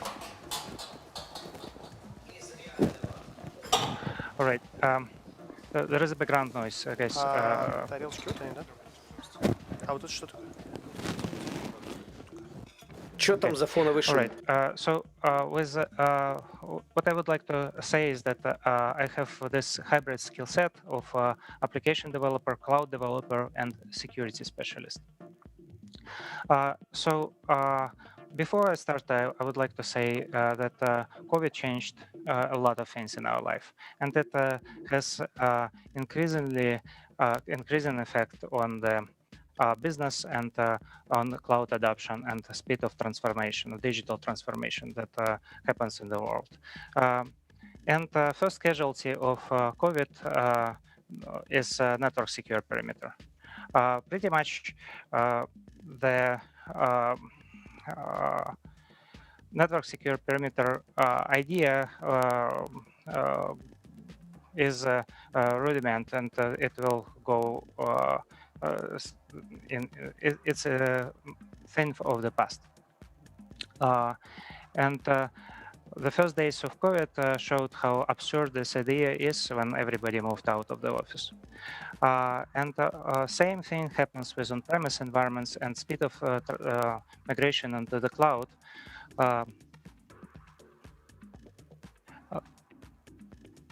the speed of migration into the cloud is increasing. And the cloud adoption and digital transformation, those things increased in speed 3-4 times. When we talk about cloud security and potential business impacts, these are very familiar things that you don't want in the organization. Is brand image impact, loss of customers, loss of trust of customers, and direct financial losses. This is what those risks are usually these regular things that could happen in any environment, but in cloud security is the same. And the only thing that COVID made a lot of trends more prominent, a lot of problems that existed for ages, and this just became a perfect storm for infrastructure and security teams, because cloud adoption goes full throttle 3-4 times faster than before, and the technical debt that is accumulated over the years is still there. How cloud changes the whole approach to security? A lot of times when I talk to security specialists, they have this approach like, we have so many data centers, and cloud will be just one more data center where we extend our security policies, where we extend our security standard that exist on-prem.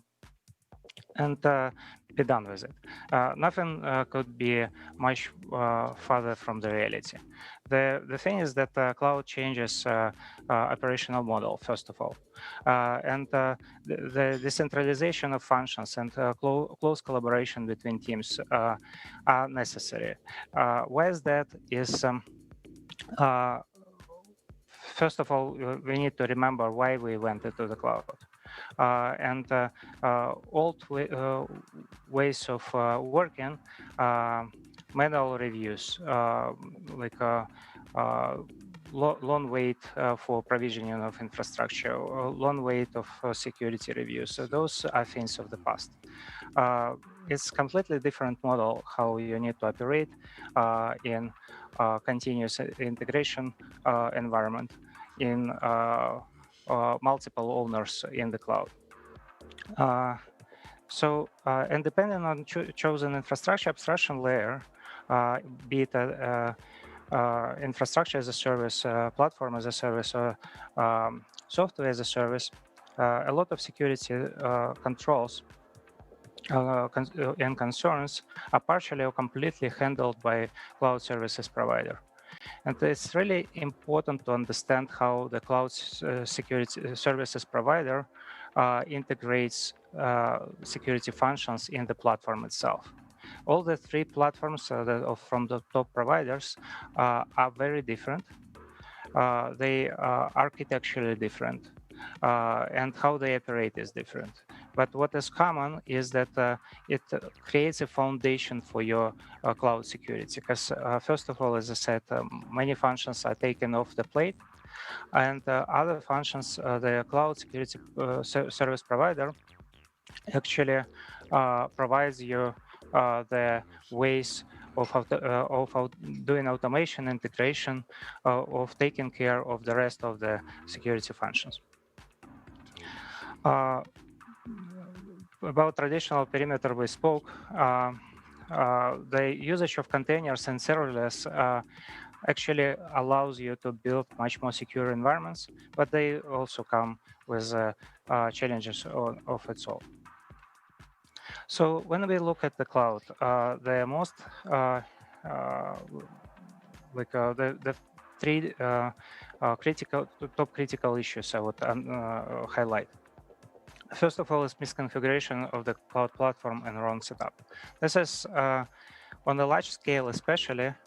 This is a first problem that the organization needs to solve.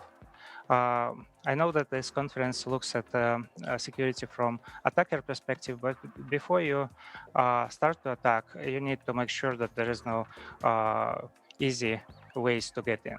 And misconfigurations create those easy ways to get in. What's the point of trying to penetrate to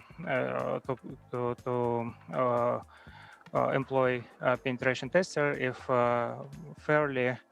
it's fairly easy for anyone to get into the system, because many things are just made public, and many secure configurations are not enforced. Same with unauthorized access, same with insecure applications and APIs. And business asks, is our data in the cloud safe? Are we ready to release all the time? You need to be able to release at any moment of time. And that makes this idea of bringing security into secure development lifecycle as mandatory. Most technical people ask, what about our network? What about our databases, identity access management? How well we're securing those domains? Are we compliant with standards and regulations? These are the questions that the cloud security program will answer. So this how it's normally structured. And we come in with cloud security assessment, and we look into what is already done, in which state the organization is, and most importantly, how the cloud adoption program goes on. Because security in the cloud is very closely connected to the cloud adoption. Is this a lift and shift? Is this cloud optimized application portfolio or cloud first approach? That makes a lot of difference in how security operates in the cloud. Next, we normally find several vulnerabilities which are very critical, like, for example, resources that are made publicly available, or anonymous access that is allowed, or login and audit that is not enabled. Those things need to be addressed first. And then we develop continuous cloud security posture management. And that includes all kinds of domains, from network, identity access management, all configurations, and codified security and automation for security posture management. We integrate security activities and SDLC. This comes both infrastructure and applications.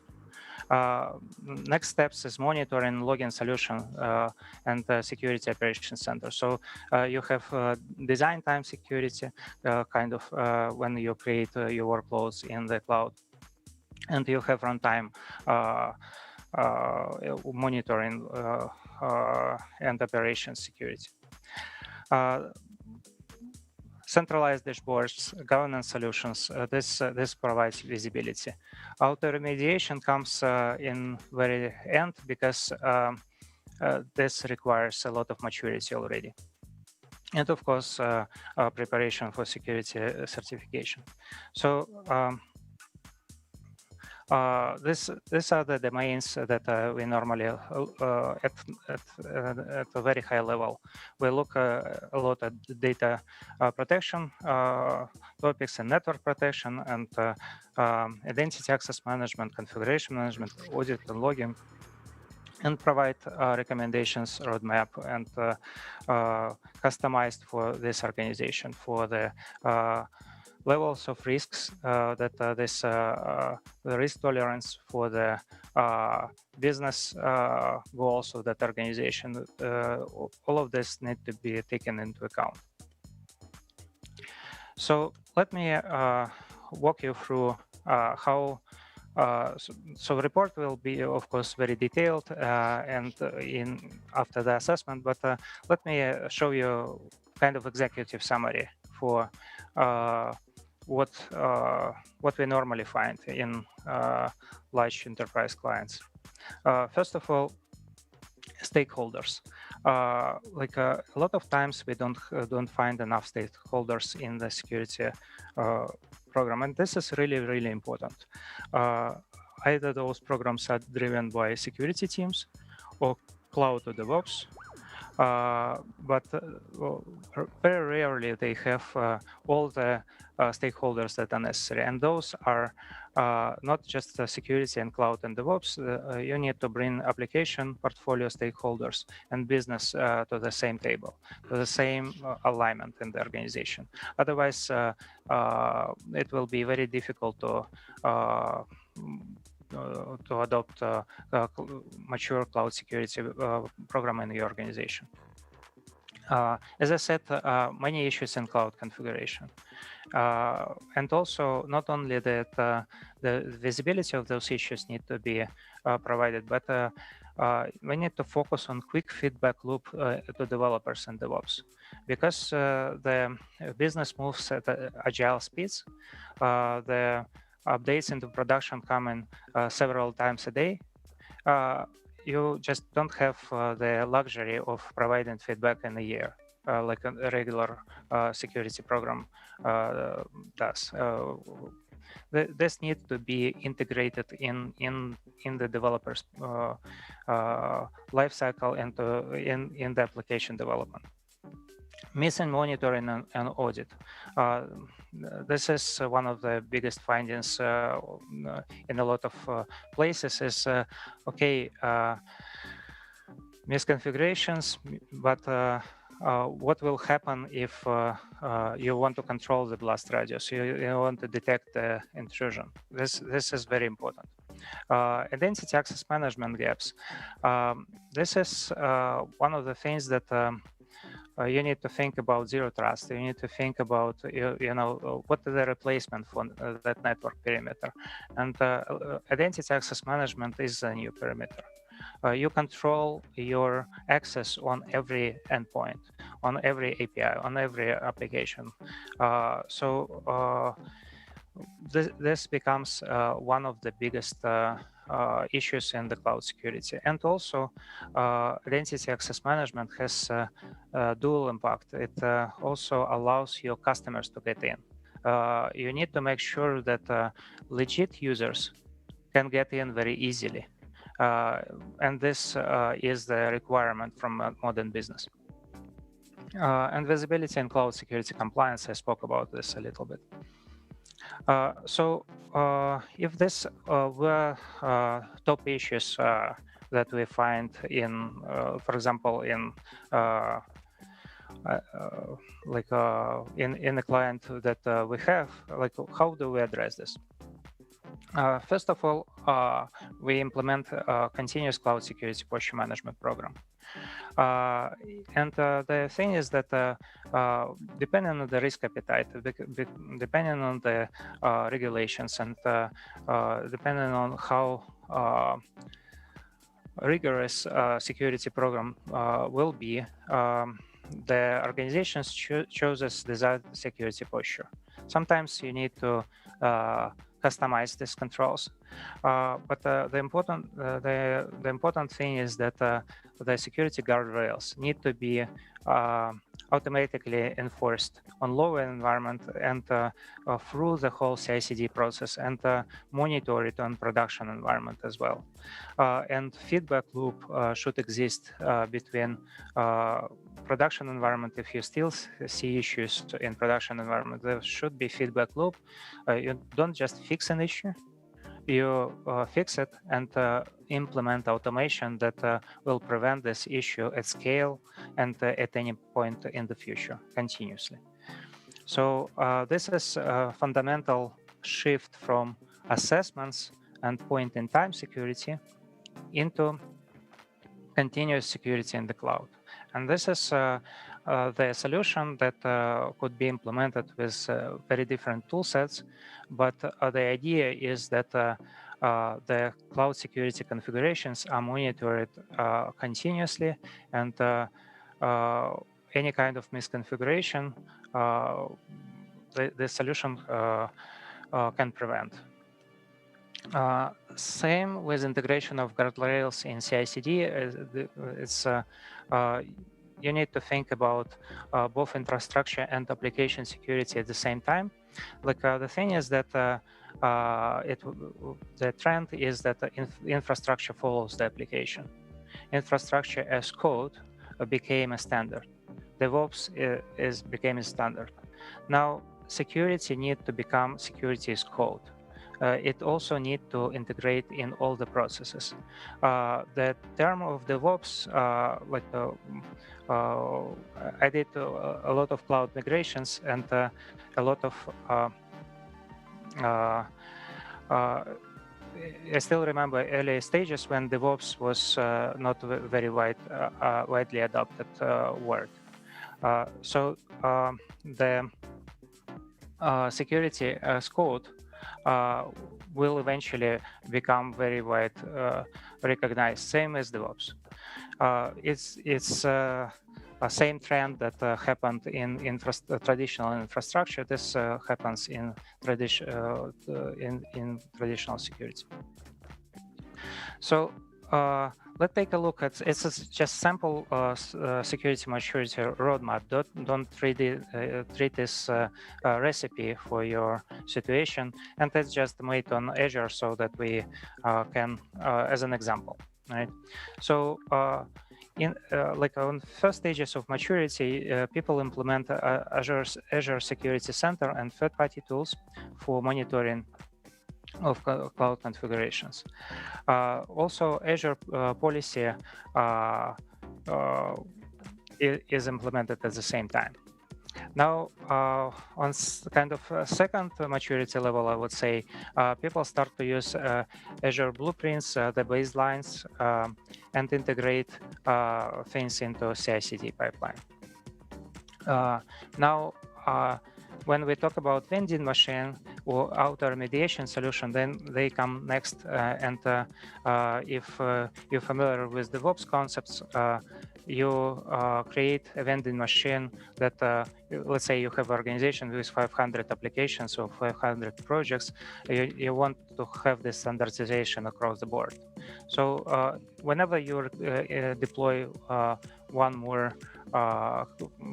cloud workload or start to design this pipeline, you want to have vending machine which does everything for you.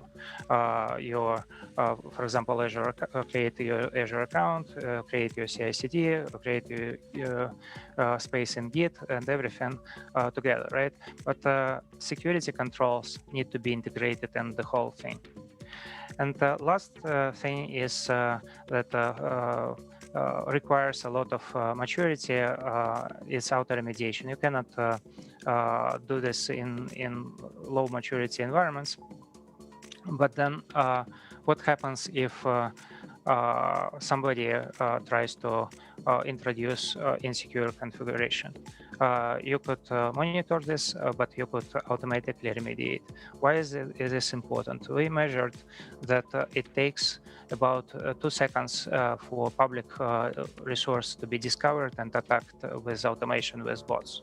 So if attackers move at the speed at such speed, you don't have the luxury of spending hours or days or minutes even for auto remediation. In matter of seconds, only robots or automated automation can help you. I give some insights in tech stacks, but for Azure, it's a secure DevOps kit for Azure, a very powerful thing. Azure Security Center, Azure Policies, Azure Management Group, and Azure Blueprints. Similar stacks are available in AWS and GCP.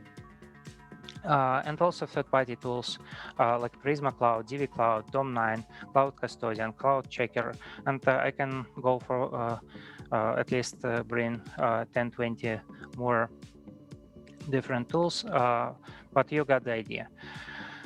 EPAM also developed, for example, a package for Cloud Custodian that automates the checks in GCP. If you know the product, it's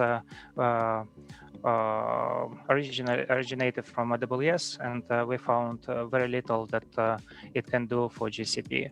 So what we've done is developed those automated checks, made sure that all the technical controls from regulations, popular regulations are covered. And this is the foundation for our GCP configuration management. Now, what I want to say is let's take a look at Azure as a sample Azure security roadmap. It's not necessarily will be for your organization, the security roadmap will look the same. But this is just an example coming from security assessment that we saw in the beginning, coming from that kind of issues that we observe across many organizations in the industry, in many industries. This is how we could approach Azure's cloud security. I'm just saying Azure just so that I can refer back to technologies, but pretty much the same happens for any cloud. So we come in and say, okay, let's do initial scanning. Let's do gap assessment and prioritization. It's an important step. A lot of people ask, why do you do this if we are exactly the same as other companies? Not necessarily. The assessment and roadmap will need to be tailored to the business, need to be tailored to the goals of organization, need to be tailored to maturity in the cloud.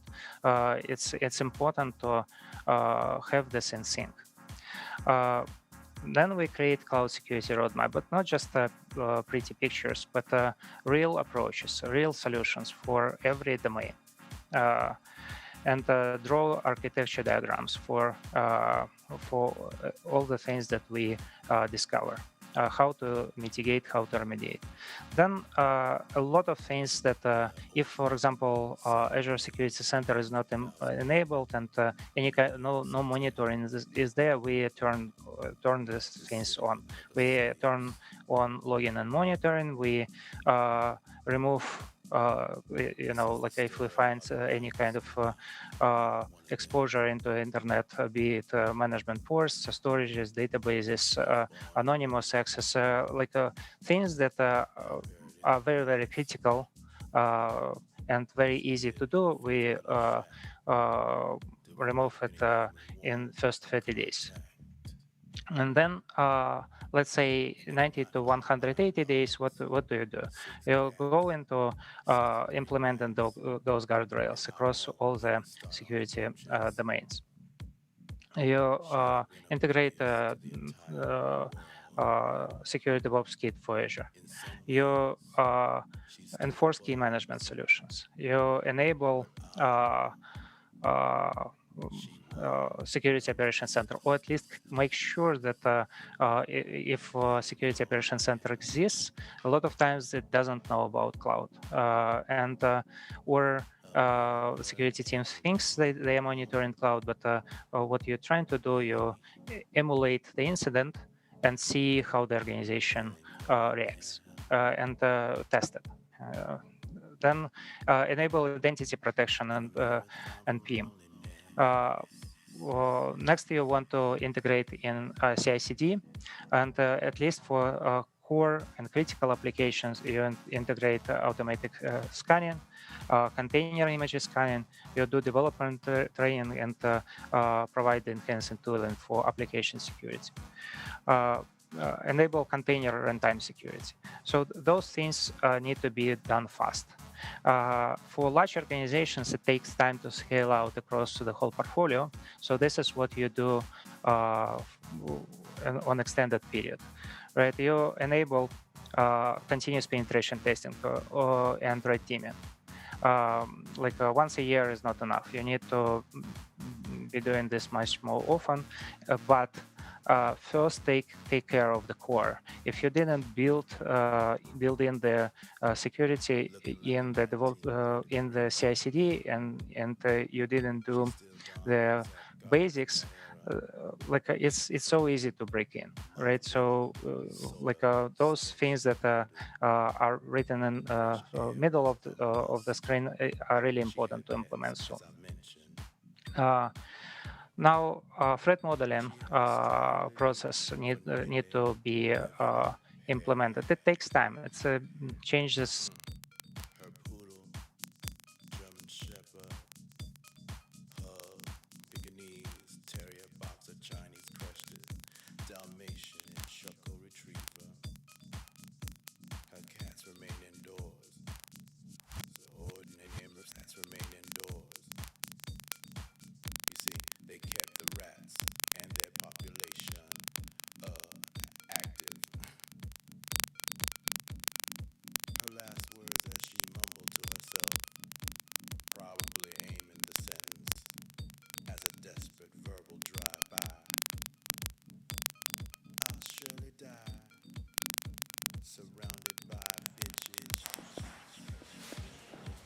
К сожалению, у нас пропал звук для нашего спикера. Он практически закончил буквально. Unfortunately, the sound was lost from our speaker. He almost completed, and 1-2 sentences were left to complete his presentation. I can't hear you. Anyway, Eugen, thank you very much for your presentation. As I understood, you're almost done. At just a couple of sentences left. So the holy grail of cloud security and Eugen Duhanov, EPAM. И мы сейчас переходим к новостям. Right now we're moving to the news about what has happened in SOC, together with Julia and Alexei.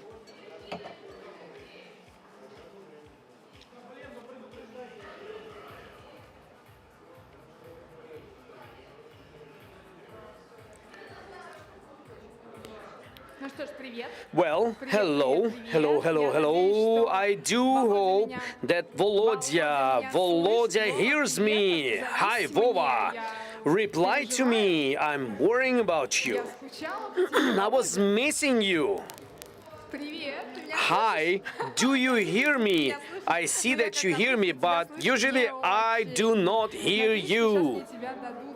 I hope I will hear you in my earphone that translates you into my brain.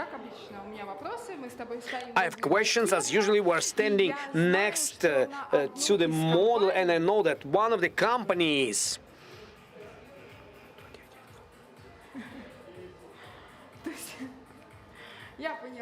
I understand you.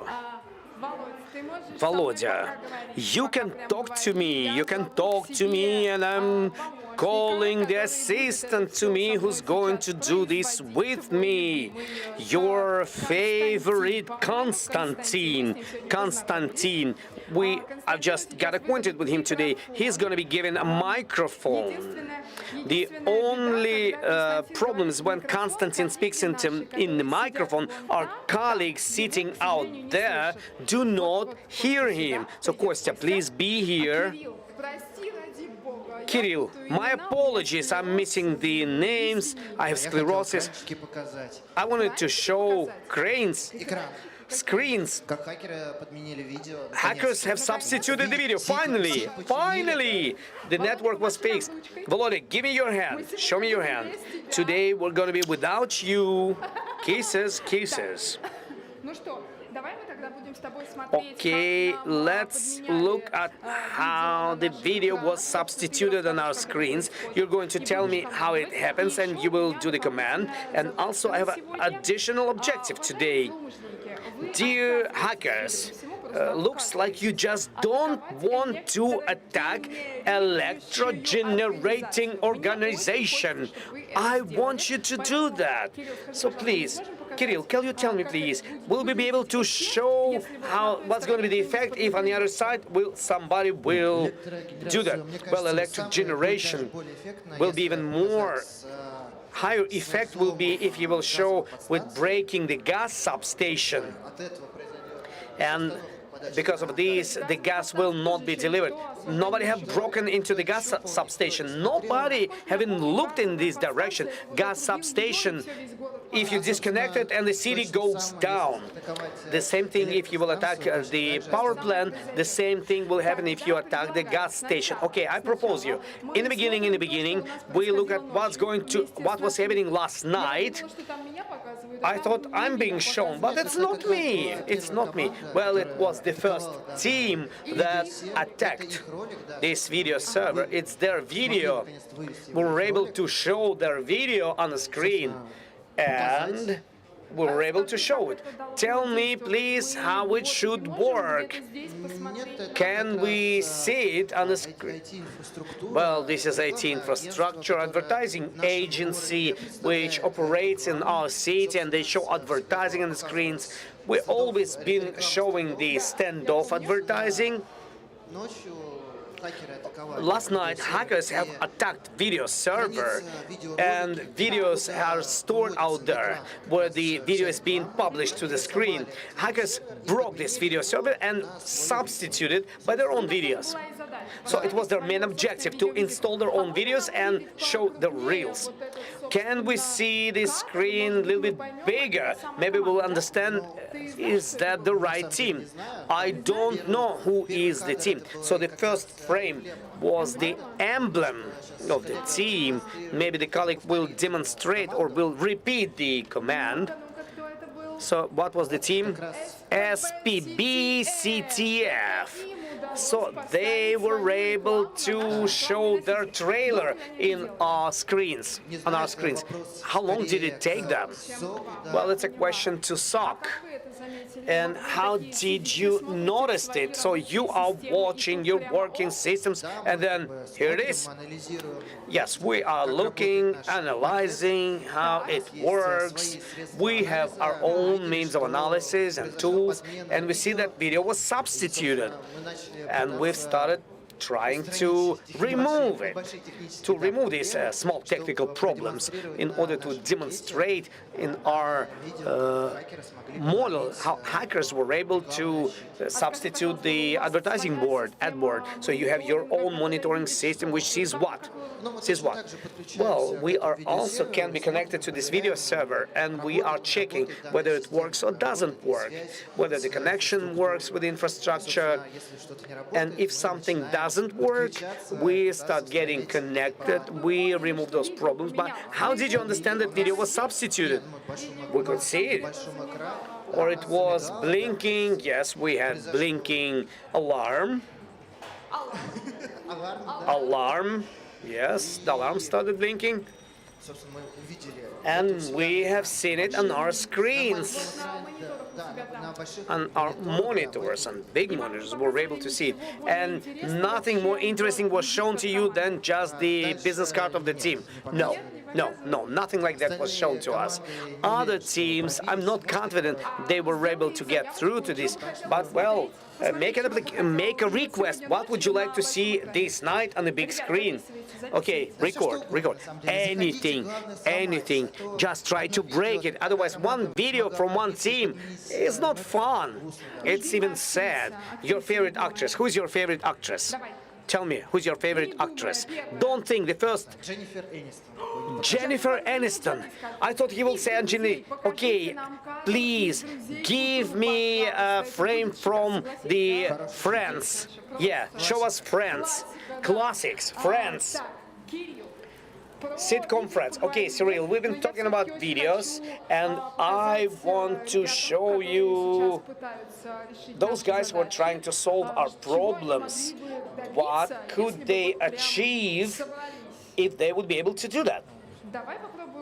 Let's try to disconnect the whole city. What is to be done? Can I press buttons? Buttons, because I see so many buttons. I've been pressing buttons here, buttons there. So then we have to go to that corner. Let's go. Come here. Yeah, next one. I'm ready. Oh, this is the gas substation. So you see here the controlling system. We have two valves. One valve is closed. This one, yes. And this is the system. Blue is open, red is closed. The maintenance is being done. The welder is working there.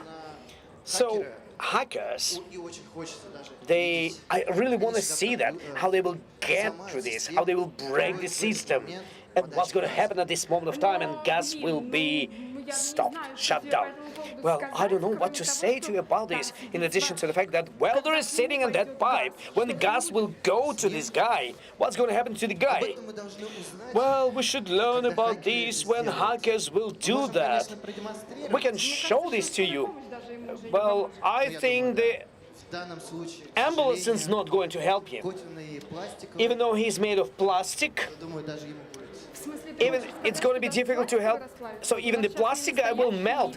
So it's going to be, well, our plastic guy will be alive. He's restorable. I see, there are copies. He has multiple lives. Well, friends attack us. Let's see what's going to happen right now. If you haven't guessed how to do this, be twice as attentive, because you will hear some spoilers. We always give you spoilers, and maybe tomorrow in the morning in live stream you will repeat it. Let's do it. What should I do? Okay, my colleague is going to show you how to close the valve by this mouse. And this mouse, what it's going to do? What it's going to do? Here's the smoke. You see the chimneys opened, everything became red. Substation, the gas is not delivered anymore. And the city became red. And the machine is still riding. Well, it's on gasoline, it's not on gas. And this is a global disconnection. Why containers are not dropping? Because they are connected. They are connected. We have an autonomous backup power system, In the port, we have backup power system. So it's hacker's objective to enter. So there is a backup system. I see we have disconnected the main system, but the life continues there because they have backup power system, right? Yes. Good. Tell me please about this particular screen. This screen is something that an employee which monitors. Yeah, this is what our operator sees. What is this? This is all blinking, blinking, blinking, blinking. Well, in a given case, this is just a demo that everything's all right. But it's not all right. Well, it shows us that the connection with the controller is available. If it's going to be red, it means that it's going to be bad. It means that hackers were able to do it in such a way so that there's not even a connection with the controller. Can they do that? Theoretically, yes. Do we have such objectives? In a given case, we have an objective just to stop the system or to make an explosion, like we just have shown you. Okay, let's restore everything. What's wrong? What's wrong? I want to see this alive. Tell me, please, last time, when we had a history with gas substation, no, with petrochemical plant, when there were gas pollution into the atmosphere of our city, Vova has promised they will smell like cherry or vanilla. But I also have seen some smoke, but I cannot smell it. What kind of smell do we have in here? I think the same smell we have in here. We've tried to do our best. Which taste we're going to have tomorrow? Which aroma? We're trying to think about this question, yes. And we'll do something about it. Kirill, thank you very much. You were our savior. You saved us from Vova, who got disconnected from us. We'll walk around this place tomorrow, and by tomorrow, please, the champagne should sparkle out of it. A lot of champagne. And pineapples and strawberries. Dear friends, attackers, remember that gas substation is waiting for you. Energy generating power plant is missing you as well, and I never seen what really happens with the city when the electricity completely, well, all the street lights are switching off for Moscow or megapolis of a level of New York, Tokyo, Paris. This would be a very important thing. Can you show us what might happen if the street lights will switch off in the whole city? Thank you very much. Don't relax. Work. The whole night is ahead of you. The night is young. And right now I'm giving the floor to Vladimir, our host.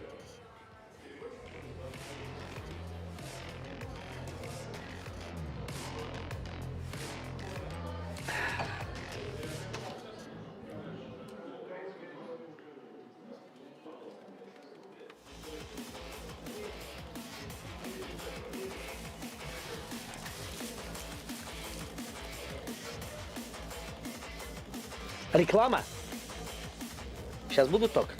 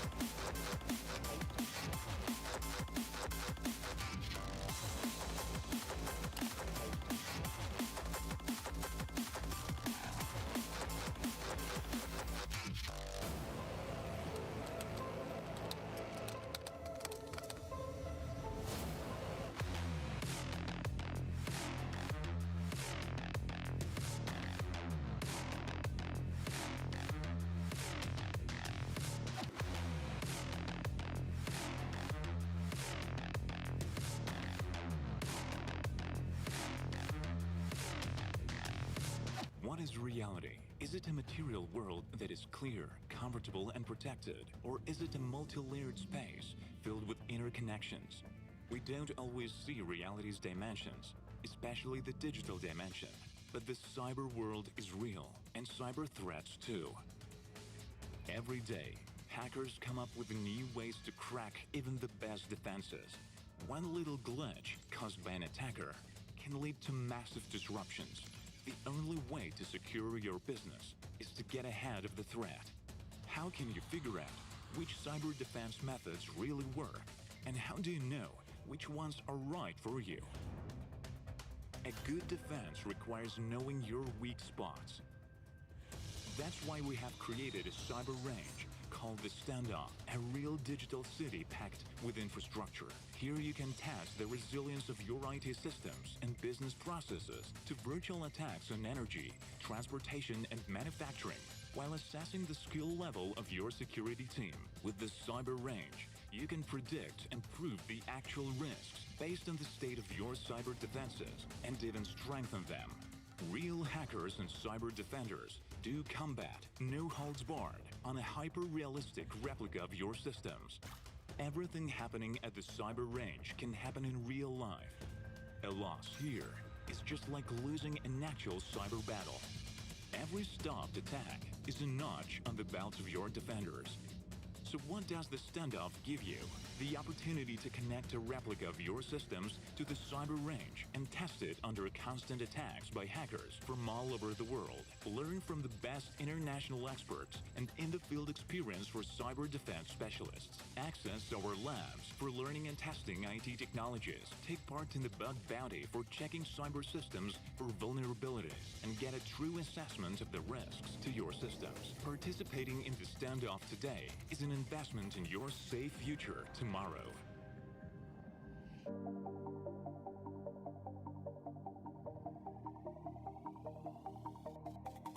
Hello, I'm Anton Kuranda, Technical Director of RBK Money, and for the Cyber City, we provide an electronic payment platform without which no modern city can exist. All movements of virtual money within the city are carried out with the help of our platform. And there is a nuance: our payment platform is the world's first open source product of this level, so you can work with it in webhooks mode. And our main reason for participating in this event is to make our product so secure that you can safely use banks and payment system all over the world. Our platform already works for you in the Cyber City and supports card payments in virtual online stores. We have long wanted to participate in Standoff, and this year we decided to do it. This is the first time Standoff is being held online, and this is new for us. It is very exciting, but I'm sure that we will successfully pass this test. We made a really cool product. It is probably the only open source payment processor in the world. Therefore, we invite you to protect the payment traffic of virtual residents, to search for the vulnerability of payment platforms. Join us November 12 to 17. You will like it. It will be interesting because virtual money is practically same as real money. Do you need our money? Welcome to Standoff.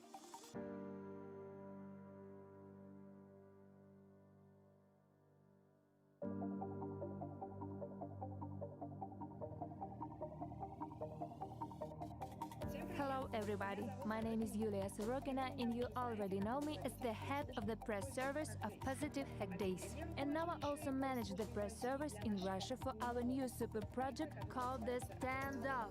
What is it? The cyber range where we will deploy a virtual copy of the city, and even the whole world is filled with prototypes of real companies. The cyber range will allow us to simulate a wide variety of threats and to assess the real level of security of these companies. One half of the participants in our event, attackers, will attack businesses throughout the event, and the other half, the defenders, will be required to ensure their safety. For you, dear journalists, we have prepared a set of equally interesting events. You can expect press conferences, press briefings, interviews with the best representatives of the world about offensive and defensive measures in the country and even in the world. So do not miss the November 12th to the 17th online cyber battle of the year, the Standoff. Come join us, it will be hot.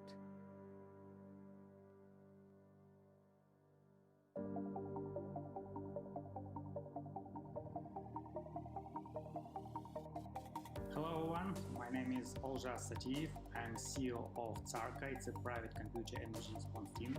We are a team of ethical hackers from Kazakhstan, and this year we will participate in Standoff.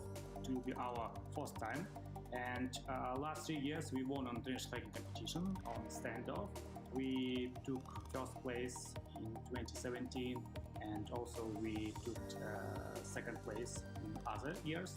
It's really good opportunity for ethical hackers around the world to participate in Standoff, because this year it will be in online mode. Previous year it was in offline. What is Standoff?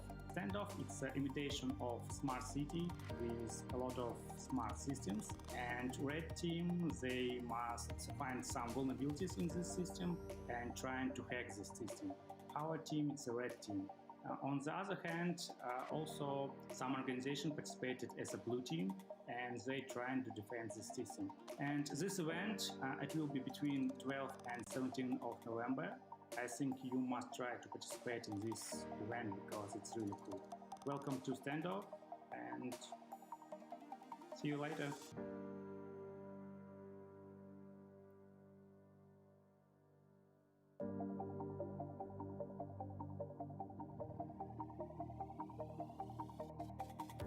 Hello colleagues, my name is Pavel Volchkov. I'm the Deputy Director of the Information Security Center of Jet Infosystems. This year, Jet Infosystem is a technology partner of Positive Technologies in organizing the Standoff event.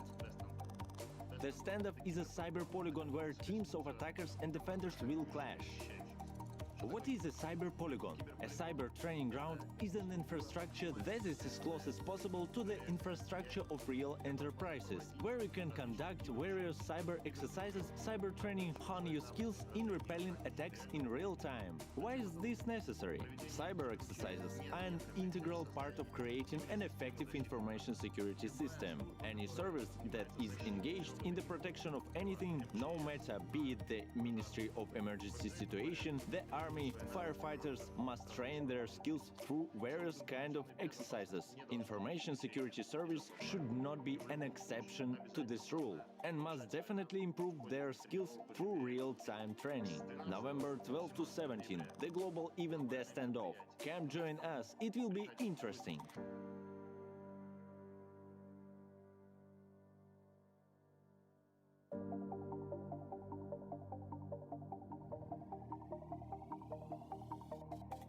Hello everyone, hello everybody, my name is Mikhail Pomsov. At Standoff, I'm responsible for the technical part of our cyber polygon. Let me tell you about what to expect in November. We want to focus on business risks this time, so for the red teams we will be informing them on what they need to do in less detail than it was before. For example, we have an airport as an object, we plan to use a ticket sales system, registration of users for the flight. Therefore, one of the tasks for the red team will be to realize the risk of a failure in the operation of the system. How they can do this is up to them. We do not restrict them in scenarios. For example, they can get administrative access to the application, operating system, or to some network node, or even disconnect this node from the network. These will all be at the discretion of the red team. In the part of the blue team, we traditionally leave the focus on the monitoring component. They will need to detect attacks, inform us about these attacks, and we will also record the time it takes teams to investigate incidents. Also one of the important parameters that we have added. Plus, traditionally, we will look at how the infrastructure works, availability time. In general, there is nothing new here. Volodya, tell us about our new layout. Yes, hello again everyone, my name is Vladimir Nazarov. I'm responsible for the layout, which is completely new this year. I'm responsible for the control part that manages all of this. This year we have absolutely everything in a remote format, i.e. while sitting at home and eating borscht, you can try to break the real industrial controller that manages all industries in our city of Rios. For example, you can drop a container from a container crane directly on a passing-by train, and if you also break the train controls, by the way, it is all based out on the same office, so it is really possible to do that. Then you can implement a scenario similar to a real Hollywood action movie. You can drive up your train and by operating a crane, take out a container with a particularly available travel cargo in an unknown direction. And all of this is done remotely without leaving your home. Continuing on the idea of an unknown destination, we also have an airport this year, where you can arrange, for example, a blockage on the baggage carousel, or even drop people from the jet bridge during boarding if you suddenly move it away. Come to Standoff, it will be interesting.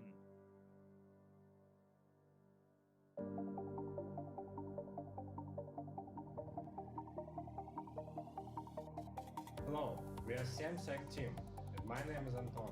I'm working at Application Security Lead.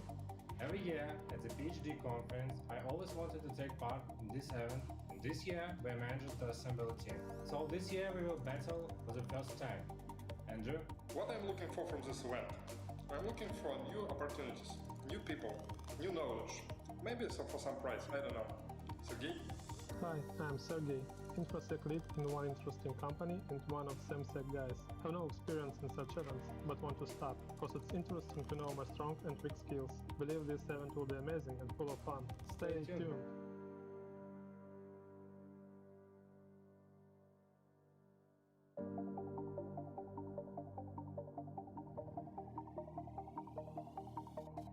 Hi, my name is Sergey, and I'm a hacker, the Russian hacker. Hackers are challenging everyone, but this time we decide to challenge hackers. The team of Positive Hack Days and Hack in the Box with partners bring together years of experience, dozens of CTFs and hacking competition to build the Standoff. The Standoff is a cyber range platform built by hackers to create exciting cyber journey full of discoveries, practice and energy. This is not an emulation. This is not a simulation. This is reality. Augmented cyber reality which is more real than the real world. Join us in Standoff. Contribute, challenge yourself, learn and teach others, and win. See you there.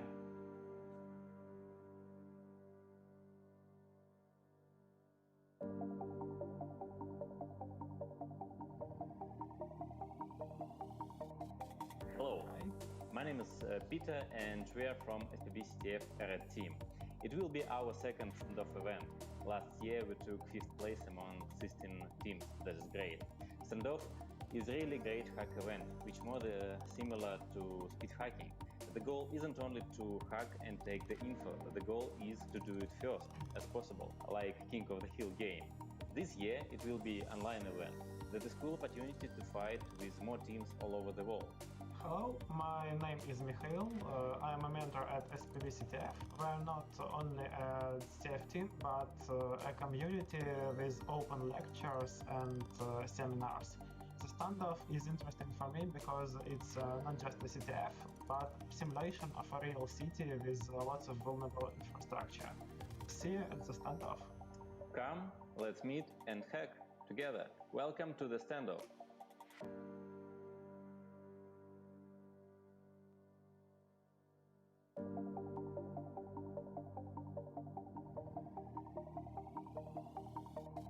Hi everyone, I would like to invite all of you to participate in Standoff, our online real-time cyber battle. So Standoff platform this year will be completely online, you don't need to travel, which is good. And for Standoff for this year, we also have collected some speakers and presentations from all across the globe. Yeah, some IoT security topics, hardware, ML, artificial intelligence, industrial system, medical system flaws. You'll find all famous researchers who will be talking about these topics. And we'd like to invite people not only to watch these presentations, I want to say to Standoff participants like red teams, blue teams, just take your time and try to enjoy this content that we prepared for you. I'll just give you a brief example. You're trying to break the perimeter. Yeah, we have content for about lateral movements or other red team techniques. Yeah, you're trying to break the bank. We have a lot of content which will give you some inspiration about money-related attacks. All world struggles now with lack of security presentations and security conferences. We decided to give chance to researchers to step in and to talk about what they're doing over the last year, what researchers they have carried out. That's why, as always, I want to inform you, if you have some decent content you want to share with the rest of the world, please step in, send us your proposal, and you also might become a part of Standoff talk session. Good luck. Thank you.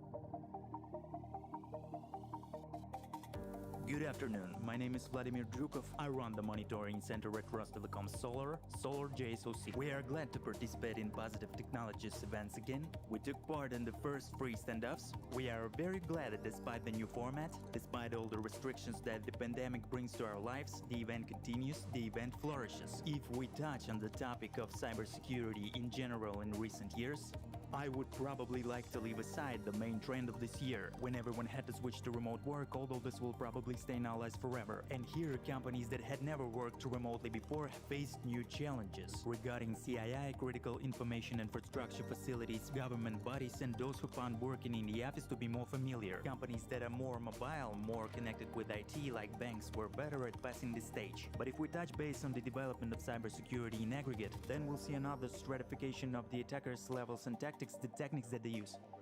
The banking industry has been under a continuous stream of phishing attacks for many years, and it seems to have learned how to deal with them. CII, critical information infrastructure objects, are increasingly faced with more professional attacks. These are complex perimeter hacks, attacks for the supply chain contractor. They face significant new challenges. When we talk about government bodies, we are faced with an exclusive level.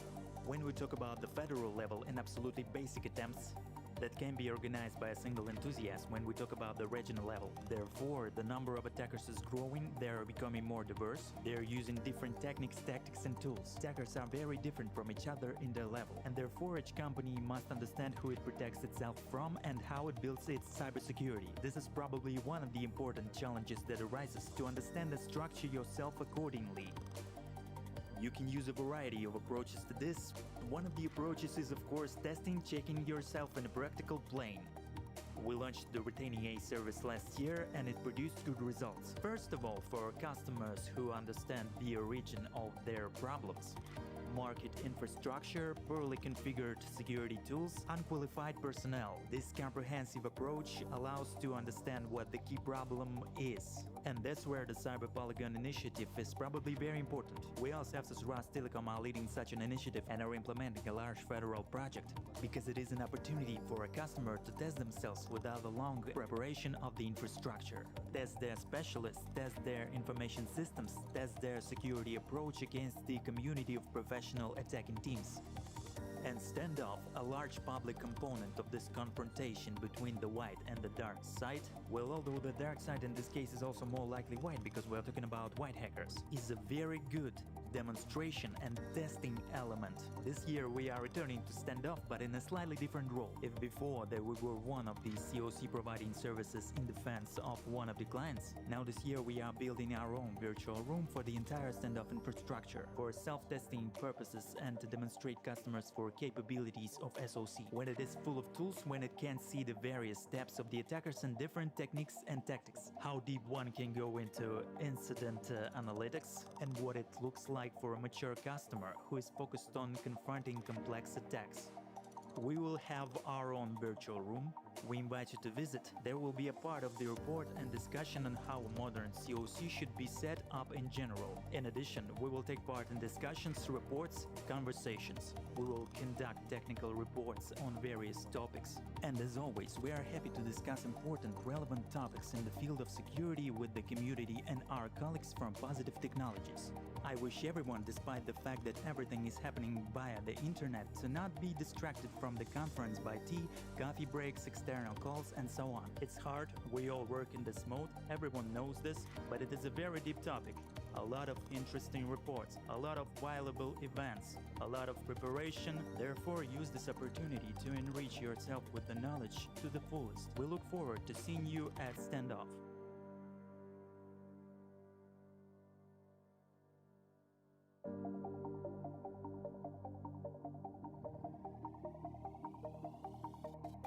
Hi friends, I'm Vladimir Zapolyansky, Chief Marketing Officer of Positive Technologies.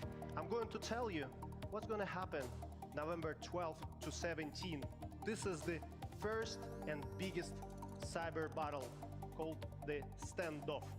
This is the first cyber battle where the real attackers and real defenders will meet each other in the infrastructure of the city close to the real infrastructure. Just look around. Everything we see in the city, the traffic lights, metro, the gas, everything is managed by computers. And unfortunately, there could be many negative impacts if anything happens with these infrastructures due to hackers' attack. So our goal is to model and prevent all the possible negative consequences what may happen in the real city. So it's gonna be the real battle, but with no real harm. Standoff 365. This is the online place we're all gonna meet.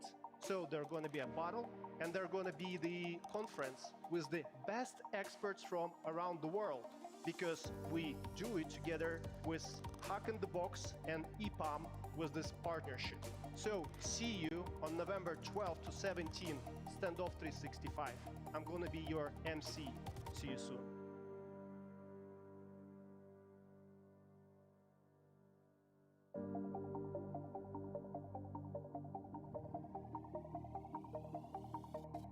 Hi, my name is Fedor Yarochkin. I'm a threat researcher with Micro FTR team, a threat research team.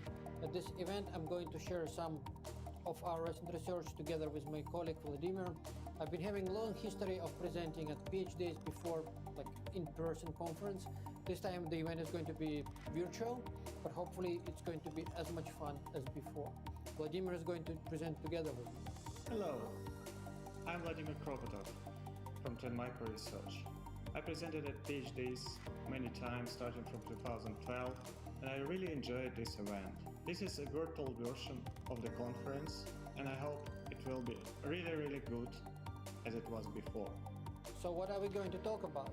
We've been doing some research on bulletproof hosting. Presentation, we're going to share both some of the recent findings that we came up with throughout research, but what is more important, some of the techniques as well. And we think that sharing techniques would be much fun to other analysts. So what is the Standoff? Standoff is not just a conference. The interesting part of the event is a competition which is based on realistic critical environments where red teams and incident response teams compete with each other. So it could be hacking of the bank, hacking of critical infrastructures like industrial environments or telecom environments, and everything is realistic, real equipment, real scenarios, everything is good, and that's the way how different teams can learn, study, and improve their skills. So welcome to Standoff and enjoy. Hopefully you'll join us there. See you there.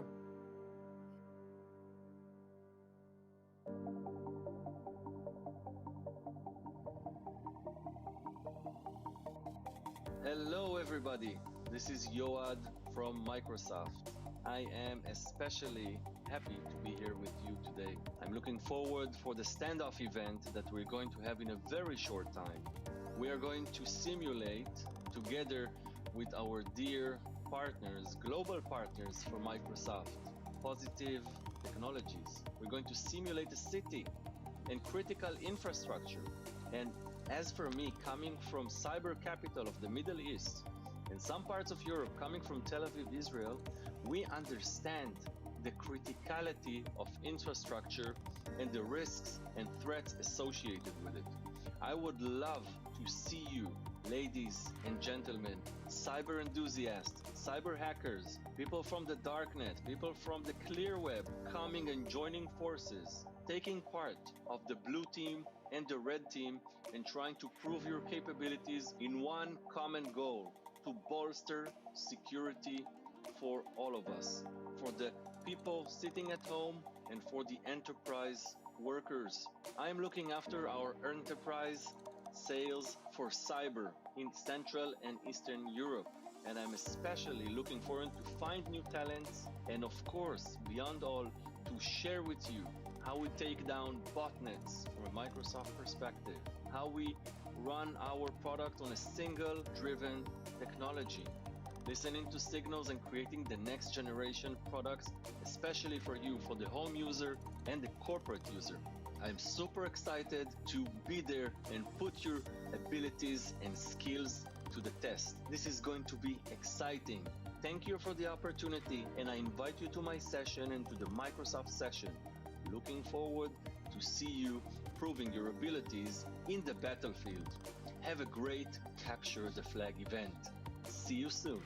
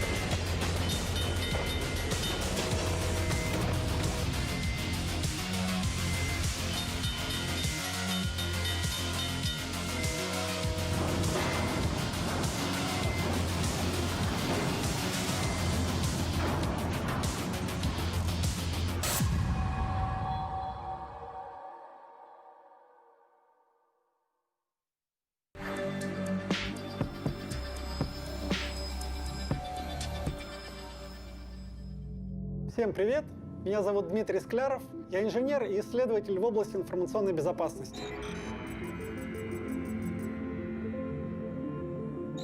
Я хочу поговорить о том, зачем люди приходят в ИБ.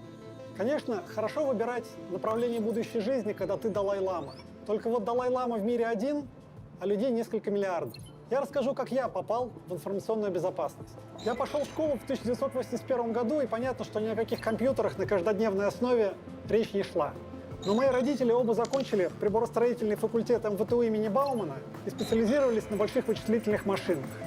Они были совсем не похожи на сегодняшние компьютеры, занимали сотни квадратных метров, жрали огромное количество электричества, но при этом это был отдельный очень интересный мир, перфокарты, перфоленты, АЦПУ. Мне очень нравилось. Заниматься на компьютерах регулярно я стал в 1987 году, когда в школе начали занятия на ПВМ АГАТ. Но даже этого было достаточно, чтобы понять, что это именно то, что интересно лично мне. Поэтому, когда я выбирал себе институт, я выбирал не столько специальность, которой я буду заниматься, я хотел, чтобы в процессе обучения было как можно больше компьютеров. В результате я оказался на кафедре САПР МГТУ имени Баумана. Я не буду рассказывать, как с 3-го курса меня чуть не отчислили за то, что я вовремя не сдал курсовик по деталям машин. Все-таки специальность считалась машиностроительной. Но с 4-го курса, когда пошла специализация, мне стало очень интересно учиться, и к концу обучения я был отличником. Начиная с 1994 года, когда дома появился компьютер, все свободное время я посвящал реверс-инжинирингу. И к моменту окончания института мне стало понятно, что мне больше интересно заниматься безопасностью. Как раз в 1997 году там же в Бауманке была создана кафедра информационной безопасности, куда я пошел в аспирантуру и где потом преподавал 15 лет. И окончательно моя жизнь связалась с информационной безопасностью в 2000 году, когда я пришел работать в компанию Allcomsoft и проработал там 12 лет. Кстати, не обязательно быть технарем для того, чтобы заниматься информационной безопасностью. Тот же Кевин Митник, которого считают самым известным хакером в мире, скорее специалист по социальной инженерии, чем технарь. Если вы не знаете, кто это, обязательно почитайте про него и его книги. Они о том, как люди нарушают безопасность. Потому что, как правило, главная проблема безопасности не в технике, а в человеке. Сколько времени нужно уделять занятию информационной безопасности? Я считаю, что единственный надежный способ добиться хороших успехов – это тратить на это все ваше свободное время. Разумеется, вы должны получать от этого удовольствие. Я получаю. Зачем приходить в информационную безопасность, каждый решает сам. Я могу рассказать о своих мотивах. Прежде всего, в информационной безопасности всегда есть чему учиться. И, пожалуй, для меня это самое важное. Здесь полно вакансий, на которых не будет рутины, и поэтому вам никогда не будет скучно. В информационной безопасности неплохо платят. Может быть, хуже, чем в нефтянке, но неплохо. Если вы работаете в ИБ, у вас есть возможность прославиться, потому что очень много вещей, которые мы делаем на каждодневной основе, так или иначе взаимодействуют со всем миром. Ну и, конечно, если вы занимаетесь информационной безопасностью, у вас есть реальная возможность сделать этот мир чуточку лучше. Почему бы не попробовать? Если человек не ограничен моральными рамками, то, конечно же, он может использовать свои знания в ИБ для других целей, не очень хороших. Вы можете воздействовать на чужую информацию и через это получать власть над людьми. Вы можете монетизировать свои навыки в информационной безопасности и сделать это быстро и эффективно, но при этом, правда, нарушая уголовный кодекс. Вы можете разрушать чужую информацию, чужие жизни, просто потому что вы это можете, это не очень сложно. Лично мне такой подход не нравится, потому что после того, как вы вступили в конфликт с законом, вам очень тяжело будет найти путь обратно. Ну и между белой и черной информационной безопасностью, разумеется, есть некоторая середина, и не совсем понятно, к какой области ее относить. Это и не чисто белое направление, но и при этом вроде как это не наказывается, не считается криминалом, но может быть потому, что пока нет соответствующей правоприменительной практики. Со временем она вырабатывается. Тот же Кевин Митник довольно долго не мог быть обвинен ни по одной статье, потому что то, что он делал, не признавалось преступлением. Такие законы приняли чуть-чуть позже, и в частности благодаря ему. Зачем идти в информационную безопасность, каждый решает сам. Я не могу вам дать совет, я могу только рассказать, что в этом интересно. Но, на мой взгляд, это самая динамичная, развивающаяся область в информационных технологиях. И если вам это действительно близко, вы можете этим заняться и никогда не прогадаете. Удачи!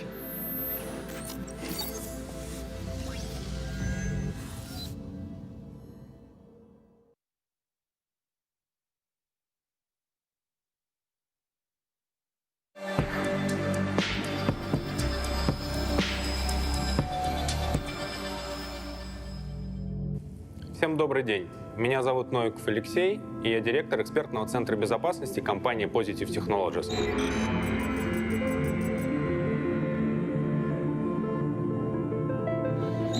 И сегодня я вам расскажу о своем личном топе инцидентов за свою профессиональную карьеру. Я занимаюсь информационной безопасностью больше 15 лет, и это именно практическая информационная безопасность. Это вопросы, так или иначе, связанные с дефенсом, с защитой, с расследованием инцидентов. И при этом я стараюсь сделать так, чтобы эти инциденты не случались, а если случались, то они приводили к минимальным последствиям и рискам. Инцидент, с которого я хотел бы начать свое повествование, случился тогда, когда я еще был молодой, зеленый, юн, и деревья были высокие. Это было в самом начале моей карьеры. Была осуществлена атака на одного из провайдеров сети интернет. Причем она была настолько изощренная, что в результате пользователи этих субъектов федерации, где этот провайдер предоставлял интернет, получали доступ к локальным ресурсам, но не могли получить доступ к ресурсам, расположенным за пределами данного региона. Тогда я впервые понял, что такие, казалось бы, незначительные инциденты могут привести к значительным последствиям для большого количества людей. Инциденты, которые для меня на втором месте, это те инциденты, которые показывают, что не все хакеры технически образованы и грамотны. Они могут не понимать, какой инструментарий они используют. Они могут не понимать, как он работает. Зачастую они даже не понимают, в какой тип организации они попали. То есть на самом деле не так страшен черт, как его малюют. Один из последних подобных инцидентов был связан с тем, что злоумышленник использовал специальное программное обеспечение по получению удаленного доступа вовнутрь организации. При этом он не понимал, как оно функционирует до конца, или не догадывался о том, что это программное обеспечение ведет полный лог его действий, в том числе лог успешных подключений. В результате, когда мы пришли к одному из наших заказчиков на расследование и обнаружили это программное обеспечение, мы увидели этот лог и поняли, где он побывал еще. Мы смогли уведомить эти организации, что они взломаны, а злоумышленник, между тем, создал себе очень хорошее портфолио, которое так или иначе будут использовать правоохранительные органы. Инциденты третьего типа, которые мне всегда нравятся, это инциденты, так или иначе связанные с социальной инженерией. Это то, когда злоумышленники проявляют больше, наверное, не технические навыки, а знания психологии людей. Наиболее показательные инциденты — так называемый бизнес-e-mail compromising. Злоумышленник вклинивается в переписку двух бизнес-партнеров, и при этом он ведет общение с каждым из них, как будто он общается от имени партнера. В нужный момент времени он понимает, что заходит речь о оплате какого-либо счета, какого-либо инвойса, и вместо настоящего документа подкладывает свой. Естественно, деньги уходят на другой счет, в другую страну, и таким образом один из партнеров теряет свои деньги. Эти инциденты не о сложной технической подготовке. Эти инциденты больше о том, что эти злоумышленники знают современную психологию людей, о том, что они знают, как люди общаются друг с другом, и знают, как подобрать наилучшее время для того, чтобы провести свою махинацию. Это так называемые кибермахинаторы современного мира. Четвертый тип инцидентов — это на самом деле скучные инциденты. Почему они для меня скучные? Потому что, когда к нам обращаются с этим типом инцидентов, в большинстве случаев мы сразу понимаем, что случилось, почему случилось, что надо делать и как надо реагировать на этот инцидент, а самое главное, что надо сделать, чтобы он больше не повторился. Это так называемые инциденты, которые, как правило, можно помочь решить заказчику по телефону в режиме колл-центра. При этом таких инцидентов с каждым годом становится все больше, больше и больше. Причина их возникновения в том, что, к сожалению, когда все гонятся за использованием новых современных технологий, они не всегда понимают, как они функционируют. И эти инциденты случаются из-за нарушения простейших, базовых, элементарных правил цифровой гигиены. Пятый тип инцидентов — это самые интересные инциденты лично для меня. Это те инциденты, которые очень сложные, которые технологические. Как правило, эти инциденты вызывают продвинутые, хорошо подготовленные АПТ-группировки. Какие у них характеристики? Используются null-day, используются нетривиальные техники и тактики для проникновения в инфраструктуру, для распространения или закрепления. При этом, как правило, все эти инциденты так или иначе связаны с действием шпионских групп. У них цель находиться в инфраструктуре как можно дольше, максимально ее контролировать и при этом максимально получать необходимую, интересующую их информацию. Наиболее запоминающиеся для меня инциденты — группировки, которые использовало вредоносное программное обеспечение REMSEC. Разные исследователи, разные вендора назвали эту вредоносную компанию по-разному. Project Sauron, Strider и так далее. Это те крепкие орешки, которые ты вскрываешь и понимаешь, насколько они были сложно устроены. Благодаря этим инцидентам я развиваюсь как профессионал и получаю удовольствие от своей работы каждый день. Инциденты информационной безопасности — это самое главное, что есть в информационной безопасности. Не так важно найти все уязвимости, устранить их, выстроить какой-нибудь процесс или бумажный комплаенс. Самое главное, что если инцидент информационной безопасности и случился в вашей компании, чтобы он не приводил к колоссальным потерям либо реализации каких-либо опасных рисков. Для того, чтобы этот инцидент никак не влиял на саму компанию, либо на регион, страну. А с какими инцидентами чаще всего сталкиваетесь вы? С вами был я, Алексей Новик.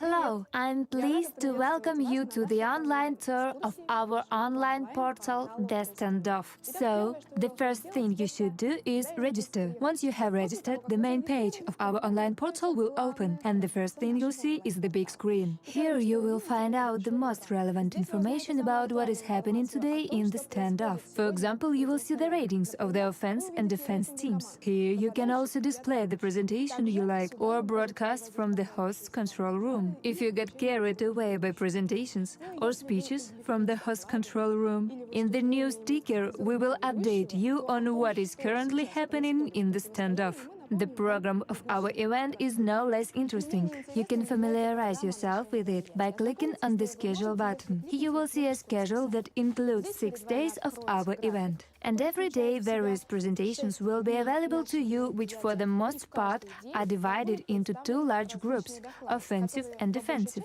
Presentations that are of interest to those who are immersed in the technical side of information security. And information security for managers, presentations which will be of interest to those who would like to look at security from a business point of view. Every presentation can be selected and added to your personal calendar. If you do that, we will remind you in advance that the presentation is about to begin. We try to put together the most interesting program for you. Our speakers come from different countries of the world, from Europe, from USA, from Asian countries, and of course from Russia. There are more than 30 of them, and you can find out more about each speaker in his personal profile, where we will provide his biography, name, surname, company that he works for, main achievement, and etc.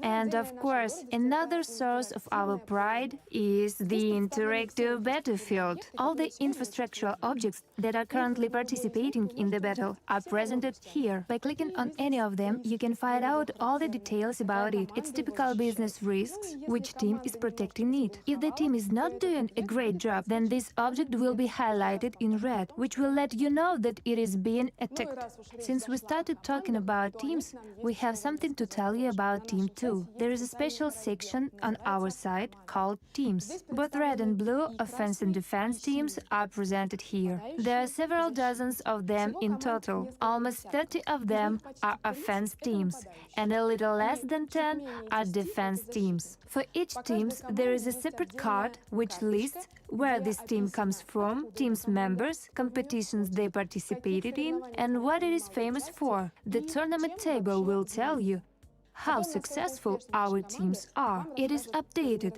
daily, hourly, and sometimes even every minute. Take a look at the standings if you are interested to know who is leading right now. Like any big event, we couldn't do it without our partners and sponsors. We have organized virtual room for them, where they can hold their own conferences, presentations, communicate with their clients, and organize other promotions that we may not even know about, to make it more convenient for you to communicate during our event, we have created special chats for you. Here you can write, call, and set up Grow video conferences. And now we are back to the main page of our portal. This is not accidental, because the most interesting updates on what's happening at the Standoff are gathered and presented here. And yes, we couldn't avoid our own big brother who is watching over us. It is a global security operations center that fully monitors the Standoff.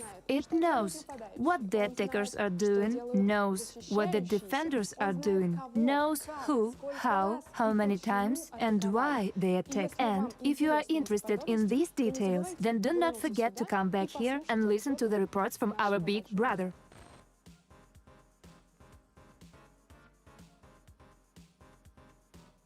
Всем привет!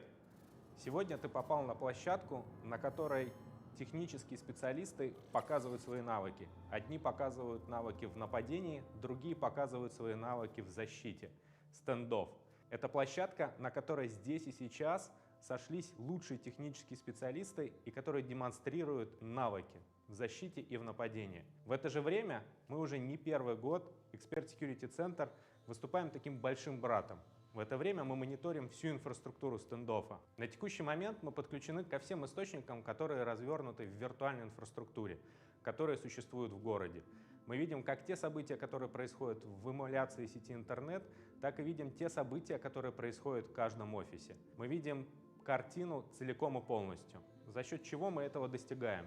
Мы видим трафик с помощью нашего решения Positive Technologies Network Attack Discovery. Мы видим логи со всех конечных узлов с помощью нашего CIEM.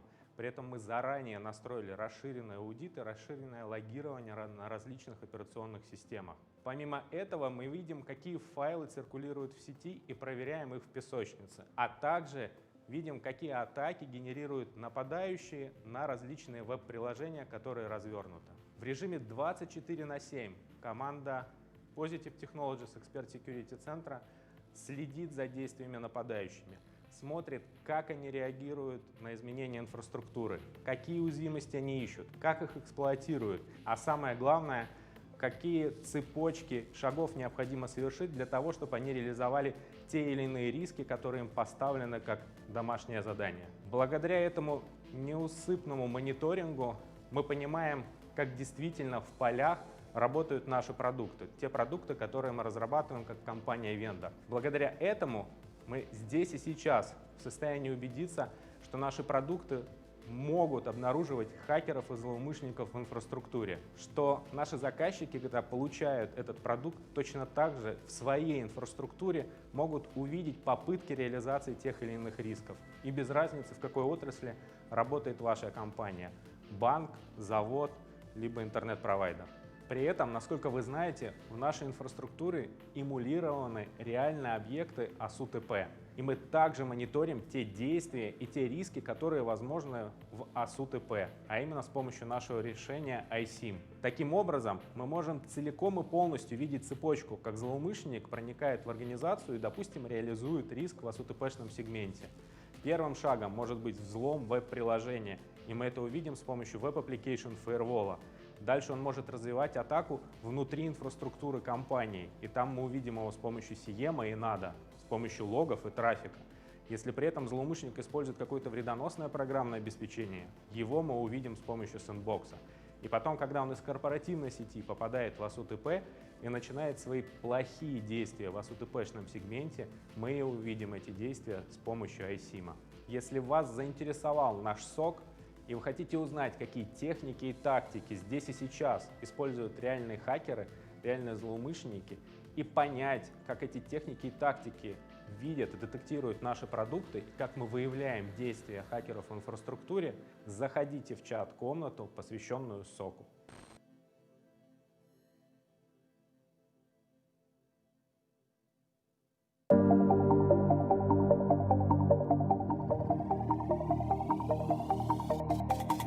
Hello, I'm Anton Kuranda, Technical Director of RBK Money, and for the Cyber City, we provide an electronic payment platform without which no modern city can exist. All movements of virtual money within the city are carried out with the help of our platform. And there is a nuance. Our payment platform is the world's first open source product of this level, so you can work with it in webhooks mode. And our main reason for participating in this event is to make our product so secure that you can safely use banks and payment system all over the world. Our platform already works for you in the Cyber City and supports card payments in virtual online stores. We have long wanted to participate in Standoff, and this year we decided to do it. This is the first time Standoff is being held online, and this is new for us. It is very exciting, but I'm sure that we will successfully pass this test. We made a really cool product. It is probably the only open-source payment processor in the world. Therefore, we invite you to protect the payment traffic of virtual residents, to search for the vulnerability of payment platforms. Join us November 12 to 17. You will like it. It will be interesting because virtual money is practically same as real money. Do you need our money? Welcome to Standoff.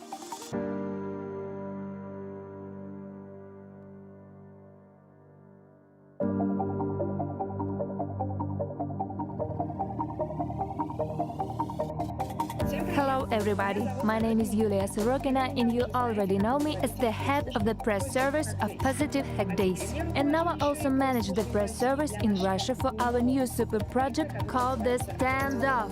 What is it? The cyber range where we will deploy a virtual copy of the city, and even the whole world is filled with prototypes of real companies. The cyber range will allow us to simulate a wide variety of threats and to assess the real level of security of these companies. One half of the participants in our event, attackers, will attack businesses throughout the event, and the other half, the defenders, will be required to ensure their safety.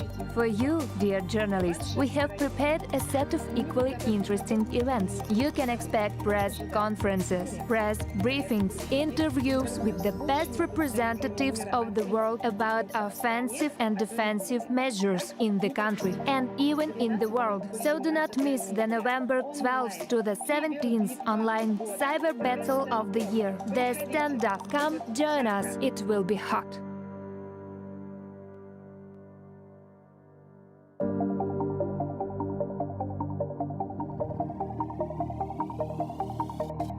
Hello everyone, my name is Olja Satiev. I'm CEO of Tsarka, it's a private computer emergency response team.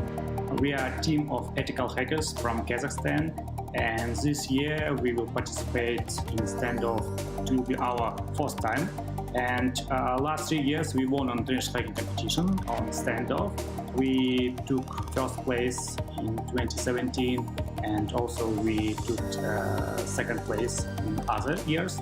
It's really good opportunity for ethical hackers around the world to participate in Standoff, because this year it will be in online mode. Previous year it was in offline. What is Standoff?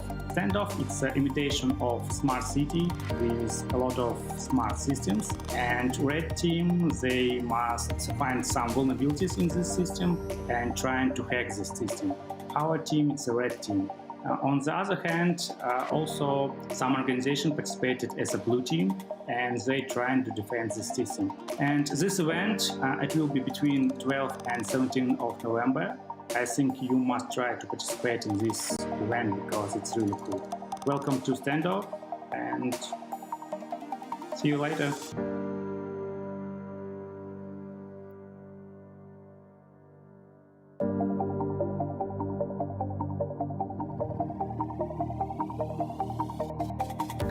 Hello colleagues, my name is Pavel Volchkov. I'm the Deputy Director of the Information Security Center of Jet Infosystems. This year, Jet Infosystem is a technology partner of Positive Technologies in organizing the Standoff event. The Standoff is a cyber polygon where teams of attackers and defenders will clash. What is a cyber polygon? A cyber training ground is an infrastructure that is as close as possible to the infrastructure of real enterprises, where you can conduct various cyber exercises, cyber training, hone your skills in repelling attacks in real time. Why is this necessary? Cyber exercises are an integral part of creating an effective information security system. Any service that is engaged in the protection of anything, no matter be it the Ministry of Emergency Situation, the Army, firefighters, must train their skills through various kinds of exercises. Information security service should not be an exception to this rule and must definitely improve their skills through real-time training. November 12 to 17, the global event The Standoff. Come join us, it will be interesting.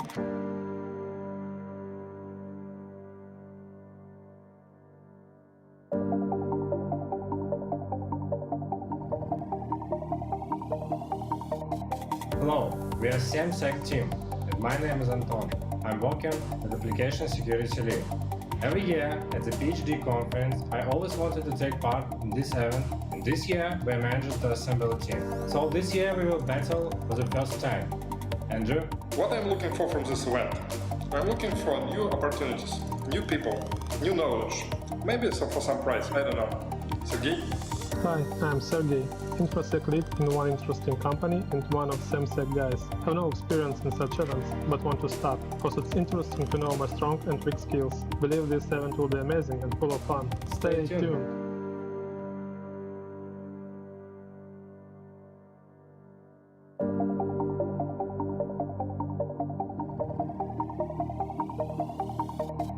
Hi, my name is Sergey, and I'm a hacker, the Russian hacker.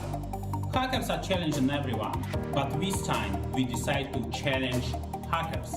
The team of Positive Hack Days and Hack in the Box with partners bring together years of experience, dozens of CTFs and hacking competition to build the Standoff. The Standoff is a cyber range platform built by hackers to create exciting cyber journey full of discoveries, practice and energy. This is not an emulation. This is not a simulation. This is reality. Augmented cyber reality which is more real than a real world. Join us in Standoff. Contribute, challenge yourself, learn and teach others, and win. See you there.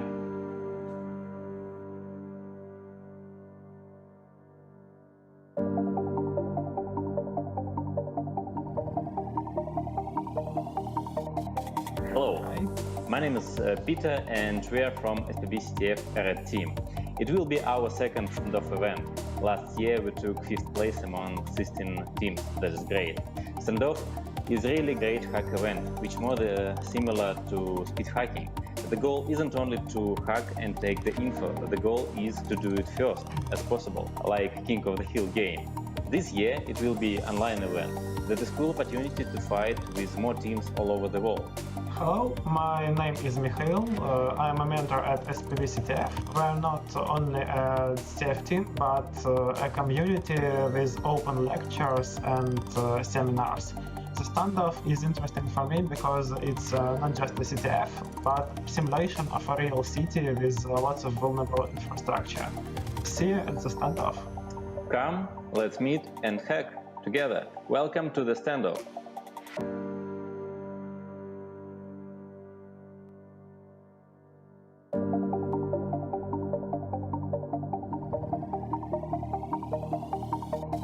Hi everyone, I would like to invite all of you to participate in Standoff, our online real-time cyber battle. So Standoff platform this year will be completely online, you don't need to travel, which is good. And for Standoff for this year, we also have collected some speakers and presentations from all across the globe. Yeah, some IoT security topics, hardware, ML, artificial intelligence, industrial system, medical system flaws. You'll find all famous researchers who will be talking about these topics. And we'd like to invite people not only to watch these presentations, I want to say to Standoff participants like red teams, blue teams, just take your time and try to enjoy this content that we prepared for you. I'll just give you a brief example. you're trying to break the perimeter, yeah, we have content for about lateral movements or other red team techniques. Yeah, you are trying to break the bank. We have a lot of content which will give you some inspiration about money-related attacks. All world struggles now with lack of security presentations and security conferences. We decided to give chance to researchers to step in and to talk about what they're doing over the last year, yeah, what researchers they have carried out.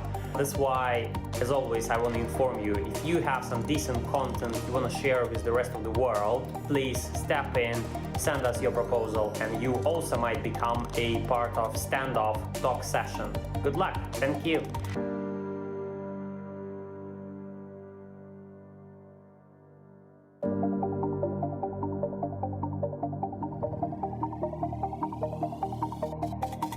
Good afternoon, my name is Vladimir Drukov. I run the monitoring center at Rostelecom Solar JSOC. We are glad to participate in Positive Technologies events again. We took part in the first free standoffs. We are very glad that despite the new format, despite all the restrictions that the pandemic brings to our lives, the event continues, the event flourishes. If we touch on the topic of cybersecurity in general in recent years, I would probably like to leave aside the main trend of this year, when everyone had to switch to remote work, although this will probably stay in our lives forever. And here, companies that had never worked remotely before have faced new challenges regarding CII, critical information infrastructure facilities, government bodies, and those who found working in the office to be more familiar. Companies that are more mobile, more connected with IT, like banks, were better at passing this stage. But if we touch base on the development of cybersecurity in aggregate, then we'll see another stratification of the attackers' levels and tactics, the techniques that they use. The banking industry has been under a continuous stream of phishing attacks for many years, and it seems to have learned how to deal with them. CII, critical information infrastructure objects, are increasingly faced with more professional attacks. These are complex perimeter hacks, attacks through the supply chain contractor. They face significant new challenges. When we talk about government bodies, we are faced with an exclusive level. When we talk about the federal level and absolutely basic attempts that can be organized by a single enthusiast, when we talk about the regional level. Therefore, the number of attackers is growing, they are becoming more diverse, they are using different techniques, tactics, and tools. Attackers are very different from each other in their level, and therefore each company must understand who it protects itself from and how it builds its cybersecurity. This is probably one of the important challenges that arises, to understand and structure yourself accordingly. You can use a variety of approaches to this. One of the approaches is, of course, testing, checking yourself in a practical plane. We launched the Retaining A service last year and it produced good results. First of all, for customers who understand the origin of their problems.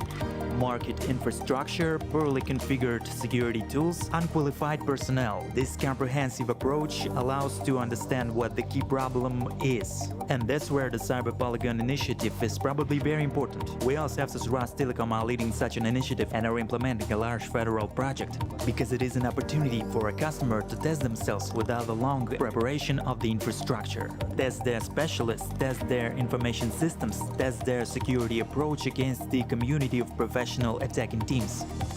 And Standoff, a large public component of this confrontation between the white and the dark side, well, although the dark side in this case is also more likely white because we're talking about white hackers, is a very good demonstration and testing element. This year we are returning to Standoff, but in a slightly different role. If before we were one of the COC providing services in defense of one of the clients, now this year we are building our own virtual room for the entire Standoff infrastructure for self-testing purposes and to demonstrate customers for capabilities of SOC. When it is full of tools, when it can see the various steps of the attackers and different techniques and tactics, how deep one can go into incident analytics, and what it looks like for a mature customer who is focused on confronting complex attacks. We will have our own virtual room. We invite you to visit. There will be a part of the report and discussion on how modern COC should be set up in general. In addition, we will take part in discussions, reports, conversations. We will conduct technical reports on various topics. And as always, we are happy to discuss important, relevant topics in the field of security with the community and our colleagues from Positive Technologies. I wish everyone, despite the fact that everything is happening via the internet, to not be distracted from the conference by tea, coffee breaks, external calls, and so on. It's hard, we all work in this mode, everyone knows this, but it is a very deep topic. a lot of interesting reports, a lot of valuable events, a lot of preparation. Therefore, use this opportunity to enrich yourself with the knowledge to the fullest. We look forward to seeing you at Standoff.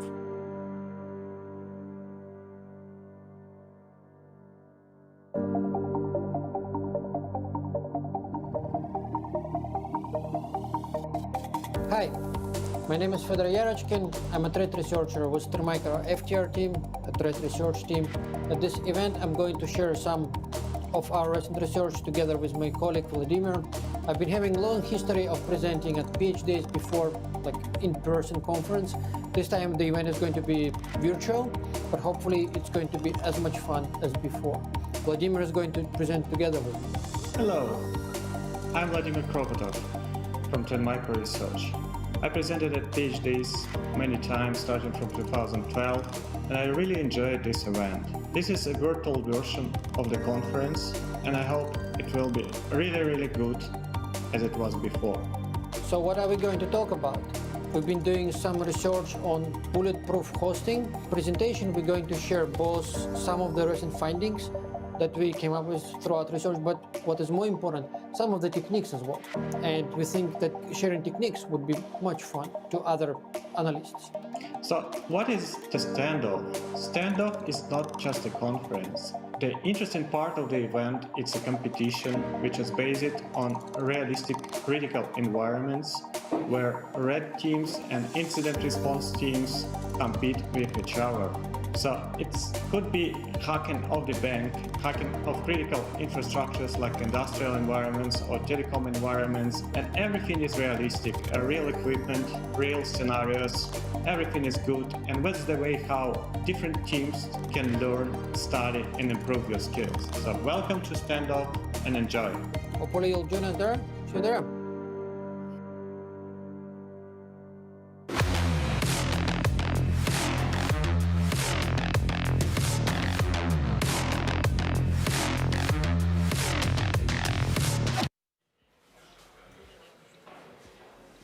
Вы еще не спите?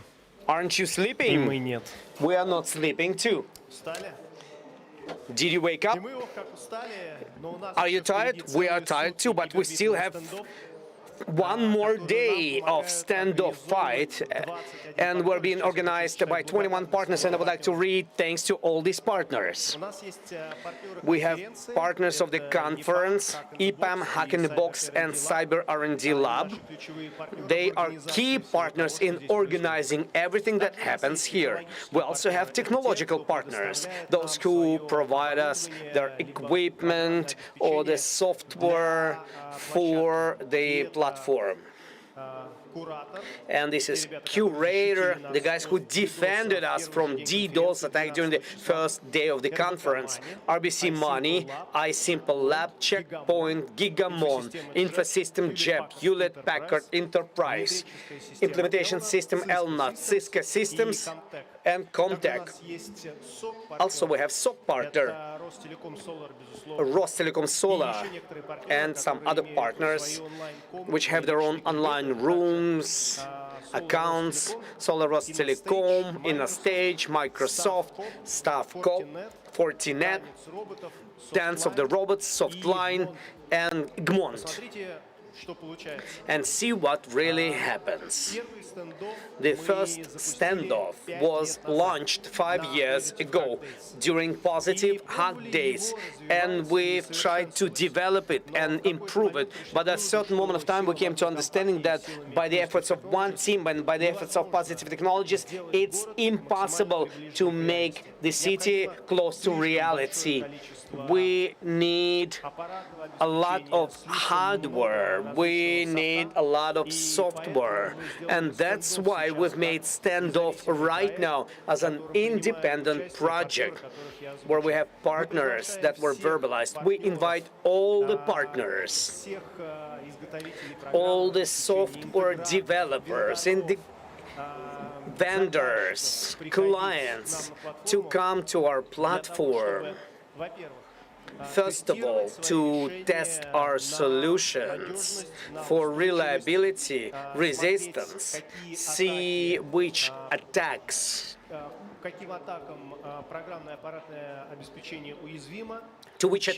software and hardware is vulnerable, to learn on practical experience, and by this do our products more reliable, more stable before launching them in so-called real world, real life.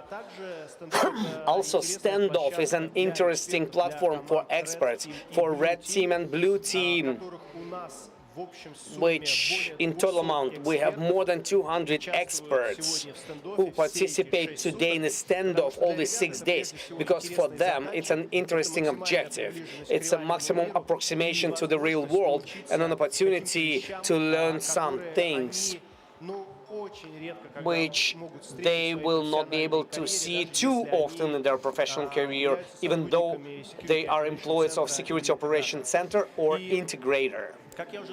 And as I've told you, many partners help us to do what you see on your screens.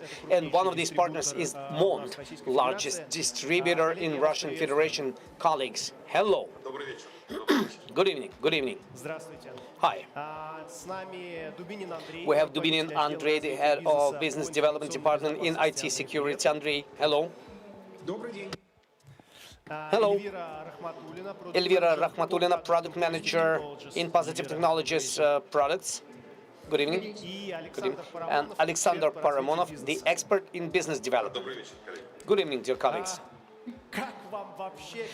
How do you like everything that happens here? Did you see anything similar? What are your emotions, impressions, and thoughts? Being participant and observant of this cyber battle. I really liked it because I've been communicating in our room with experts of positive technologies. And those questions we've been discussing with the audience, the questions that we received from the audience, they were extremely interesting.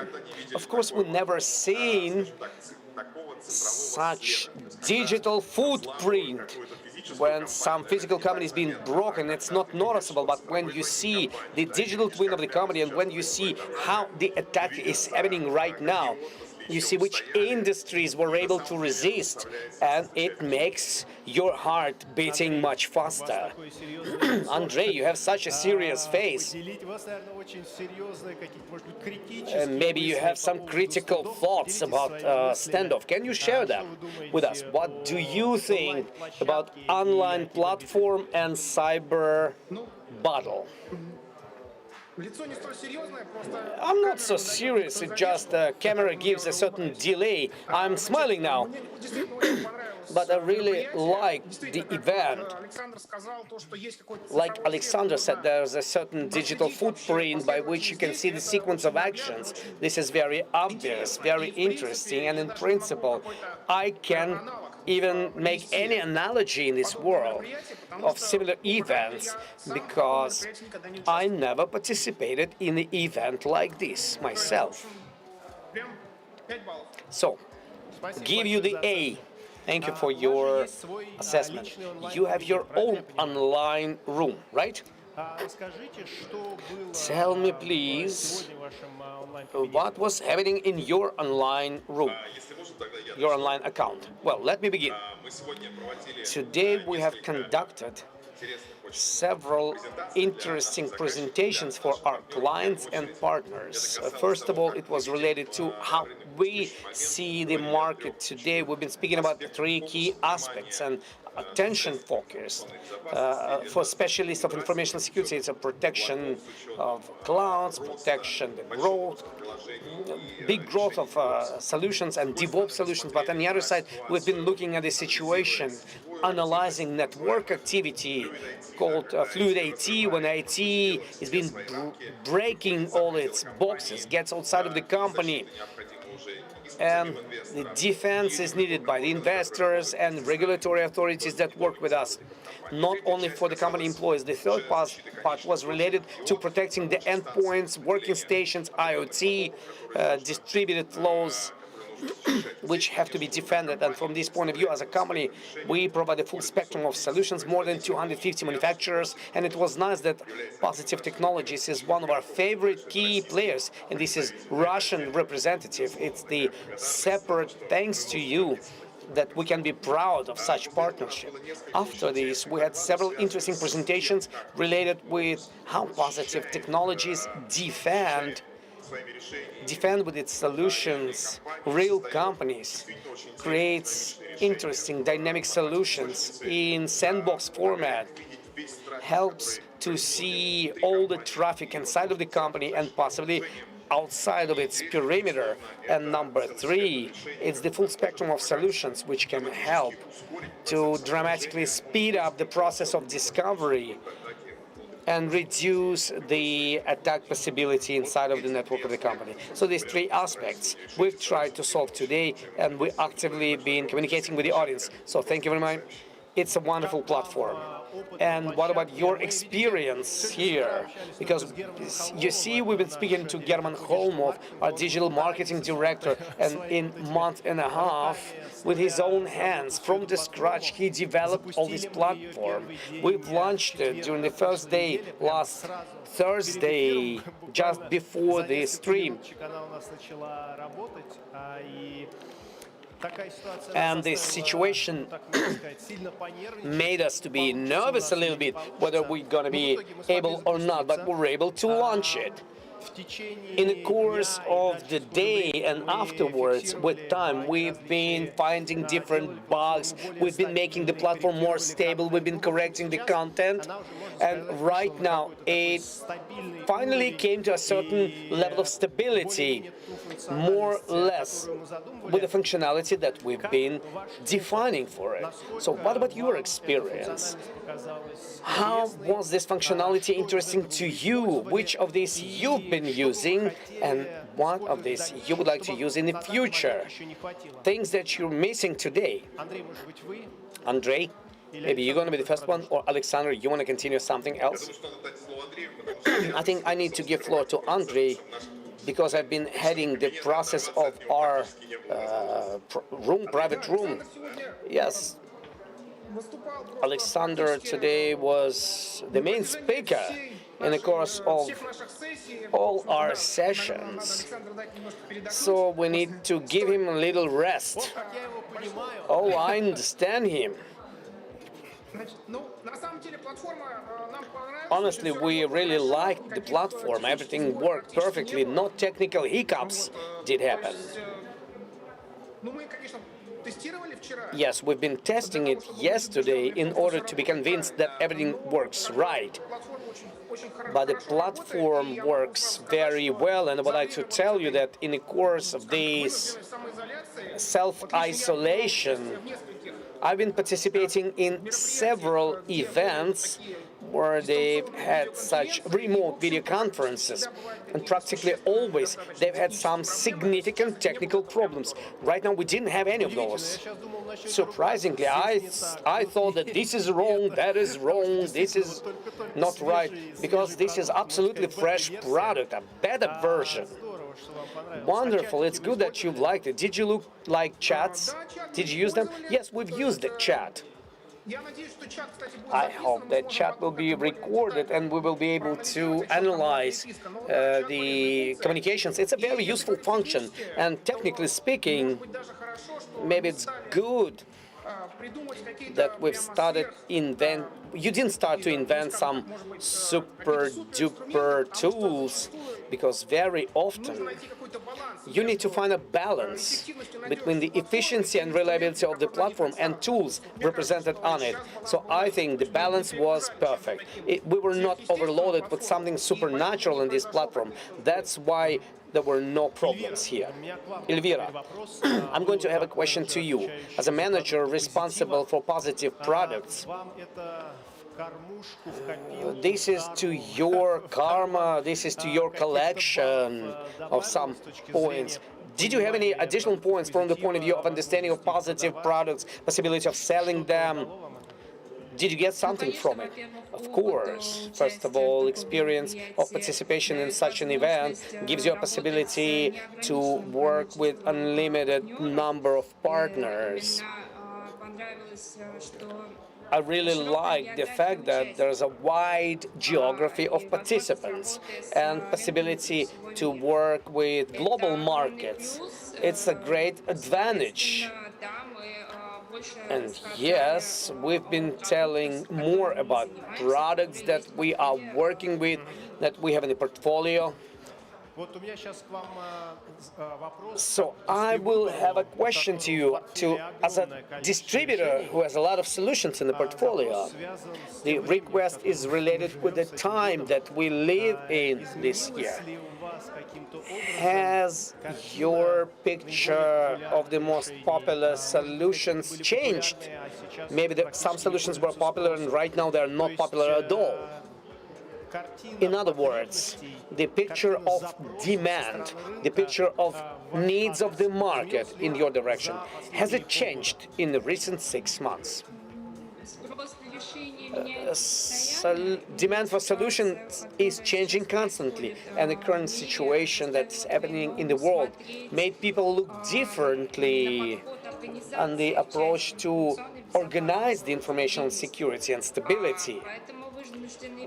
That's why this transfer to online have pushed many companies to begin with basics in the area of information security and to buy basic solutions. Andrei, maybe you will add something to this. Maybe we'll call some product solutions which are not in demand anymore, or maybe those which have grown significantly. What is your picture? Okay, I would like to tell you not even about products, but about market segments. And I would like to begin by saying what is not as positive. There is a sustainable understanding that small and medium business segments are dropping. First of all, this is related to the fact that this business suffers significantly. It's not a consequence of the fact that this business ignores information security objectives. It's just related to the fact that this is the market situation.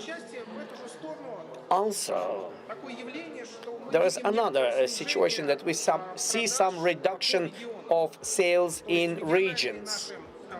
In other words, our regional sales, they have not grown anywhere, including the information security segment. But if we're going to speak about our locomotive is the big enterprise. In this area, everything's all right.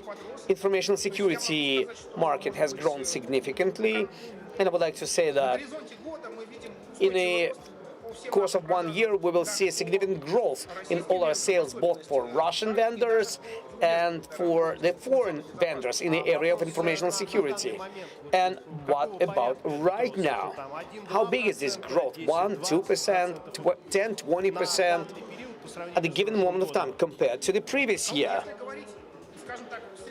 Speaking about average, this is dozens of percent. But, speaking on average, we also take into consideration Western vendors and Russian vendors. But speaking about Russian vendors, the growth, I cannot tell you specific interest rates, but it's the significant one. So the enterprise is growing. Yes, the enterprise is growing. And first of all, the first driver is remote operations. And the driver is what? When the company, especially in the beginning of this year, was transferring almost all the employees to remote operations, during the remote operations, they also transferred departments which have never worked remotely, including financial departments. So very sensitive business processes, which are happening inside of those financial departments, they practically became remote. And it makes big companies to seriously review their approach to discovering the threat, because this is a very sensitive process. And the second thing, which is also a driver, is the fact that today there is a mass situation when the employees of the company use their own devices for corporate purposes. Previously, it was a managed process, and most remote devices were subject to security policy scrutiny. But right now we see that a lot of sensitive business processes being conducted from personal devices, and very often they are also used by other family members and children. So criminals know about this, and their activities have increased in this area. And these particular factors are drivers of growth of sales in corporate segment. Can you tell us in more detail about growth in the enterprise? What are those directions? Is it CM, application firewall? Which market segments, if you have information about that? Well, honestly speaking, practically everybody, and I would like to say what is not growing. The endpoint protection is not growing because, basically speaking, there are no changes in this area. No significant dramatic changes due to the transition to remote operations. All other segments, except for protection of endpoints, are growing. So the DLP segment is growing, which at a certain moment of time, we thought that it has achieved its ceiling, but right now it continues to grow. Surprisingly, yes. Yes, we have noticed this, and DLP segment grows not only in Russian vendors, but also on the international level as well. Okay.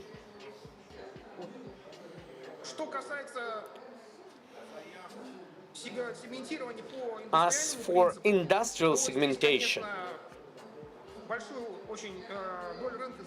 big market share is taken by our public organizations or commercial companies where the public participation is very significant. So in the current situation, these companies are locomotive of the market drivers. Thank you. Andrei, I have a question to you.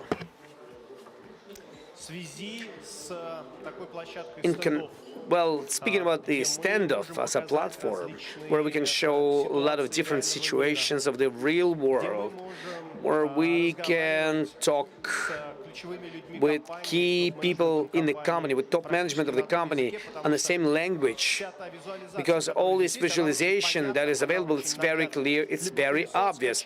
Either the wheel is rolling, the ferry wheel, or the petrochemical plant exhausted the gases, or the oil was spilled. What do you think, which market segments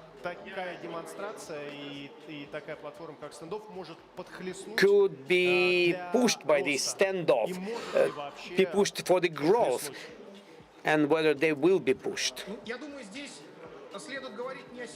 Well, we shouldn't speak about market segments, but about the fact that there is a good mechanism for employees of information security services, the mechanism of conveying to the top management of the company of importance of the topics of providing information security, because as we could hear during our session on multiple occasions, top management of the company does not understand very often, did they feel better after investing big financial means into their information security? Because if nothing happens, if no negative events are happening, then they have an illusion that we don't understand what have we spent money for.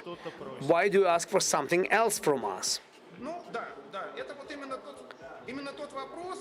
Well, this is the question which is faced by security officer every day. The problem is that it's difficult to approve the management, to confirm to the management to be involved in information security provisioning. And if something will happen, some security incident, the same officer will be at fault. So this platform is a very good visualization tool. digital company can see that it can be this way. Ну и последний вопрос у меня к вам есть. And a final question that I have to you. What advice can you give to the information security specialists? What should they pay attention to increase the efficiency of their operations, because they also work remotely? They see what happens on the standoff. Can you give some simple advices? Well, I would like to tell you, dear colleagues, I think the first thing we should begin with, we should continue learning. Events like this is a wonderful opportunity to go through a fast expertise with your own hands. Separately, I would note that you need to know how to interrelate with not only tools of information security, but to have a three-party communications. Business, IT department, and information security. And you have presented on your stands digital twin of every company. And today, companies that we work with, if they create digital twin, the profit growth is multiple. The multiplier is great. Why do you say that? On the basis of results of those companies who apply those digital twins. A bright example is one of the companies in Rosatom Holding, which is involved in SCADA. 4 years ago, it didn't exist. Right now, they make several $7 billion. And selling of nuclear power plants happens thanks to what is happening with the digital twin that is being presented. And only after this, the nuclear power plant is being sold. Transfer systems, the grid, and the nuclear power plant. And Rosatom has a lot of interesting information, and they have a lot of things to be proud of. And a second important thing that I paid attention to today, and unfortunately I see this thing seriously limits the market. It's impossibility to speak on the same language with the business. Security works in the format of threatening, like we are just saving your assets. We're generating, but understand me right. Even if you don't have money and something happened, information security is always at fault. So from this point of view, I would like to say that the learning aspect should be a proper financial analysis, and the ability of providing results of your work, not only pulling money for your projects, not only pulling and showing which risks are in the company, but every day you should provide information which risks didn't work and which consequences you didn't have because of this. So the specialist, the head of the information security department, should be able to see those risks and understand his monetization in his own company and show real benefits from the investments into the informational technologies to those not accomplished risks. This, from my point of view, is the most important element of development. And I would like to say also development of the psychology. And second of all, preparing the reports, ability to use those daily reports which are generated by the system. And the next final topic, I would say about the automation system. Speaking about the fact that we're working in a manual mode, and there are people which have systems, they look at how the attack is happening. But please understand, today, when the guys were making the presentation, when did we have the attacks? From 1 a.m. until 8 a.m. Why the main specialists are sleeping and they're not able to cope with the problem and the attack? The average time for assembling of the attack is 200 days. 200 days attacker is inside of the perimeter of the company. And this is average statistics. Maybe up to a year, until the trigger is going to work.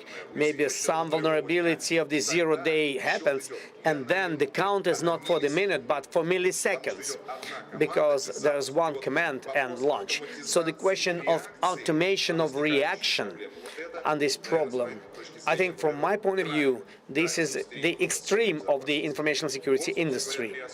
So these are those three aspects: ability to work in triplets, IT, operational production, and information security, ability to work in the language of the financial data after the systems are implemented, and ability to behave in such a way. I think these are key points on which the whole market should concentrate. Yes, I will agree with you, because in the course of all these days we're speaking about risks a lot, risks that we see in a standoff, and when hackers do achieve the final goal, a certain risk is being embodied, like the crash of the train, crash of the ferry wheel, crash of the banking system. All those risks are available, and we have invented even several new risks. They invented several new risks which are not defined in our program. And when we do see the consequences, they are very clear. And risks are also very understandable. So during all these days, we're discussing with experts who are in my studio or in the standoff contest. We see that we have to speak this language. Security people should know how to speak in this language with top management. Security vendors should also be able to talk with their clients in the same language. And only in this case, key people in the company, the owners, the CEOs will be able to make the solutions not from the point of view of, okay, let's increase it by 1.5% your information security budget, just buy another firewall or DLP. And they will be able to approach investments with thinking, because these are investments which can give you fast payback, because those things, especially speaking about business risks, can easily be measured. The volume of investments and volume of money on non-material but important assets, like valuable information, which was kept by you thanks to the fact that you have properly done the proper steps. Thank you very much for your participation. These were our partners, Dylan Andrei, Irina Rakhmatulina, and Alexander Paramonov. I wish you a productive day tomorrow in your online room to have more clients, and so that your year would be optimistic as you just been forecasting. Thank you. Thank you very much. Thank you, colleagues.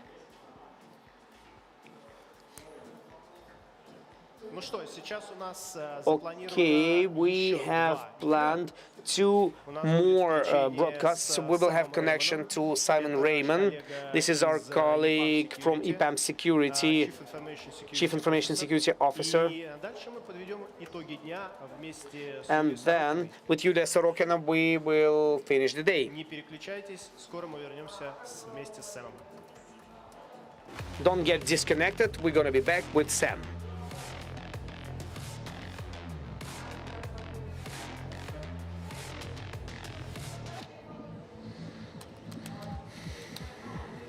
Statehood.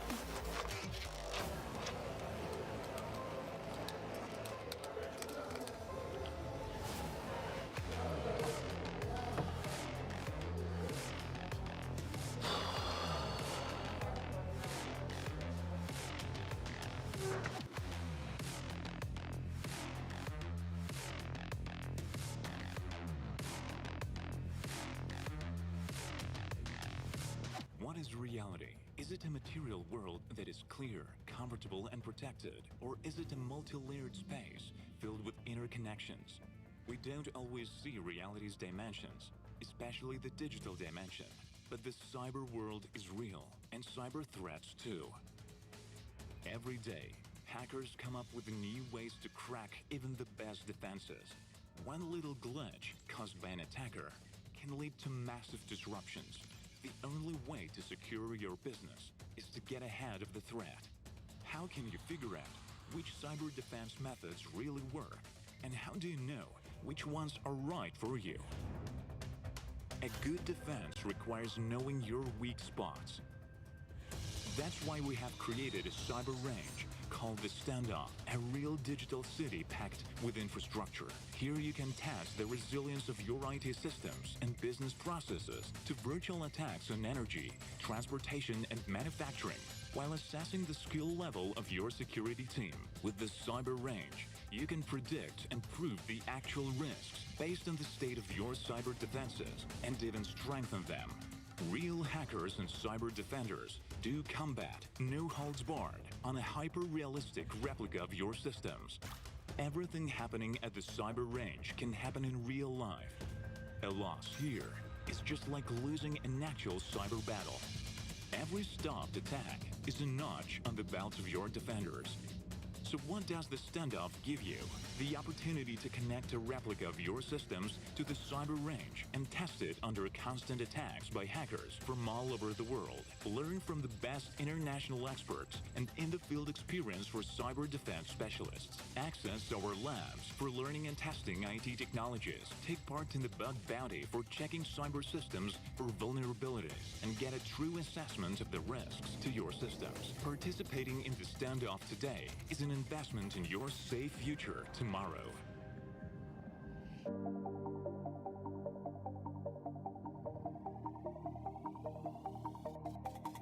Hello, I'm Anton Kuranda, Technical Director of RBK Money, and for the Cyber City, we provide an electronic payment platform without which no modern city can exist. All movements of virtual money within the city are carried out with the help of our platform. And there is a nuance: our payment platform is the world's first open source product of this level, so you can work with it in webhooks mode. And our main reason for participating in this event is to make our product so secure that you can safely use banks and payment system all over the world. Our platform already works for you in the Cyber City and supports card payments in virtual online stores.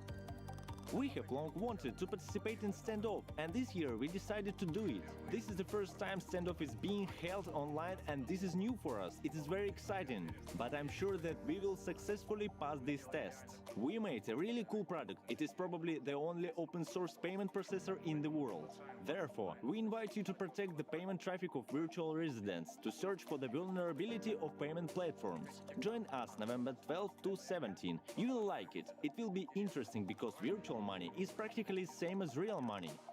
Do you need our money? Welcome to Standoff.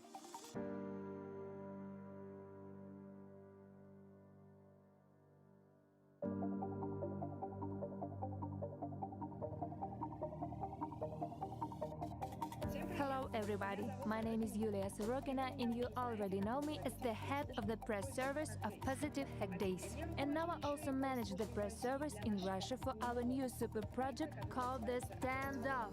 What is it? The cyber range where we will deploy a virtual copy of the city, and even the whole world is filled with prototypes of real companies. The cyber range will allow us to simulate a wide variety of threats and to assess the real level of security of these companies. One half of the participants in our event, attackers, will attack businesses throughout the event, and the other half, the defenders, will be required to ensure their safety. For you, dear journalists, we have prepared a set of equally interesting events. You can expect press conferences, press briefings, interviews with the best representatives of the world about offensive and defensive measures in the country and even in the world. So do not miss the November 12th to the 17th online cyber battle of the year, the Standoff. Come join us, it will be hot.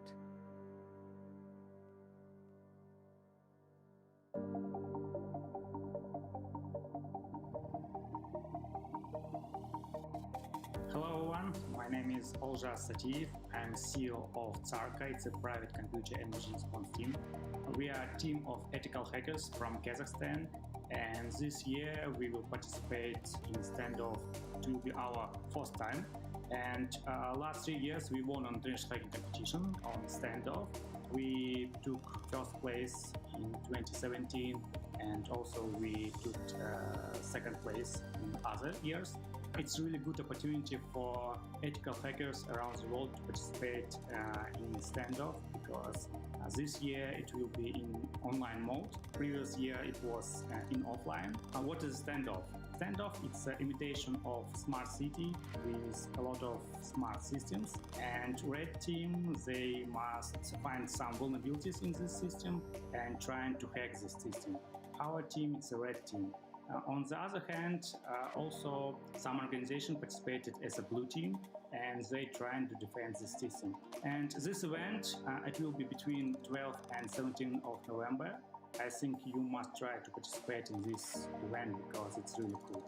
Welcome to Standoff, and see you later.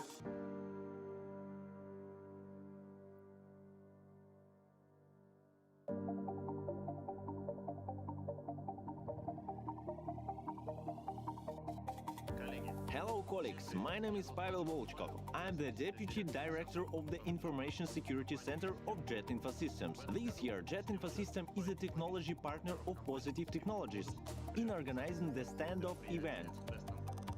The Standoff is a cyber polygon where teams of attackers and defenders will clash. What is a cyber polygon? A cyber training ground is an infrastructure that is as close as possible to the infrastructure of real enterprises, where you can conduct various cyber exercises, cyber training, hone your skills in repelling attacks in real time. Why is this necessary? Cyber exercises are an integral part of creating an effective information security system. Any service that is engaged in the protection of anything, no matter be it the Ministry of Emergency Situation, the Army, firefighters must train their skills through various kinds of exercises. Information security service should not be an exception to this rule and must definitely improve their skills through real-time training. November 12 to 17, the global event The Standoff. Come join us, it will be interesting.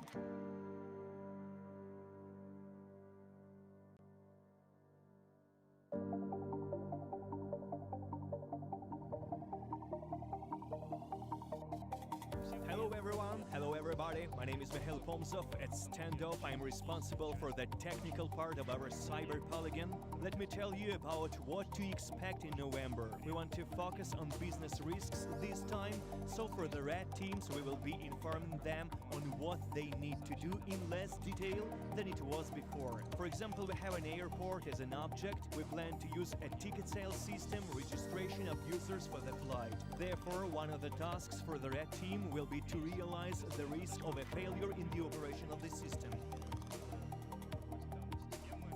How they can do this is up to them. We do not restrict them in scenarios. For example, they can get administrative access to the application, operating system, or to some network node, or even disconnect this node from the network. This will all be at the discretion of the red team. In the part of the blue team, we traditionally leave the focus on the monitoring component. They will need to detect attacks, inform us about these attacks, and we will also record the time it takes teams to investigate incidents. Also one of the important parameters that we have added. Plus, traditionally, we will look at how the infrastructure works, availability time. In general, there is nothing new here. Volodya, tell us about our new layout. Yes, hello again everyone, my name is Vladimir Nazarov. I'm responsible for the layout, which is completely new this year. I'm responsible for the control part that manages all of this. This year we have absolutely everything in a remote format, i.e. while sitting at home and eating borscht, you can try to break the real industrial controller that manages all industries in our city of Rios. For example, you can drop a container from a container crane directly on a passing-by train, and if you also break the train controls, by the way, it is all based out on the same office, so it is really possible to do that. Then you can implement a scenario similar to a real Hollywood action movie. You can drive up your train and by operating a crane, take out a container with a particularly available cargo in an unknown direction. And all of this is done remotely without leaving your home. Continuing on the idea of an unknown destination, we also have an airport this year, where you can arrange, for example, a blockage on the baggage carousel, or even drop people from the jet bridge during boarding if you suddenly move it away. Come to Standoff, it will be interesting.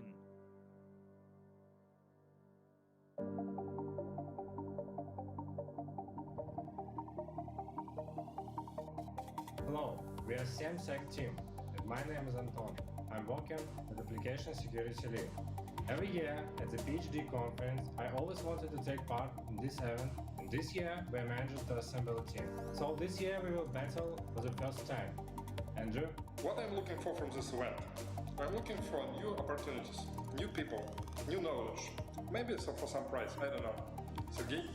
Hi, I'm Sergey, InfoSec lead in one interesting company and one of SAMSEC guys. Have no experience in such events, but want to start, because it's interesting to know my strong and weak skills. Believe this event will be amazing and full of fun. Stay tuned.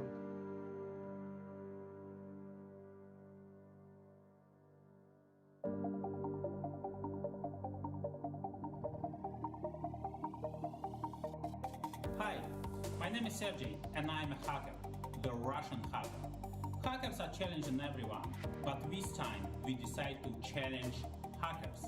The team of Positive Hack Days and Hack in the Box with partners bring together years of experience, dozens of CTFs and hacking competition to build the Standoff.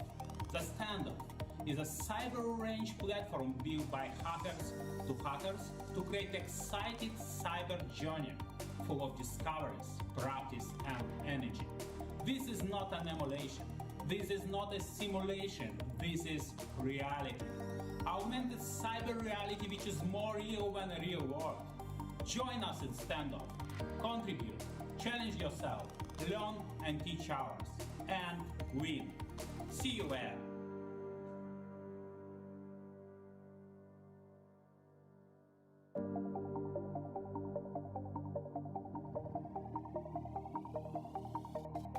Hello, my name is Peter and we are from SPBCTF Red team.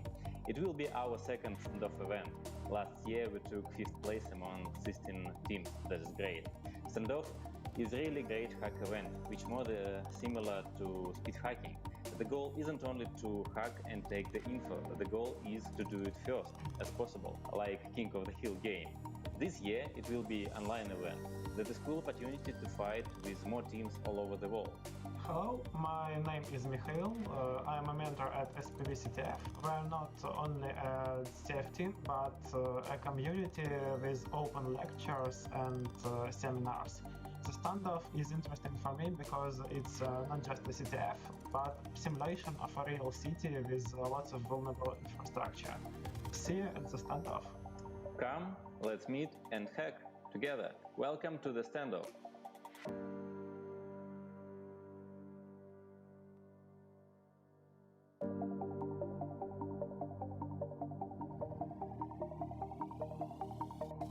Hi everyone, I would like to invite all of you to participate in Standoff, our online real-time cyber battle.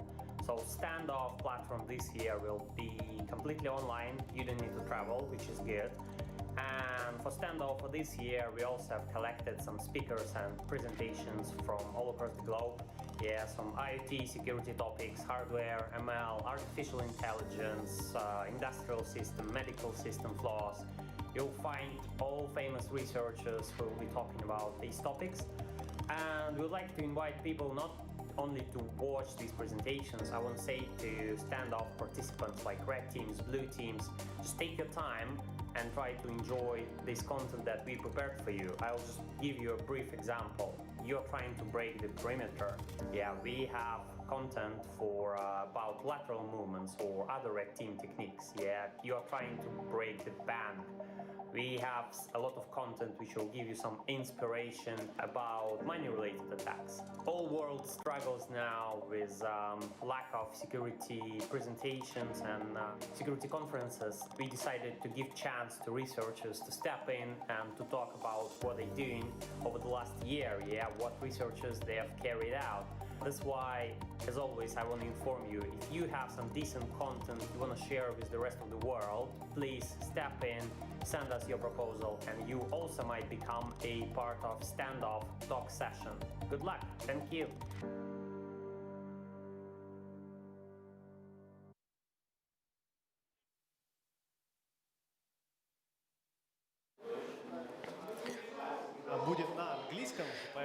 The next interview will be in English, so don't switch off, and right now I'm switching to English. Hello, Sam. Can you hear me? I can't hear you. I can hear you. Oh, yeah, I can hear you now. So, Sam, welcome back. Thank you. How are you doing today? Still holding up? Oh, yeah, you know, today is 5th day of our cyber range, and tomorrow is the last day. So we were working all the weekends. I was here in the studio yesterday. My colleague Yulia was here day before yesterday. No one stopped being a part of the cyber competition. Hackers don't sleep. Even vice versa. They reactivate at about 1 a.m. And the most risks that we monitor in the morning happening during the night. So we know these guys. You know what they used to say, right? Yeah. They used to, you know, there was a tradition that people used to push out releases on Friday night. Yeah. And all the hackers would just wait until Saturday morning, and that's when they would actually get their first build, look for the first set of vulnerabilities. But that's why we don't release on Friday night anymore. Never. But yes, never. hackers, they don't sleep. Yeah, yeah. So it's everything like in real life, and hackers already discovered, I don't remember exact number of risks, but something about 13 or 15 business risks. And our entertainment park suffered, the bank system suffered, the oil and gas factory suffered, and a lot of other objects in our infrastructure. There are just few objects remaining still untouched, but I think during this night there will be nothing left. And it's everything as in reality. Some of the risks were embedded into the cyber competition, but some of the risks they discovered we didn't predict. As an example, they found some vulnerabilities to hack the airport registration system and the airport ticket system to allow getting the tickets for free. And the same with the entertainment park, so anyone could get the tickets in online cash desk just without any payments. Wow. Okay. This is not the worst thing. I mean, this is not the worst thing. Here's the good news, bad news, right? I've been looking at it too. I've been looking at the panels and seeing how many. I see what you're saying. Most of them had 2 or 3 of them all red, and I think it's very exciting. But here's the good news and the bad news, right? The good news is that it's a simulation for now. This is not really happening in real life. That's the good part. But the other part too is I think that's what I think a lesson for everybody to learn is. Cyber attack is not a question of if, it's when, right? So right now, there are bots scanning our systems. Right now, at this very moment, there are people trying to get into our systems. Right now, while we are talking, people are trying to brute force in. They're trying to go different routes in. It is happening right now. So I think it's like anything else. If you don't put awareness on it, ultimately, you're going to get hurt, right? So it's important to see that. You know, and I was actually showing it to somebody else. They were saying, wait a minute, what's the blue team doing? Why are they all attacked? I said, you have no idea, don't you? It is the true state of security, which is there always going to be some level of breach. The question is, can you control the blast radius? Can you remediate? Can you recover fast enough for it? And do you allow copycats? Can you actually, you know, prevent repeated same type of attacks? Those are the real type of question. But so I think your event really showcased all those things, you know, really lively. I had a lot of exchange with people on LinkedIn, by the way, on my post about your event, and everybody was saying the same thing. Is they're saying that everybody is seeing this live. They've never been able to see red team, blue team, you know, trying to balance meeting out each other live. Yeah. I mean, you usually hear about it after a report. You got a PDF file and a report, and that's what you get. This is you seeing it live. You normally see 200 pages PDF with some graphs and a very complicated logic. So you're kind of, okay. So this is my consulting piece of paper. I have just paid $300,000, and here's the outcome. I'm not going to read it, but I had to do this, so this is I've done. Yeah. I spend my budget, and I'm okay. Yeah, that's right. That's right. And this is why I said the other day when we were talking, the other session, I honestly think that some form of this type of cyber range, I think, needs to be part of a CI/CD pipeline. What I meant by that is it shouldn't be a, let's do it, once. I think it should be almost the tail end of the process where we have pre-prod, where we test our pre-prod. It should be some part of that to allow it. I mean, we had it Buck Bash, but that's a whole different thing. I think a cyber range would be very, very interesting to train up the people, but it's also very interesting if we can adapt some of the pieces of software as a release cycle into it. But that's a different discussion. Even beside that, there is another key topic we're discussing within the cyber range is ability to explain to company top management, to chief executive officer, chief financial officer, why do you need money? Why do you need investments? Right. And you should be able to first demonstrate the negative impact.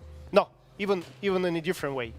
You should be able, being IT security, to understand what is their fear, what do they afraid most of all. And there's not a lot of things, actually. There's 1, 2, 3, not much for each of the key people in the company. You should understand their fear. You should understand what is the connection in your technical environment with the fear. What kind of risks will happen, will be the reason to work this fear out. So, and then you have to explain how you're going to protect it. If so, there's actually no limit how much you can expect as an investment, because in this case, business understand they are not investing into yet another antivirus, into yet another black box, but they know you understand them, and they know you protect them from the most scary things. Yeah. So I completely agree. So in fact, I think I'm preaching to the choir here, but risks, they're not resolved. I remember I was in a board meeting at somebody, not my current company, previous company, where the board was asking me, how do you resolve this risk? I said, you don't. You manage a risk. A risk is actually managed. It's about how much investment, how do you actually tackle it, you balance it out. And what you said about selling security is actually very, very true. It used to be a very difficult topic. It still is, because there are buyers, and if you understand, I mean, of course you understand the buyers, but if you look at the buyers, they're either from old school, from either IT, which looked at security as it's a check mark because InfoSec asked me to do it, or if you look at security folks, they don't really have budgets. CISO, I could tell you, it used to be, we don't have budgets, right? So it's a difficult situation. Who's going to pay for it? Some of the application vulnerabilities are actually paid by a line of business, and a lot of business guys want features. They don't want to worry about security. So you have a situation that everybody says is somebody else's budget. And the toughest part is, I used to joke and say, but it's true, that selling security is like selling insurance, which is when nothing bad happens, you're like, why am I paying so much money every month? Yeah, but you have to understand what this insurance protects you from. That's exactly right. So your point about showcasing what the business impact is exactly what's necessary. So this is part of what could do to show that business impact and potential risk. Okay, Sam, so you have some slides, right, to show the balancing act between user experience and security. Well, yeah, so talk about that section. So I actually talked to some of my clients and talked to some of my my team that engaged with the clients, and I try to ask them what would be the most interesting topic for them. There is this balance between, as we rush towards digital, there is this balance between everybody moving to digital, which is great. I mean, especially for a geek, I love it, that we're all moving to modernize and become more and more digital. However, there is this perception that, you know what, they're going to put off security or not deal with security, or security is going to slow me down. Security is bad for usability. Security is going to make all my users go away because it's too complicated. There's some truth to it. The truth is somewhere in the middle, right? So I'm not saying that it's not true. There's some aspect of it. However, I think to your point earlier about how the buyers need to look at security as a first-class citizen, I think we're getting to a stage where security has to be built into the design process. It has to, the security folks has to work closely with the designer, not so much. And I've been in situations a number of times, even recently, debating what is the good login screen, what is a good flow for the user, and I love it because we're getting to a point that at least we're at the table to discuss that. It used to be that the whole application would roll out or do whatever, then you wait until pen testing and figure out what's wrong with it. That's the wrong way to do it. That's too late. Or then they figure out how to actually mitigate and find all the bad, ghost accounts and so on. That's too late. It is supposed to be that collaboration. So I'm actually going to talk about this, I think, debate that's been going on forever about usability. And I learned a few things about usability as well, honestly. I'm not a usability expert, but I've learned a few things about usability by talking to a number of people, did my research on it. And so I'm going to talk a bit about how those two would come together. All right. So you're going to show the slides, right? Sure. Should I start? Oh, I thought yeah, I'm done. Please start. Go ahead. Yeah. Okay. All right. Great.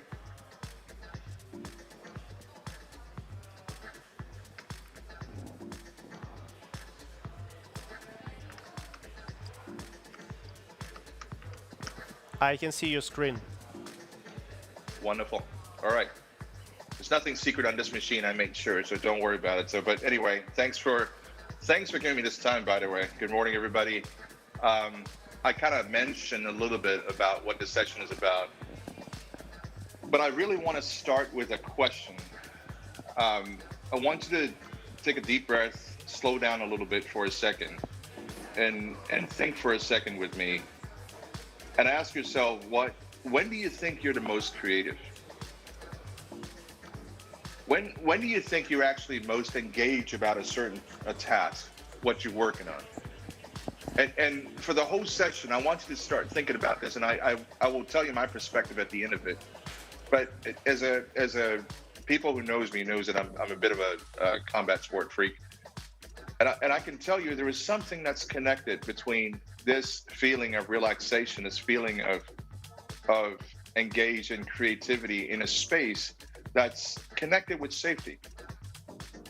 And so I'll leave it at that, but I'd love to hear from you a little bit more. So as I mentioned before, I'm not a usability expert, but I love things that it's beautiful, it's design, it's got thinking process behind it.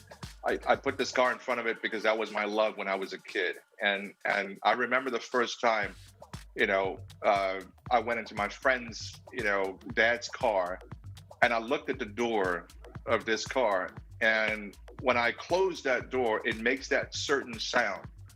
It had that excitement. It makes me wonder, right? The word amazing in this case is not just the typical sense of it. It really has this amazing feeling that makes you wonder what a good, feeling. What is it? What is it? Makes you very interested in it, and it's engaging. It doesn't just look pretty. There are things that you could do with it. There are things that you can actually work with it. And when you work with it, there was a certain emotion. I know it sounds like I'm going into esoteric, but think back into the most exciting application. Think back in the most exciting user interface. Think back in the most exciting brand. Think back in the products that you think the first time you hold up, and I'm not a fan of one product versus another one, but think about it. Picked up your first iPhone, your first Palm Pilot, whatever it is. It's rewarding. It gives you a sense that there is something that enjoy. So experience doesn't just start or stop with the user interface or buttons and styles. All those things are important. They're all connected. But there's really a lot more to it. So as I mentioned before, I started looking into it quite a bit. There's a wonderful book I need to give them credit for, gentlemen. Law of UX. I love it. And I got to understand some of the laws and psychology behind user interfaces. I had a number of friends that I've talked to that they're usability experts, they're experience experts. What it comes down to, though, however, it's I think what Johnny I puts it best, which is there is beauty when something works and it works intuitively. Meaning that whatever you do, it could be the most beautiful interface, it could be the most beautiful screen, and so on, but it has to work. And work includes resilience, includes safety, includes security. Now, some of these laws, I think it's very, very interesting, and I'm not going to pretend like I'm an expert in these laws, but I did go through it in detail about what they are and picked out a couple of them that I find is actually very relevant to both, understanding design, but more importantly, understanding that apparently I had a newfound appreciation for design after this exercise that I've gone through in the last few weeks, is that I realized that there was actually a lot of psychology within user interface that we actually use in security as well. And I'll point some of these out, and I'd love to hear from you later on what you think about some of these areas. Because, so for example, Fitch's law, it might seem like a simple thing, which is, the width of a certain item is directly, how likely people would actually click on that box, for example, or how difficult, what is the resistance for somebody to go to a certain item depends on the distance from, where you at to the width of it, because we think very horizontally, not as much vertically. So the width matters much more than horizontal. All that is very interesting. But if you think about what we do in security, there was a certain aspect to that too, and I could get into a little bit later. User prefer your site to work the same. So this is mostly, Jacob's law is mostly around what common things people are used to a certain interface, get used to it, and they're used to it, and they want to see certain things that is similar instead of relearning everything. So there is an association of what they have learned already. They try to reuse what they have learned and apply it. And the interesting thing is in security, we use that a lot, or hackers actually use that a lot, which is they built that familiarity so that they could actually hide in plain sight. And this is actually the most important one that I think we have to be very honest about in usability and security. It basically lists out that there's certain things that has a certain inherent amount of complexity that cannot be removed or hidden. There are applications that you've seen that basically when they actually try to, I hate to use the word, dumb it down, but really to make it really, really simple, really, they ended up dumbing it down because in the sense that there are things that sometimes just needs multiple steps. By moving it into one single step, you're either lying to the audience or you actually ended up making it more difficult down the pipe. And so those are all great, all design measure, that's wonderful.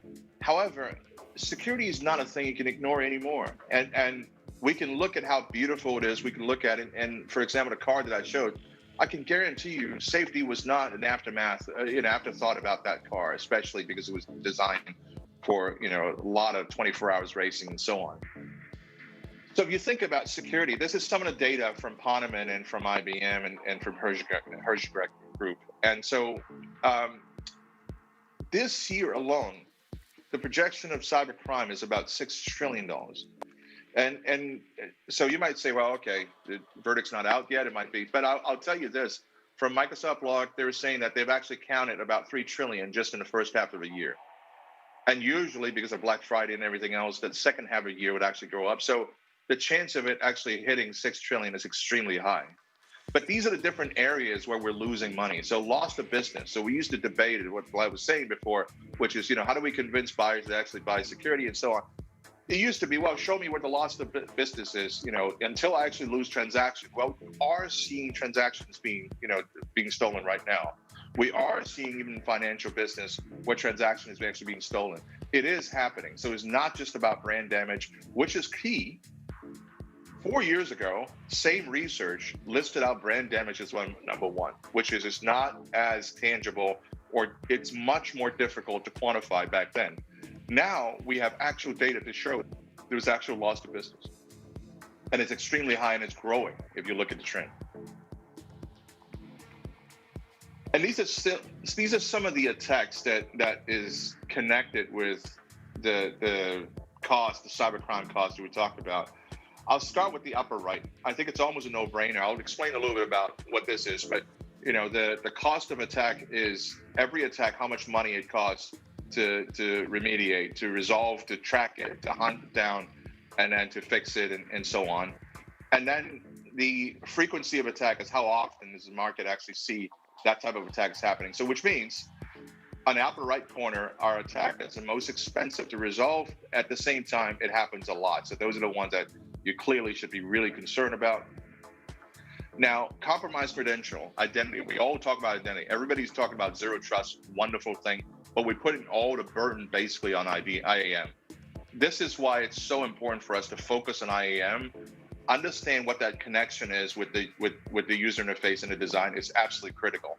Application vulnerability was much lower a couple of years ago, moved up substantially.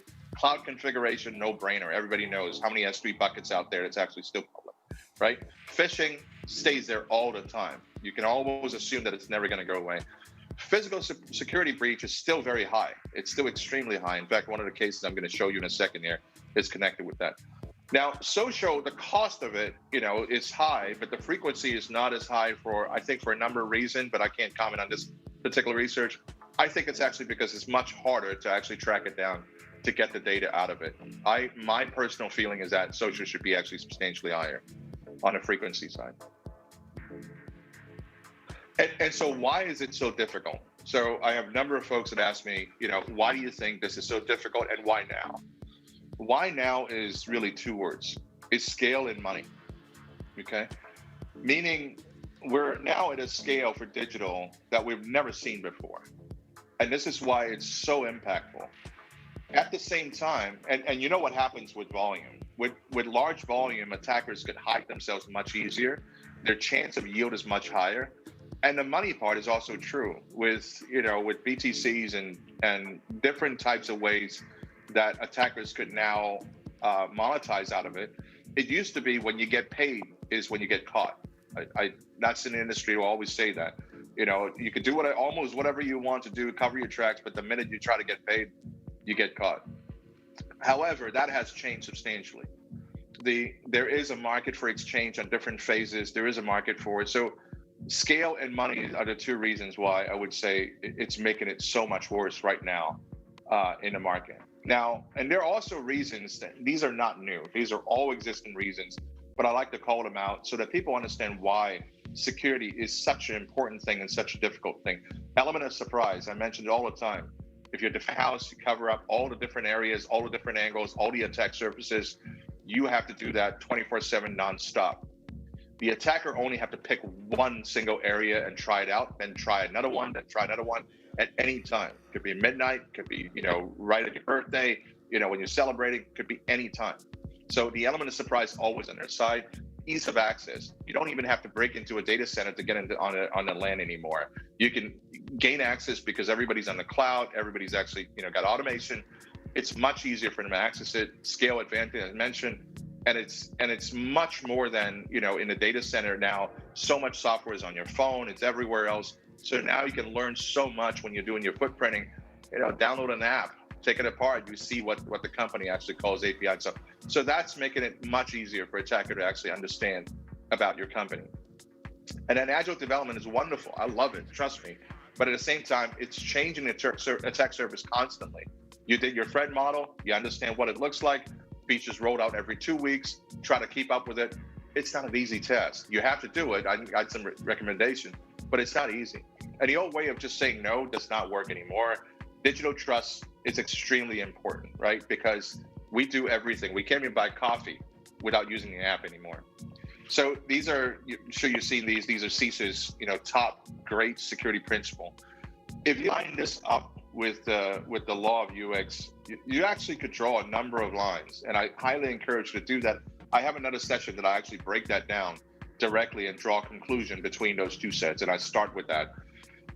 But if you think about it, it actually has a lot of connection, and there are lots of areas where we need to be very, very careful about. But just by having that awareness, bring those two together, get the team to talk, get your designer and his security architect to talk, makes a huge difference.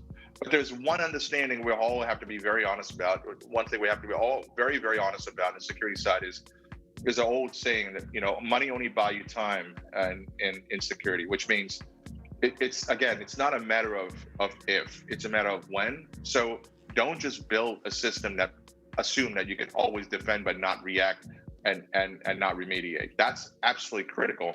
That needs to be part of your plan, which means as you design your interface, figure out exactly how that's connected with the rest of them. Now, so security and design experience, I personally feel it has to be these three things. It has to work. I remember a client coming to me and, Sam, if your product can allow me to even function and the users are not going to use it because it's so difficult, it doesn't work, then it's no good to me. It's worse than the worst hacker because I can't even launch the product. So it's an interesting perspective. I see where they're coming from. And part of me completely agree with them. So it has to work. It has to be trusted. If you think about a user, ask your users, would you rather use an application that's working? And again, trusted means, is resilient, is reliable, it's available, right? Not just about, privacy and security, but that as well. And it has to be usable. We all know, we changed the game. You can't just dump out a text screen and VT100 emulation and assume that the users would just, read the documentation anymore. That world's gone. Everything has to be extremely user-friendly and very usable. Unfortunately, those two things there don't always come together. I got a few cases that I looked at personally that I thought it was a little comical in a sad way that I want to share with you. This is an occasion that I walked into my living room. You can guess what it is. And I saw my wife spelling out her password out loud in the living room. Why would you allow people to press hold on your mic to spell out your password? That to me is just bad security design. It might sound like the coolest usability function, but if there is a security architect that was sitting in the same room and the designer says, hey, wouldn't it be cool? That security expert should say, yeah, it would be very, very cool, but you do understand that you encourage people to actually spell out your password. Well, but it's in a living room. Well, you need to debate. You need to really debate to understand. And that to me is a sign that it's gone a little too far in usability. This one I love. I'll pause for a second and ask you, what do you think is wrong with this? This is not just this one building. There are a number of buildings like that, so I'm not picking on this one. And this is an old image, so I know that they have changed it, so I'm not disclosing anything that would be unsafe. But if you think about it, some of these scanners, without getting into it, they, for usability reason, when they walk out, they don't want people to have to scan their cards or to press a button. Most of the time in the US now, we have a red button. You have to physically press the button to go out. And that's for safety reasons, in case there's a fire, what happens. But to be cool, a lot of them, even in a safety environment, they have these IR sensors and proximity sensors, which is wonderful, it's great. And the problem is they always tune it too high, meaning that they shoot all the way down to reflective range, all the way to the floor, which allows you to just wave something reflective underneath the table, underneath the door, which always have the sweeper, and then you can the door opens up. And it's no secret, I'm not sharing anything to you. And I'll add a little bit more to it. Look at the upper right.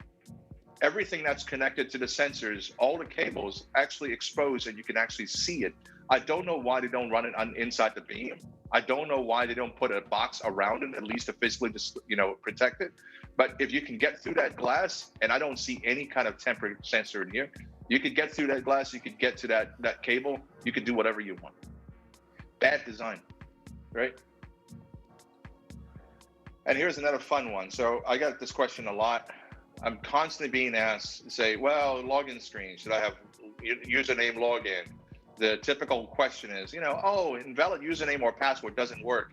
Even if I tell them it's an invalid username, the chance of them doing brute force is still not very high because they can figure out if the username is valid anyway. So what's the point, and so and so. That argument is somewhere in the middle. It's a double-edged sword. That debate. It's true purely from that perspective, and say, why would you give more information away to the user? And at the same time, then we have crazy design like this one, unfortunately, that basically allow people to validate a username by sign up. So because there is so much focus around encouraging sign up, so there's very little checks or limit on signing out for a lot of, not just this website, but for a lot of the website where when you sign up, it immediately tells you if the email address is used for another existing customer already. Why not send them an email to that email address and tell them, by the way, you have an account already? Oh, because that's not as user-friendly. I want instant gratification. That's where you have a problem. Attackers are using this to validate email addresses to figure out if their database is any good. And some of these got no limits. They don't even have a cap on it. And so I think, and it's easy to criticize and easy to joke about some of these things. And I'm only showcasing, not to pick on people, but I'm only showcasing to say that there is a balance there. there is a balance there. And I think there was only one way to achieve that balance. And it's absolutely critical that I think we have to come together. I know it's not, okay, so that's easy. It's not so easy. I've been in discussion that, most people treat security expert as don't talk to them because they would, say no to certain things. They would freak you out. They don't understand user experience. I sincerely advise you, seriously, get the security architect to come in, add design time, collaborate with them. That's absolutely critical. It expands our world. It's in defense, it's not so much just about what you can see. It's about your peripheral vision, which is what you can understand on the side. Nobody wants you to be a security expert. Nobody's asking you to be, but you have to be aware of what potentially could hurt you. That's what I'm asking for. And defense has to be a responsibility for everybody, and you have to have it in the culture. I'm not saying just constantly being pessimistic, move slowly, and so on. But the sense of defense, it has to be in the company culture. It has to be in the product culture. Without that, your product would always, leap too far, would always take too many steps, and then your remediation would cost you 10 times as much. So have defense. I can guarantee you, and if you want to debate out of it, DM me. I would love to sit down with you, and we can go through it and see how you can build a very beautiful experience for the end user, but it still could be safe. And again, it's not just about protection. It's also about remediation, about actually, forensic. How do you actually figure out what's wrong with it? How do you remediate? How do you control the blast radius? Look at that whole thing. Don't just force the user interface to be the only gate. That's the only other recommendation I would have. Learn to play chess. Hackers, they don't just take one step. Think about multiple steps. Don't just say, I'm debating about this screen. Security about this screen. Is the example I gave you is very clear. It's not about the login screen. The login screen was actually fine. Is there a sign-up screen that caused the login screen insecure in this case, right? So play chess in the sense that look at multiple steps. Build a network of trust. There is something that's very valuable about end users understanding one level of trust with one entity and tied it together. Be transparent with your users, and I could go on, but the most important thing here is value trust in your company, right? Don't abuse it, don't ignore it, but really value that trust that your end user has given you. Take that responsibility. I'm using up a little too much time already. I'll leave you with one more statement that I'm making. It's a personal feeling of mine, and I'll just read it out because I think we are engaged in innovative when we have a sense of security and safety. I feel that it's just like in anywhere else, when you're more relaxed, when you actually have a sense of safety, when you're around people that you feel that you can trust, when you're around people that you understand they might disagree with you, but at the same time, I know the intention is positive. It's good, positive intention. When you have that, you start to realize that you're more open to be vulnerable. You design, you open up your ideas, you debate. You're not in an area that you feel you actually have to spend 80% of your effort fighting everybody else versus 20% of effort creating great products. That sense of safety needs to be created as a culture, as an environment. But think about your users. You want your users to engage your product. You want your users to love your product. You want your users to actually feel free to give you ideas about what to do with your next product. You want your users to be part of your team in some ways. You need to give them sense of safety as well.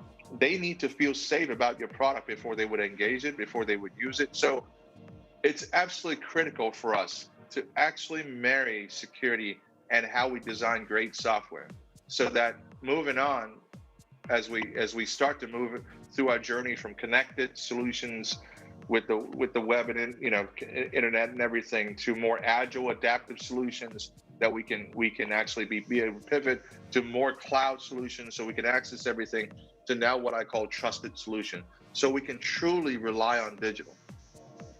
We can actually rely on digital for buying coffee, sure, for calling a car, sure, for everything. But that requires security as part of that experience. So I'll stop here, and I have a lot more material in a couple of sessions that's coming up. I encourage you. Would love to hear from you. Here's my connection, LinkedIn and for Twitter. Please ping me. Love to hear from you. Would love to debate more about this topic. Thank you very much for your presentation, Sam. And one of the last key phrases I heard from you, we can rely on digital. We can rely on digital. We can. I think we can. If we are sure, and this is my opinion, we can if we're sure that there will be nothing bad which digital can bring to the real life, to the reality. And this is all in our hands to make sure the digital is safe. I agree. I agree completely. Okay, Sam, thank you very much.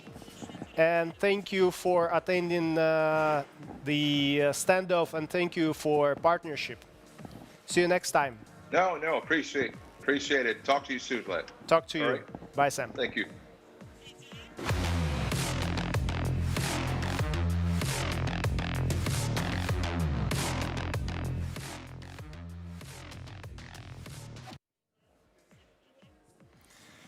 Ха-ха.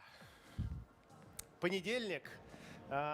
Monday comes to an end, but not for the attackers and defenders. And right now we're going to tell you about the results of today, and after this we will be able to relax.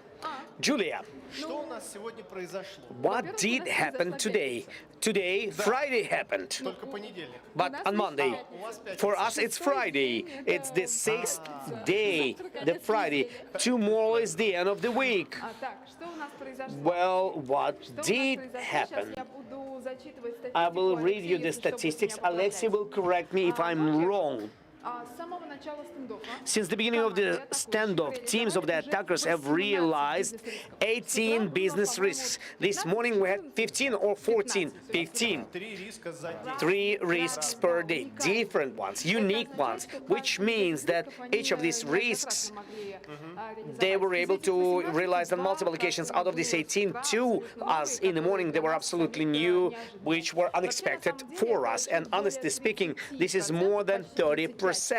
35% of all the risks which we have inbuilt in the system. Speaking about whether this is a big number or a small number, personally to me, right now, I think this is too little. Dear attackers, get together. You have less than a day. But more experienced colleagues reminded me in the course of the day that Julia, last year, they have realized less, which means like we have certain dynamics. In the morning, we've been arguing for a chocolate bar, but what? I forgot. I did too. About some risks, we have been arguing whether will be there new risks.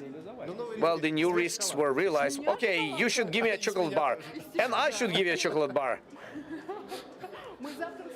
Okay, tomorrow morning we're going to drink tea with chocolate bars. Well, in total, 30 reports were accepted but successfully realized risks. So there are 18, but in total, 30 of them. Right? Am I right? 30. What do you mean? But in total, there are 18 unique risks, but some of them a little bit different. So 30 reports. Tell me, please. Do you have anything else left? Considering that reports are coming constantly, interactively, well, they've sent it to me, they've sent it back, looked at it, so the guys also have some reports, possibly. So you're not aware, and for this you have to be sitting out there behind this big monitor, and approximately in 24/7 mode. Nobody's telling into my ear. Do you have any button up here? Click. No, unfortunately not. The next information will require verification. Defenders every day discover more traces of attacks inside of their infrastructure. And right now, the most common are the launches of suspicious files, right? We have numbers about it. and collection of information about the infrastructure. And I have a question, Losha. What do you think are offenders? Are they crazy? Haven't they studied the infrastructure in these 5 days? Why are you doing that right now? We have 29 teams amongst attackers, and statistics of the first days were given to us by those teams which came to the infrastructure, the first ones, those who realized the risks, the first ones. Well, by the end, I've seen all the teams have received access to internal infrastructure. When in your infrastructure you have all 29, they all are strongly studying this infrastructure.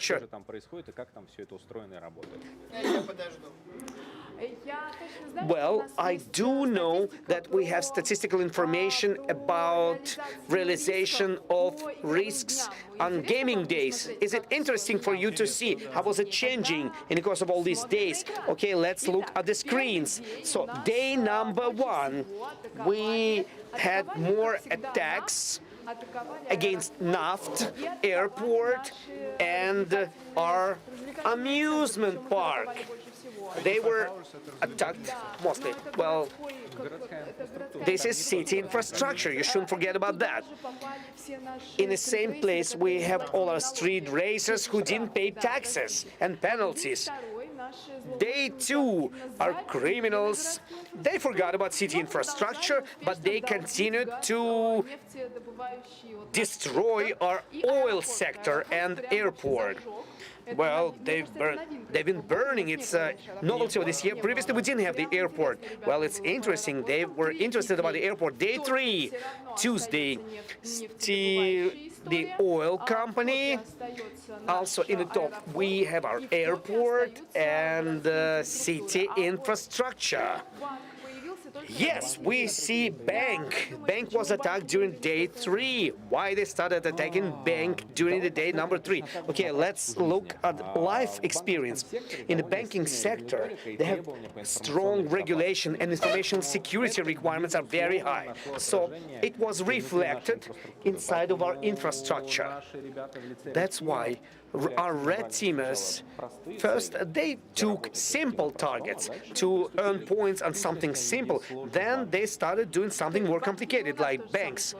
So banks are most complicated. Well, they are more mature from the point of view of other infrastructures. Okay, can you explain me, please, why attacks against Tube happened during the day number 3. Well, they're advertisers, telecom.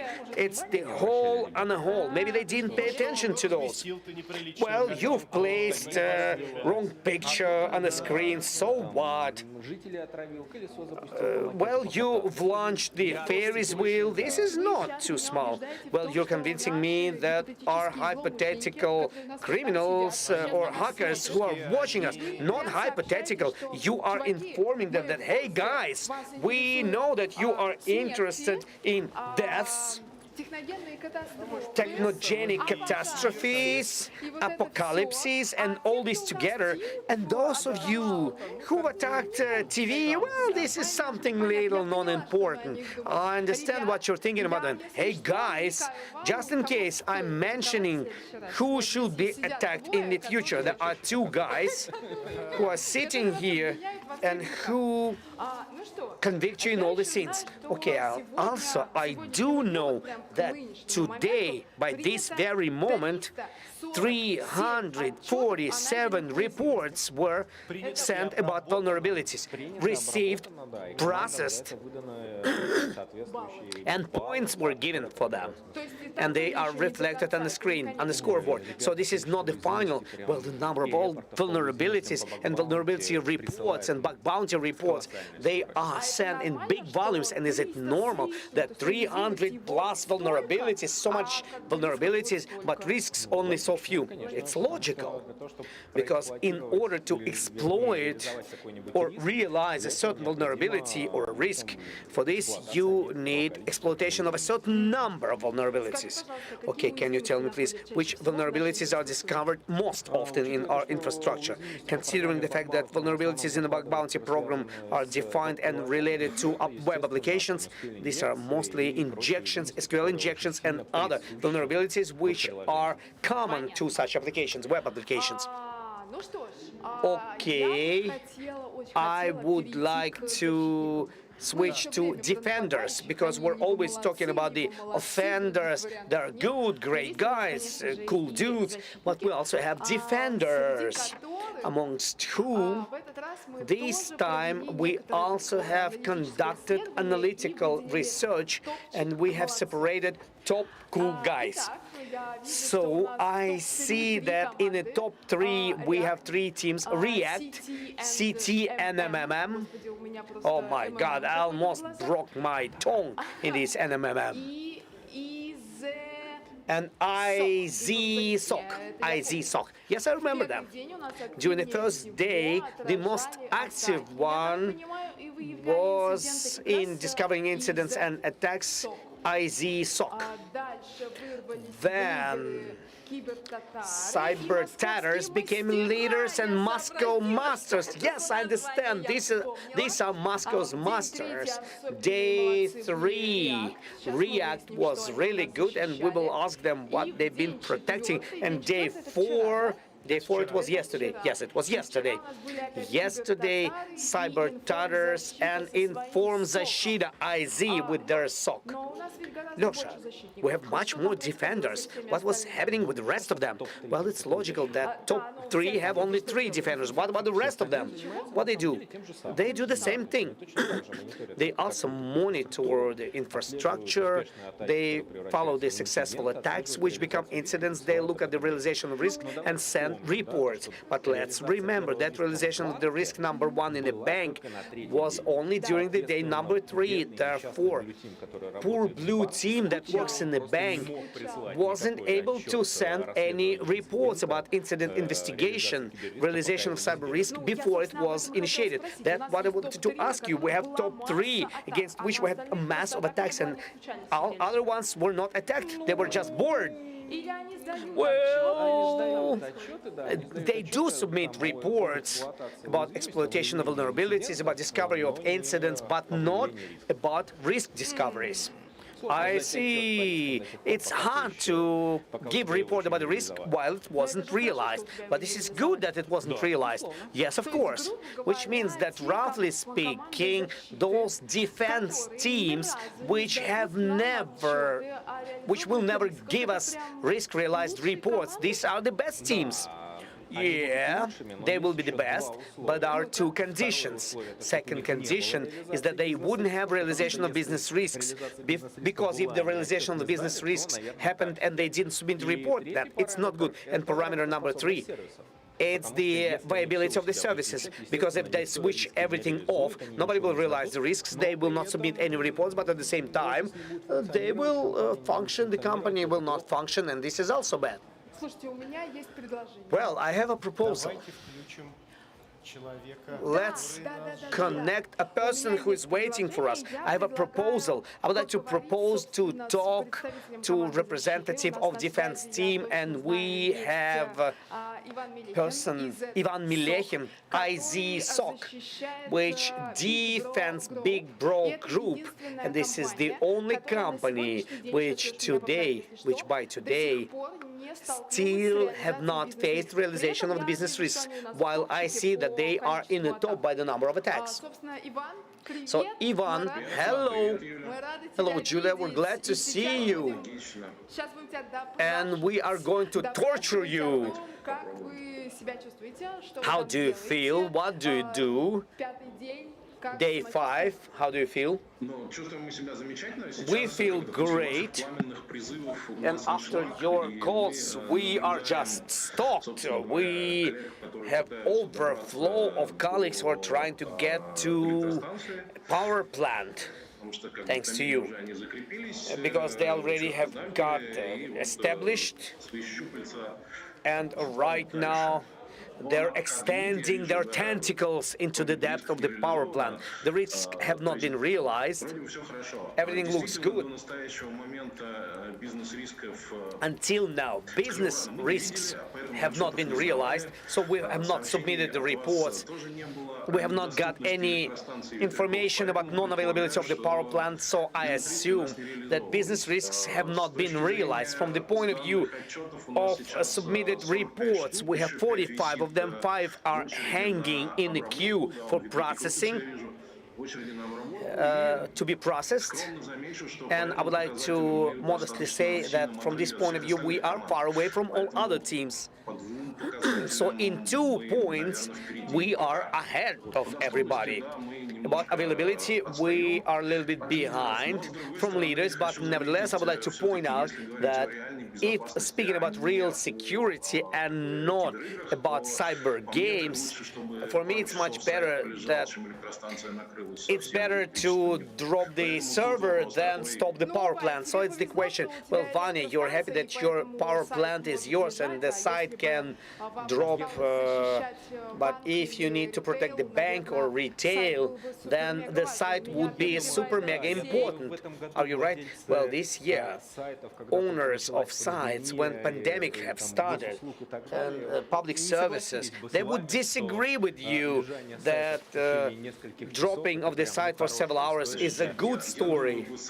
Yes, I think they would agree, because if during pandemics everybody would stay without electricity, then the sites are not needed anymore. Well, it's an arguable question which site, but how do you connect the main story of unavailability of the services which you protect and behind which you're looking and monitoring? Non-availability or the absence of the risks? Non-availability. Well, it's a complicated question which is connected not only to risks in some defense systems, but also to some complexities in the infrastructure subject to the field. So some things we broke, some things didn't operate properly, some things we don't understand why they do not work. What do you mean? What did you break? It seems that you have to defend and not to break. Sometimes some complicated requests to web services we've been looking at as incorrect and blocked them. Then we figured it out and it worked out. I see. Will you ask about techniques and tactics? Should it be me? My favorite question in the last 5 days. Can you tell me please which techniques and tactics you have been discovering most often, most complicated, the most interesting, those that are aimed against you? You see, something interesting was happening today in the second half of the day. I think so. Out of 44, 45 reports which we've been submitting, most of them are command and control, resistance, more than half of them. Speaking about tactics, it's understandable. People have been searching for accounts, they wanted to get hold, they wanted to get connected, but I would like to say that not everything was so happy. That's how it looked like, but in the course of the last 4 days we've lost half of DMZ Linux nodes where the criminals got hold of, and they've been attacking our network. We've been following them closely. We had a fact of people speaking about domain. By the way, the most funny thing, this fact was related to, according to our opinion, with the fact that they have discovered a password from the account which had the access to the main controller. I don't know how it was there in the infrastructure. We will investigate it. Yes. Lёsha, and today it was trash. With Bloodhound, we've been looking at, we brooded one account, they've entered domain. We see active usage of meetup leaders, getting hold of the desktop and workstations. We've seen guys were putting their fingers into the SCADA, but they didn't understand that it was technical, so thank you guys. Give us the IP, give us the full help. What your SOC sees. Do you have any additional data about it? Yeah. How many teams are you following on your site simultaneously in your infrastructure? I cannot tell you that. But approximately, can you attribute using the tools, chains, pathways? Now I cannot give you this answer. Will you do that? Yes. But first we will be broken, you will start restoring the infrastructure, and then we will do the attribution. Interesting, normally, attribution only after everything will be broken. Our main objective is the discovery of what is happening, and attribution and distribution by pieces and understanding who is who. It's an objective of deep analysis during peaceful days. So right now we're not doing that. How many pieces will you tell him? No, I'm not going to give any hints. Okay, good. Julia, Vanya, I have the final question to you and the answer to this question. 10 seconds. Tell me, please, why did you get into this event? Why did you decide to participate? We are testing our SOC in a fight mode. We've been looking at Standoff as a client that is connected to our SOC. Our partner Microsoft have turned us, asked us to participate, and we have connected this information without giving any specific commands or any. So we go to this event as one of the SOC clients. It was interesting to us because there was a combination of Microsoft products which we have not seen in those combinations in which we've used them, and some products which we have never seen before, like industrial network protection. So right now it's the first line in the middle of your SOC is perceived by the SOC as a regular client. Then a strange SLA you have from the point of view of providing information about incidents. I don't know whether it's a standard SLA, but we have to look at it more carefully. Alexei, you will look at it next night. I'm not going to give you the answer to this question. Okay, dear friends, let's wish Ivan and his team sleepless night in the fight for his infrastructure. You didn't give us the IP, good job. Notwithstanding the provocations from our side, but we know that guys from Red Team are watching these streams. At least they've heard the hints. Yeah, we did give some hints. Turn back. Thank you, Ivan. Thank you very much. See you tomorrow. Okay, and this is the end of this stream, which doesn't mean we're going to sleep. Some will go to sleep, some will not go to sleep. We are going to go to sleep. Lyosha, you're not going to sleep. And he has such a peaceful face, like he came in the morning, drank coffee, and right now I'm in an energy-saving mode because too much energy is being needed. And we will see each other tomorrow. Tomorrow is the last cyber battle day, and at 2 p.m. it's going to be completed. Julia will make some beautiful completion. She will switch off the button of the end of the service. You will have to find it, the handle, or you will take the hammer or axe and you will cut the cables. Somewhere in French, somewhere in Italian, but generally speaking, we have agreed that we'll meet tomorrow at 12 p.m. and 2 o'clock we switch it off. And we close the door. No!